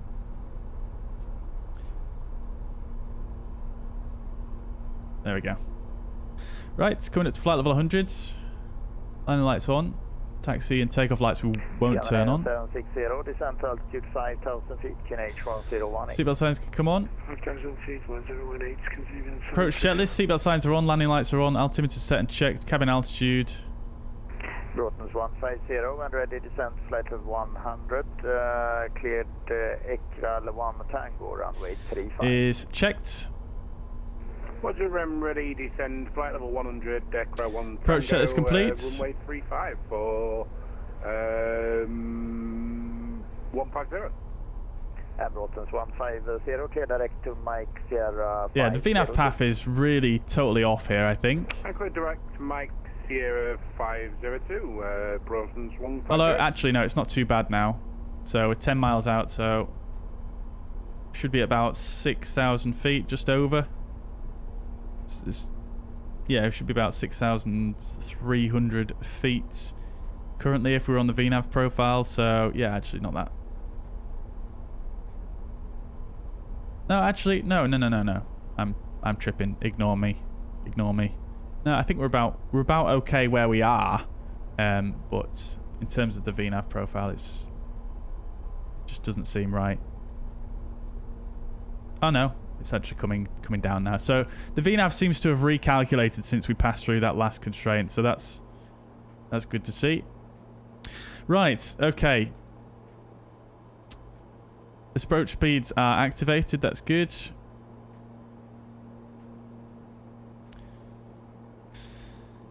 Good.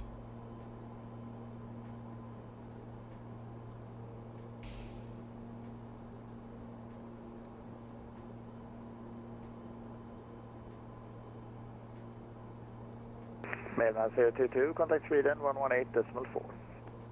Over to Sweden 118.4, mainland 022. God kväll. God kväll. Right, I can bring some power back in now.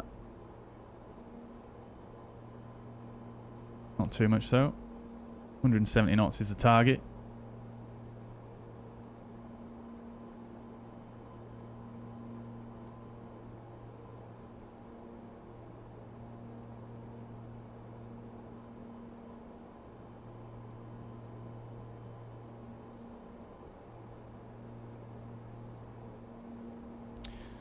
Right. We'll put the power selector to takeoff.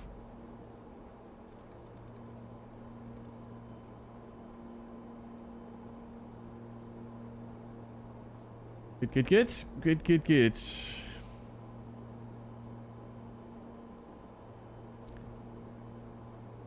power management have to stay in the cruise mode all the way down? I suppose it doesn't really. It's probably a good idea to keep it in most of the way down though. Because I think how it works is if you have it in takeoff and then you increase the thrust to a certain percentage back into the notch, then it will activate a go around. I think. I might be wrong about that, but. Braathens 1250 via the star, cleared ILS approach runway 35, report established. Via the star, cleared ILS approach runway 35, report established, Braathens 1250. Let's see if I remember how to do that. Oh, guys, I can hear the ILS by the way. Dio, listen. It's very, very quiet, but you can hear it.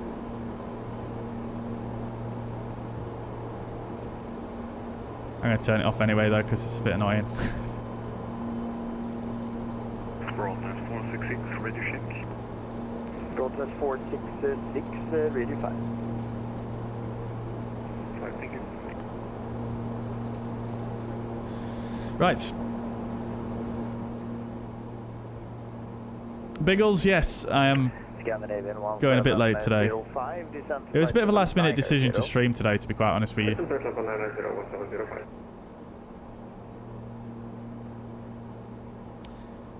Right, here we go into Malmo. There's the airport down there yonder. Sun's taking quite a while to come up though, isn't it? Shall we... We'll just leave it as it is. Let's record a replay this time though, chat. We've not watched a ATR replay yet, have we?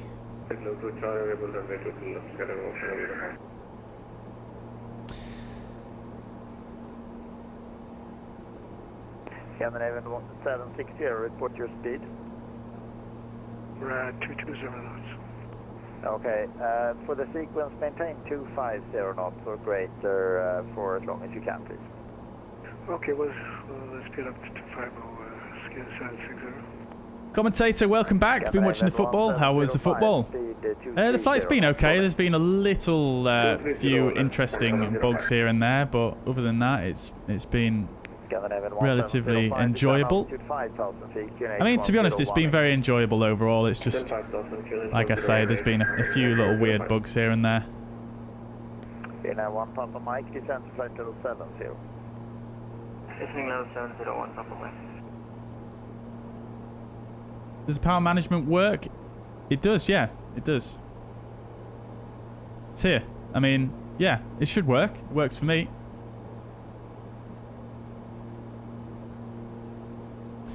Right.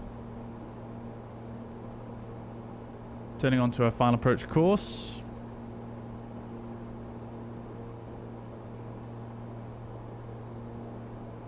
I love how you don't really need to worry about being too high in this thing because it's just so easy to slow it down. It's brilliant. Love it.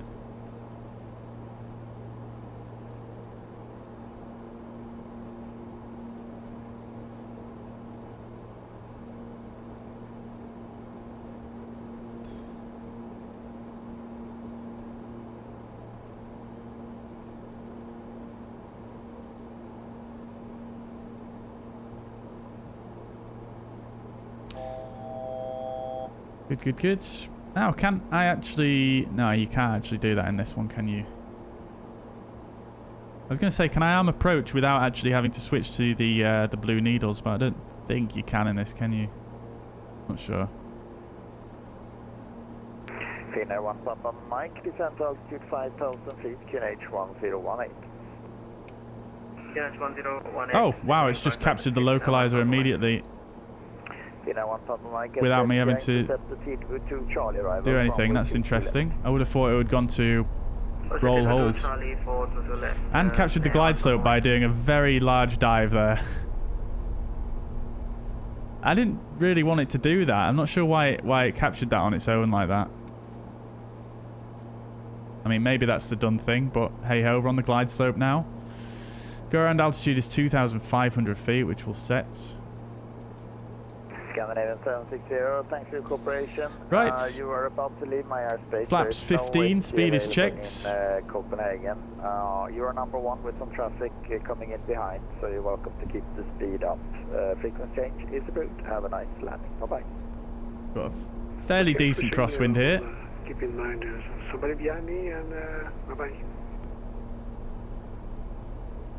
Scandinavian 1705, you're about to leave my airspace.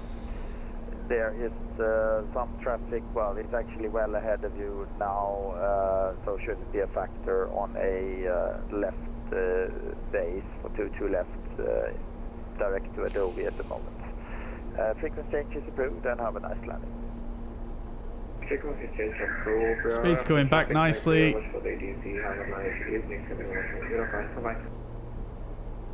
Right, speed is checked, flaps 30. Gear down. Braathens 1250, wind 240 degrees 5 knots, runway 35, clear to land.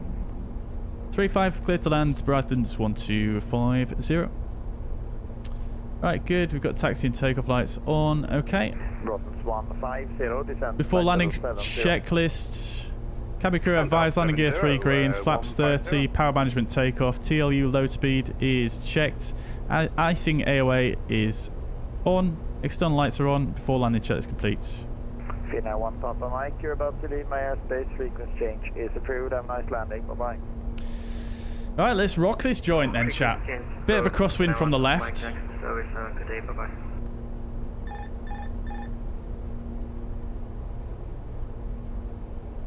Autopilot disconnect. Alright, sensitivity feels a bit better, I think.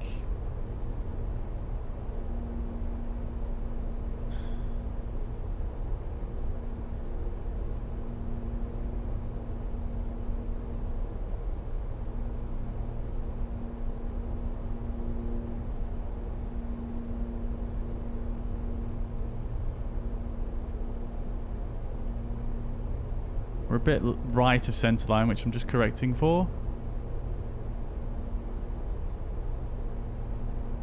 We do have wind from the left though, so I'm not trying to overcorrect.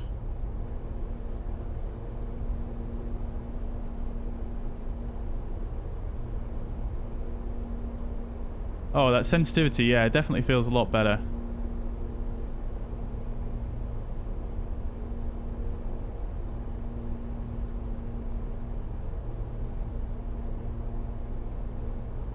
Approaching minimum.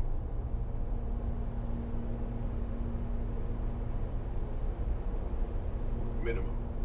Minimum. Continue. 200.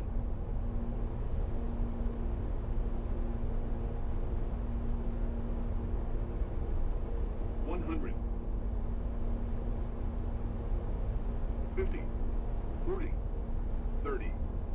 20. Braathens 150, descent altitude 3000 feet, QNH 1018.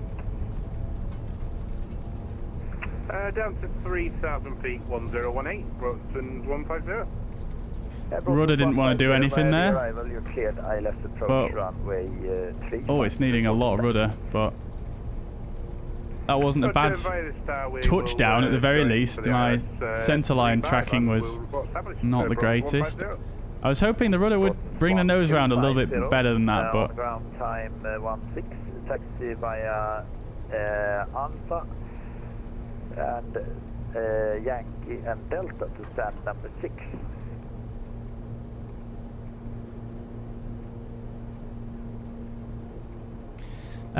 Do apologise, we've just missed Alpha for Braathens 1250.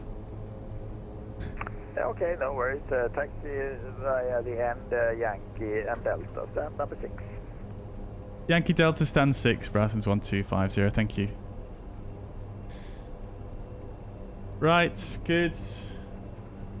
We get the landing lights off. Flaps retracted. We'll get the gust lock in.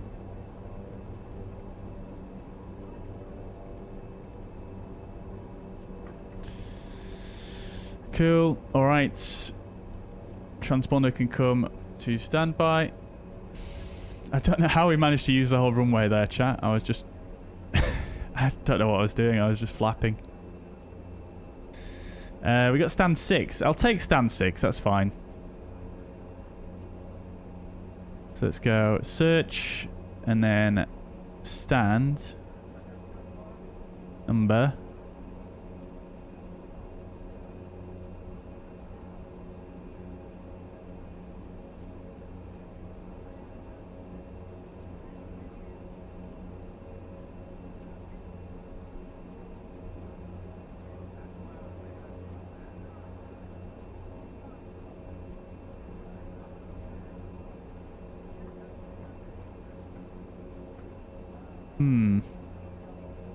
I can't seem to get to stand number 6.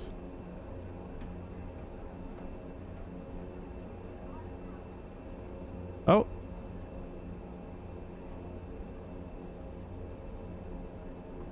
Oh, there we go. Gate 6. I don't know what I did there, but there we go. We've got it selected now.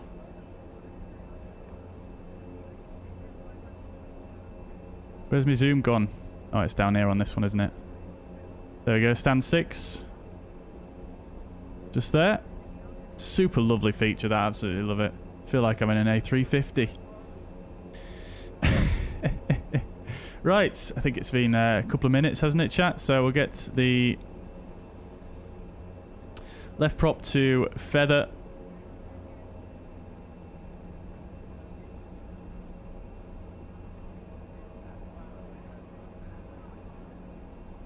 Welcome to Malmo, chat.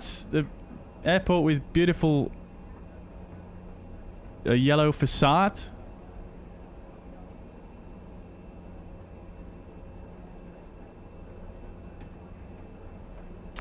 Right, we'll get the flight directors off. Weather radar can come off as well. In fact, I'll take it fully off rather than standby. Strobes we forgot to turn off. Right, after landing, checklist.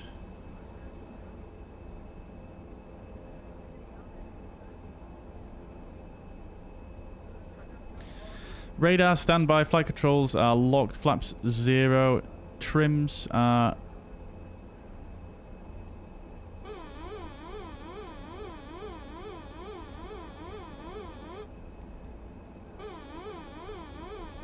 Trims are reset. Landing and strobe lights are off. Anti-icing is off. Probe heating will turn off in a sec, and the TRU will do off in a second as well. Probes, TRU. After at least 2 minutes, condition lever, feather, then fuel shut off. After landing check is complete. Fuel shut off.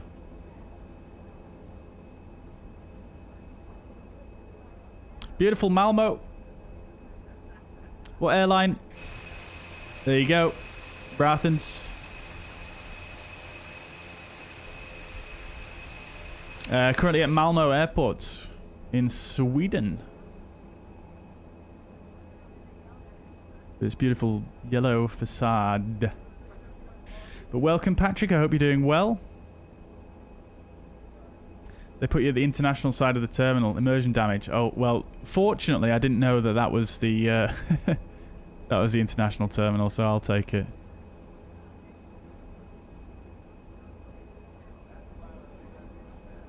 I feel like there's a plane parked at my stand.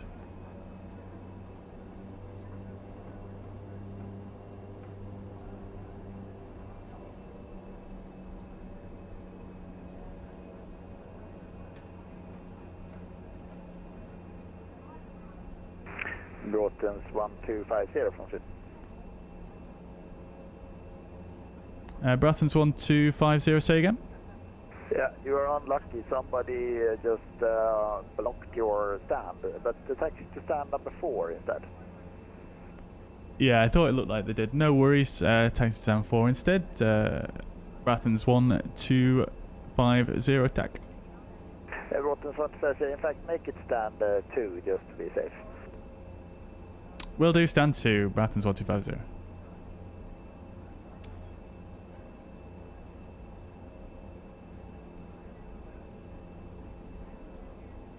I swear that always happens.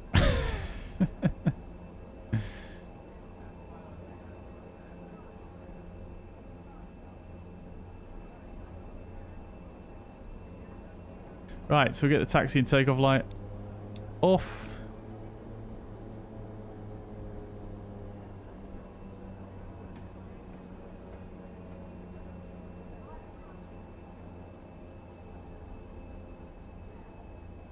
Oh, Didrick took my stand, okay. Dear, oh dear. No worries at all, dude. It's not like there's a wealth of stands here anyway.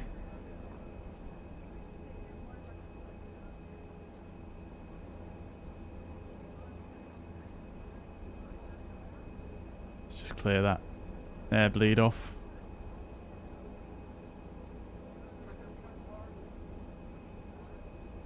Braathens 150, wind 240 degrees, 5 knots, runway 35, clear to land. And clear to land, Braathens 150. Oh wow, Mariner caught us up quickly, didn't he? Do I prefer ATR Phoenix A320? I would probably say the Phoenix.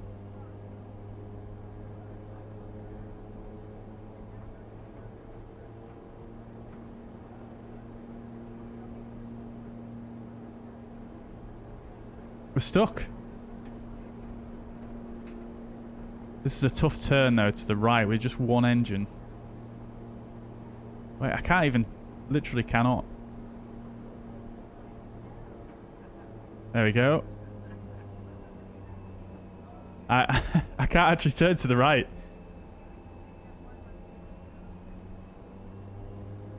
All stations, Sweden control is now closing, Sweden control staying.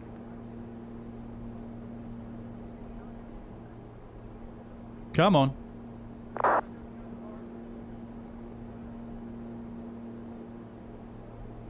Right. Thank you, good night. Right, we're doing a maneuver. Good night, Foster 86.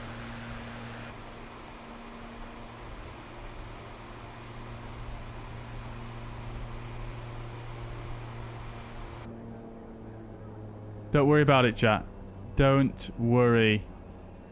Now, I feel like they wouldn't use a jetway here for an ATR. But they'll obviously disembark at the back anyway, won't they? I feel like... Does this have working VDGS? I'm sure it does, but it doesn't appear to have come on. I guess that probably doesn't work for the ATR, maybe?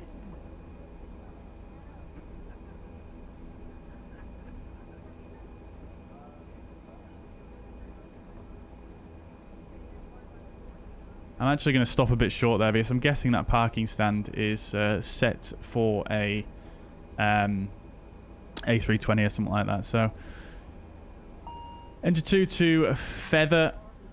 Prop brake is ready. Prop brake on. Beacon light can come off. Wing light can come on. Seatbelt signs can come off. And we'll get the left fuel pump off. Good. Right.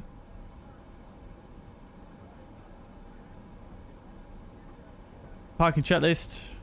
Parking brake is engaged. Taxi and takeoff lights are off. Condition lever 2 is in feather. Beacon light is off. Transponder is standby. Tail prop is not on. We'll do that now.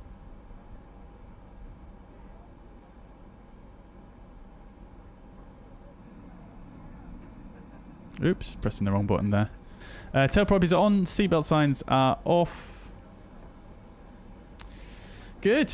Right. Let's just clear those guys because they're flashing like mad.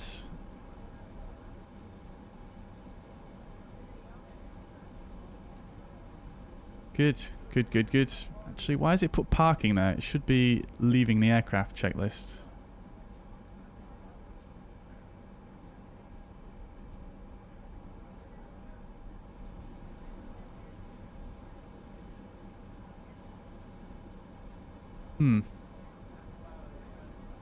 Interesting, it's just stopped responding.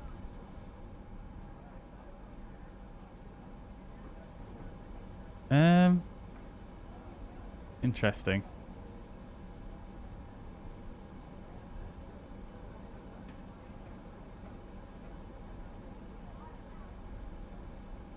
Yeah, it's just stopped responding totally. Very strange.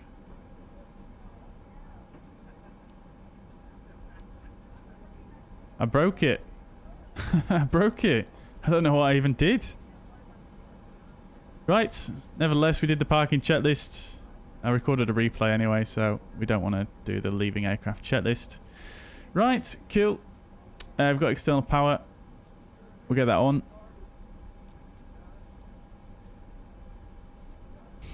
That's also interesting. See on the sys page here. Oh, all the screens have stopped responding. Okay. Has the aircraft just broken full stop? That's why the external power is not... Let's see what happens if I shut down engine number 2.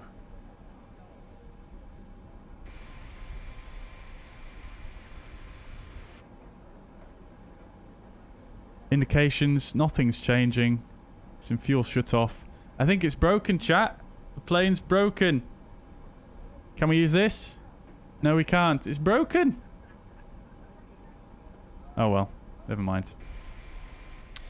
Never mind. Last flight anyway. We'll just use the... well, we can't even use the panel states, can we? We'll just have to... we'll just have to reload the flight to watch the replay. But that's fine. Alright, well, there we go, chat. Welcome to Malmo. Absolutely stunning airport scenery. Absolutely love it. Even a little interior. Henry was saying there's a balcony somewhere for viewing of aircraft. Where is that exactly? I thought you said it was somewhere down here, maybe?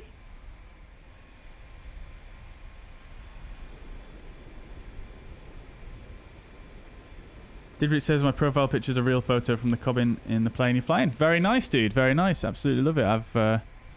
I've not been on an ATR in a very long time. Photochromax, welcome to the chats.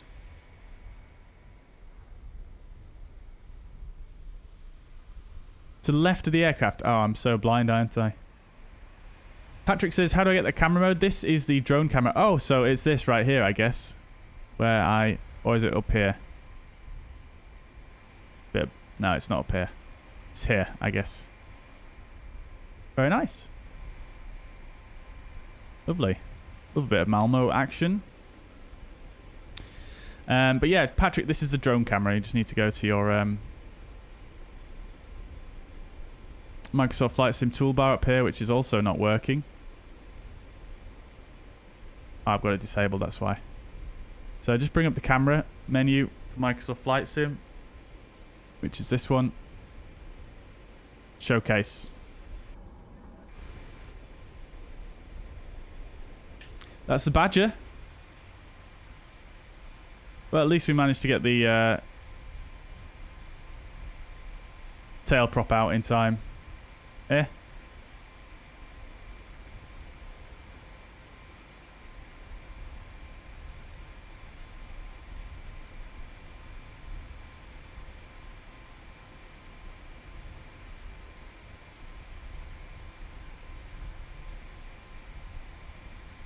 That is a real nice shot, I have to say.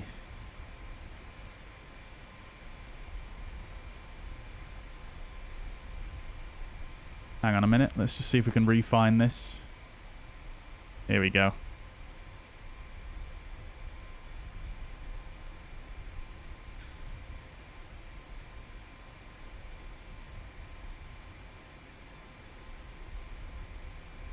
Real nice. Right there. Boom.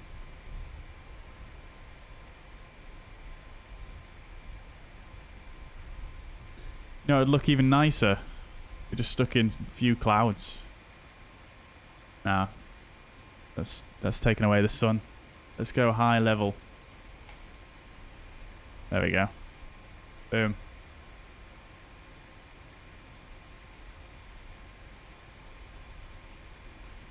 Lovely job, Lee. I think you can press insert to get to drone cam. Yes, I think you can. Yeah, I think that's the default keybind. Here's Mariner.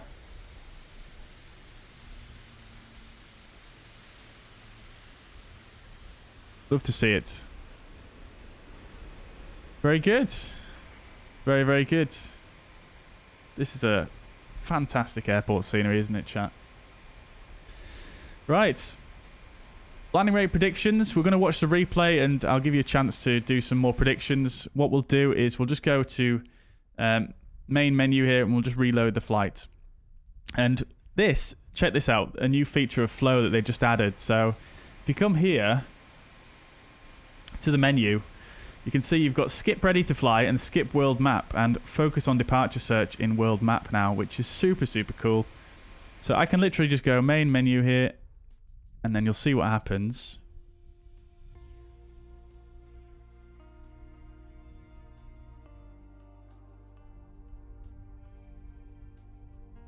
That seems so funny right now with half the planes being ATRs. Yeah, it's always the case, isn't it? It was like that when the A310 came out as well. Sasha, welcome. Hope you're doing well. Good to see you.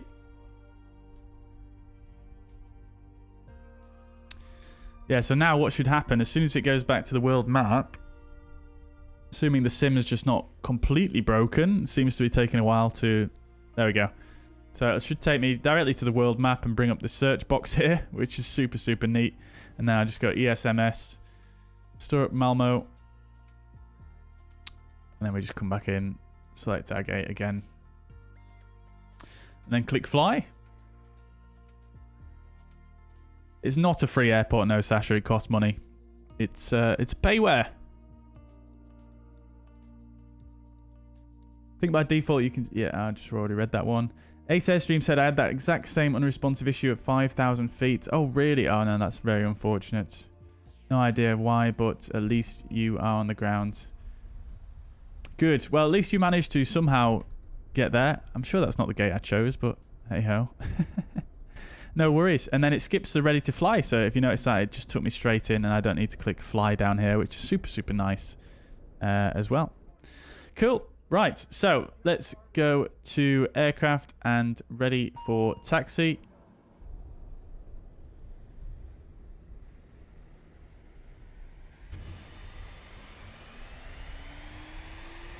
And we'll watch the replay, shall we? Core 100 Sky, thank you very much for the sub. Welcome to the channel. If you think it's bad today, just wait for the A380. That'll be mayhem. Yeah, that will literally be mayhem because airports are not going to be able to handle that many A380s at once, are they? It's going to be nuts.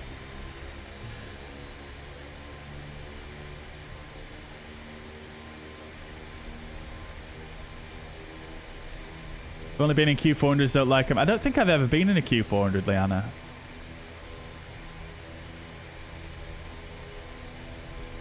Patrick, we're flying the ATR, but we've just finished the flight here. We're just doing a replay. Valley, welcome to the chat. Hope you're doing well.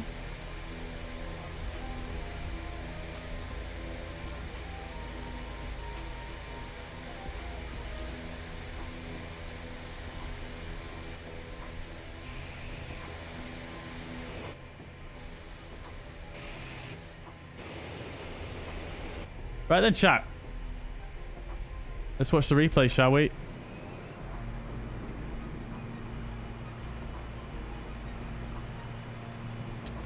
So, because this is a fairly, you know, it's a Microsoft aircraft, I feel like this should play quite well with the replay tool.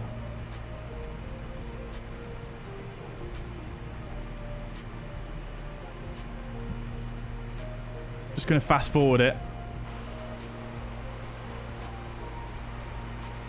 Actually, let's not do that. Let's just skip it forward myself.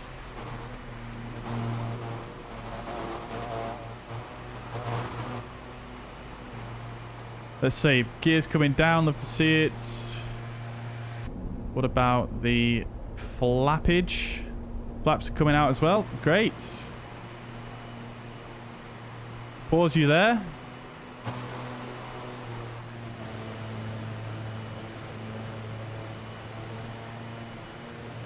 Let's just go for a bit of eye candy here. We're going to go and switch the sun round to the other side.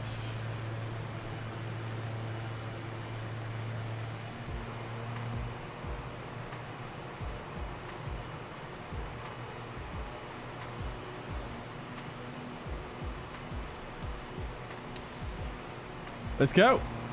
See what the landing will look like from the outside. Again, landing rate predictions, more than welcome in the chat. It did feel much better with the minus 60% though, I do have to say, with my joystick. I think I flared a bit too early as well. Well, I didn't really float too much. Left wheel came up as well. Forgot about that left aileron. 69, good guess, good guess. Yeah, not the prettiest in terms of centerline tracking because, like I say, I put a ton of rudder in there and it just didn't seem to want to come in. Same again in 50% speed.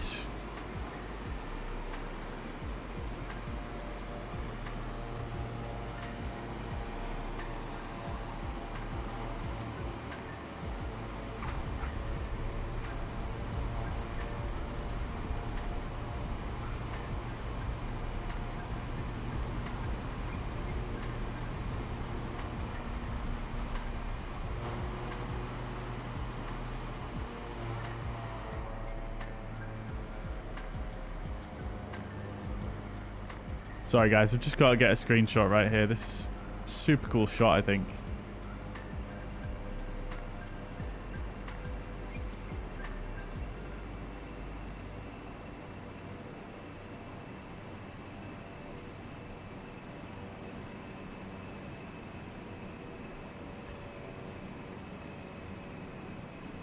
That looks almost real, doesn't it, guys? That's nuts.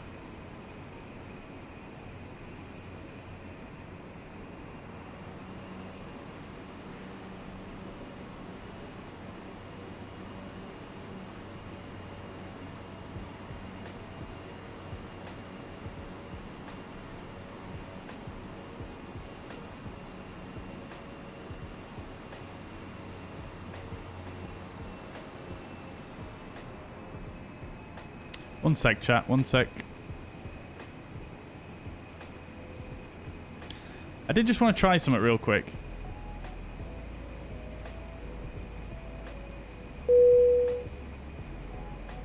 So in NVIDIA, the overlay, you've got this thing called photo mode. Oh, it removes your filter. That's a bit annoying. Oh well, it doesn't matter. Let's just try it.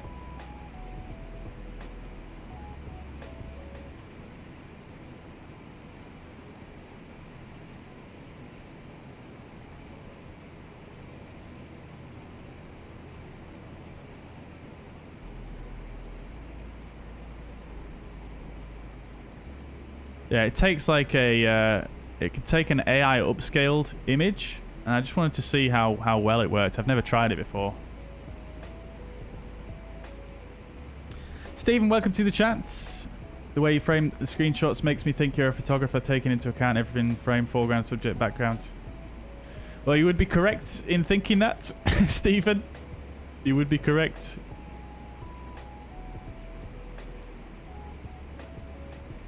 Right, lovely stuff, chat. One more time for the one, shall we?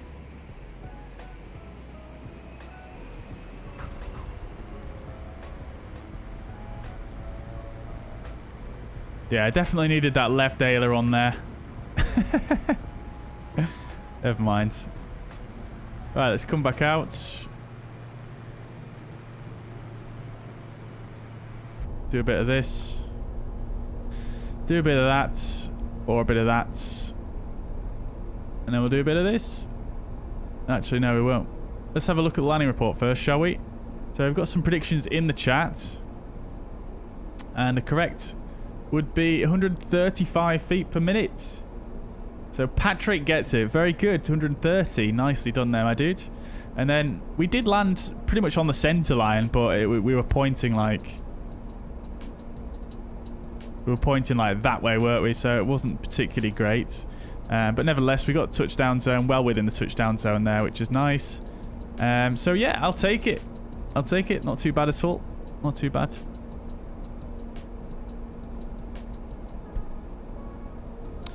Good. Well, congratulations, Patrick. Nicely done there, my friend. And yeah. I don't know if AI upscale will work that well with like 4K already. I don't have... I'm streaming in 2K. So, yeah. This is the image, actually. I mean, it doesn't really mean much to you guys because you're not seeing the full resolution that I am, but it looks pretty good, actually. Look at that.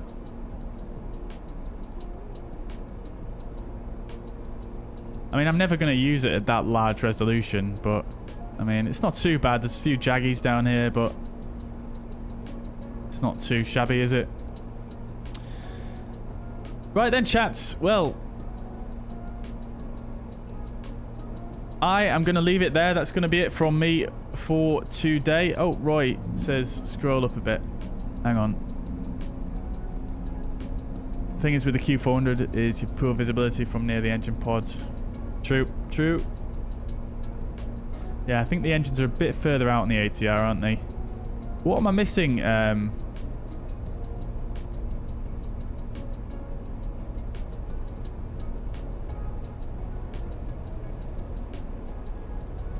What am I missing, Roy? Sorry, I can't seem to see what I'm missing here. Oh, 138, Roy, let's go. Crikey. Sorry, I missed the early predictions. But there we go. I'm so sorry, Patrick. Your crown has been stolen by Roy. Landing rate monitor is Sim Toolkit Pro. It is, yeah. It's not that accurate, but I mean, you know, it's just for a bit of fun, I suppose. Right, guys. Thank you very much for watching. I hope you enjoyed. Please leave a like on your way out if you did enjoy. That's going to be it from me today. We're going to leave it playing out with the replay from here. Hope you enjoyed the rest of your Thursday evening. I'll see you again tomorrow night for some more ATR action. Bye for now.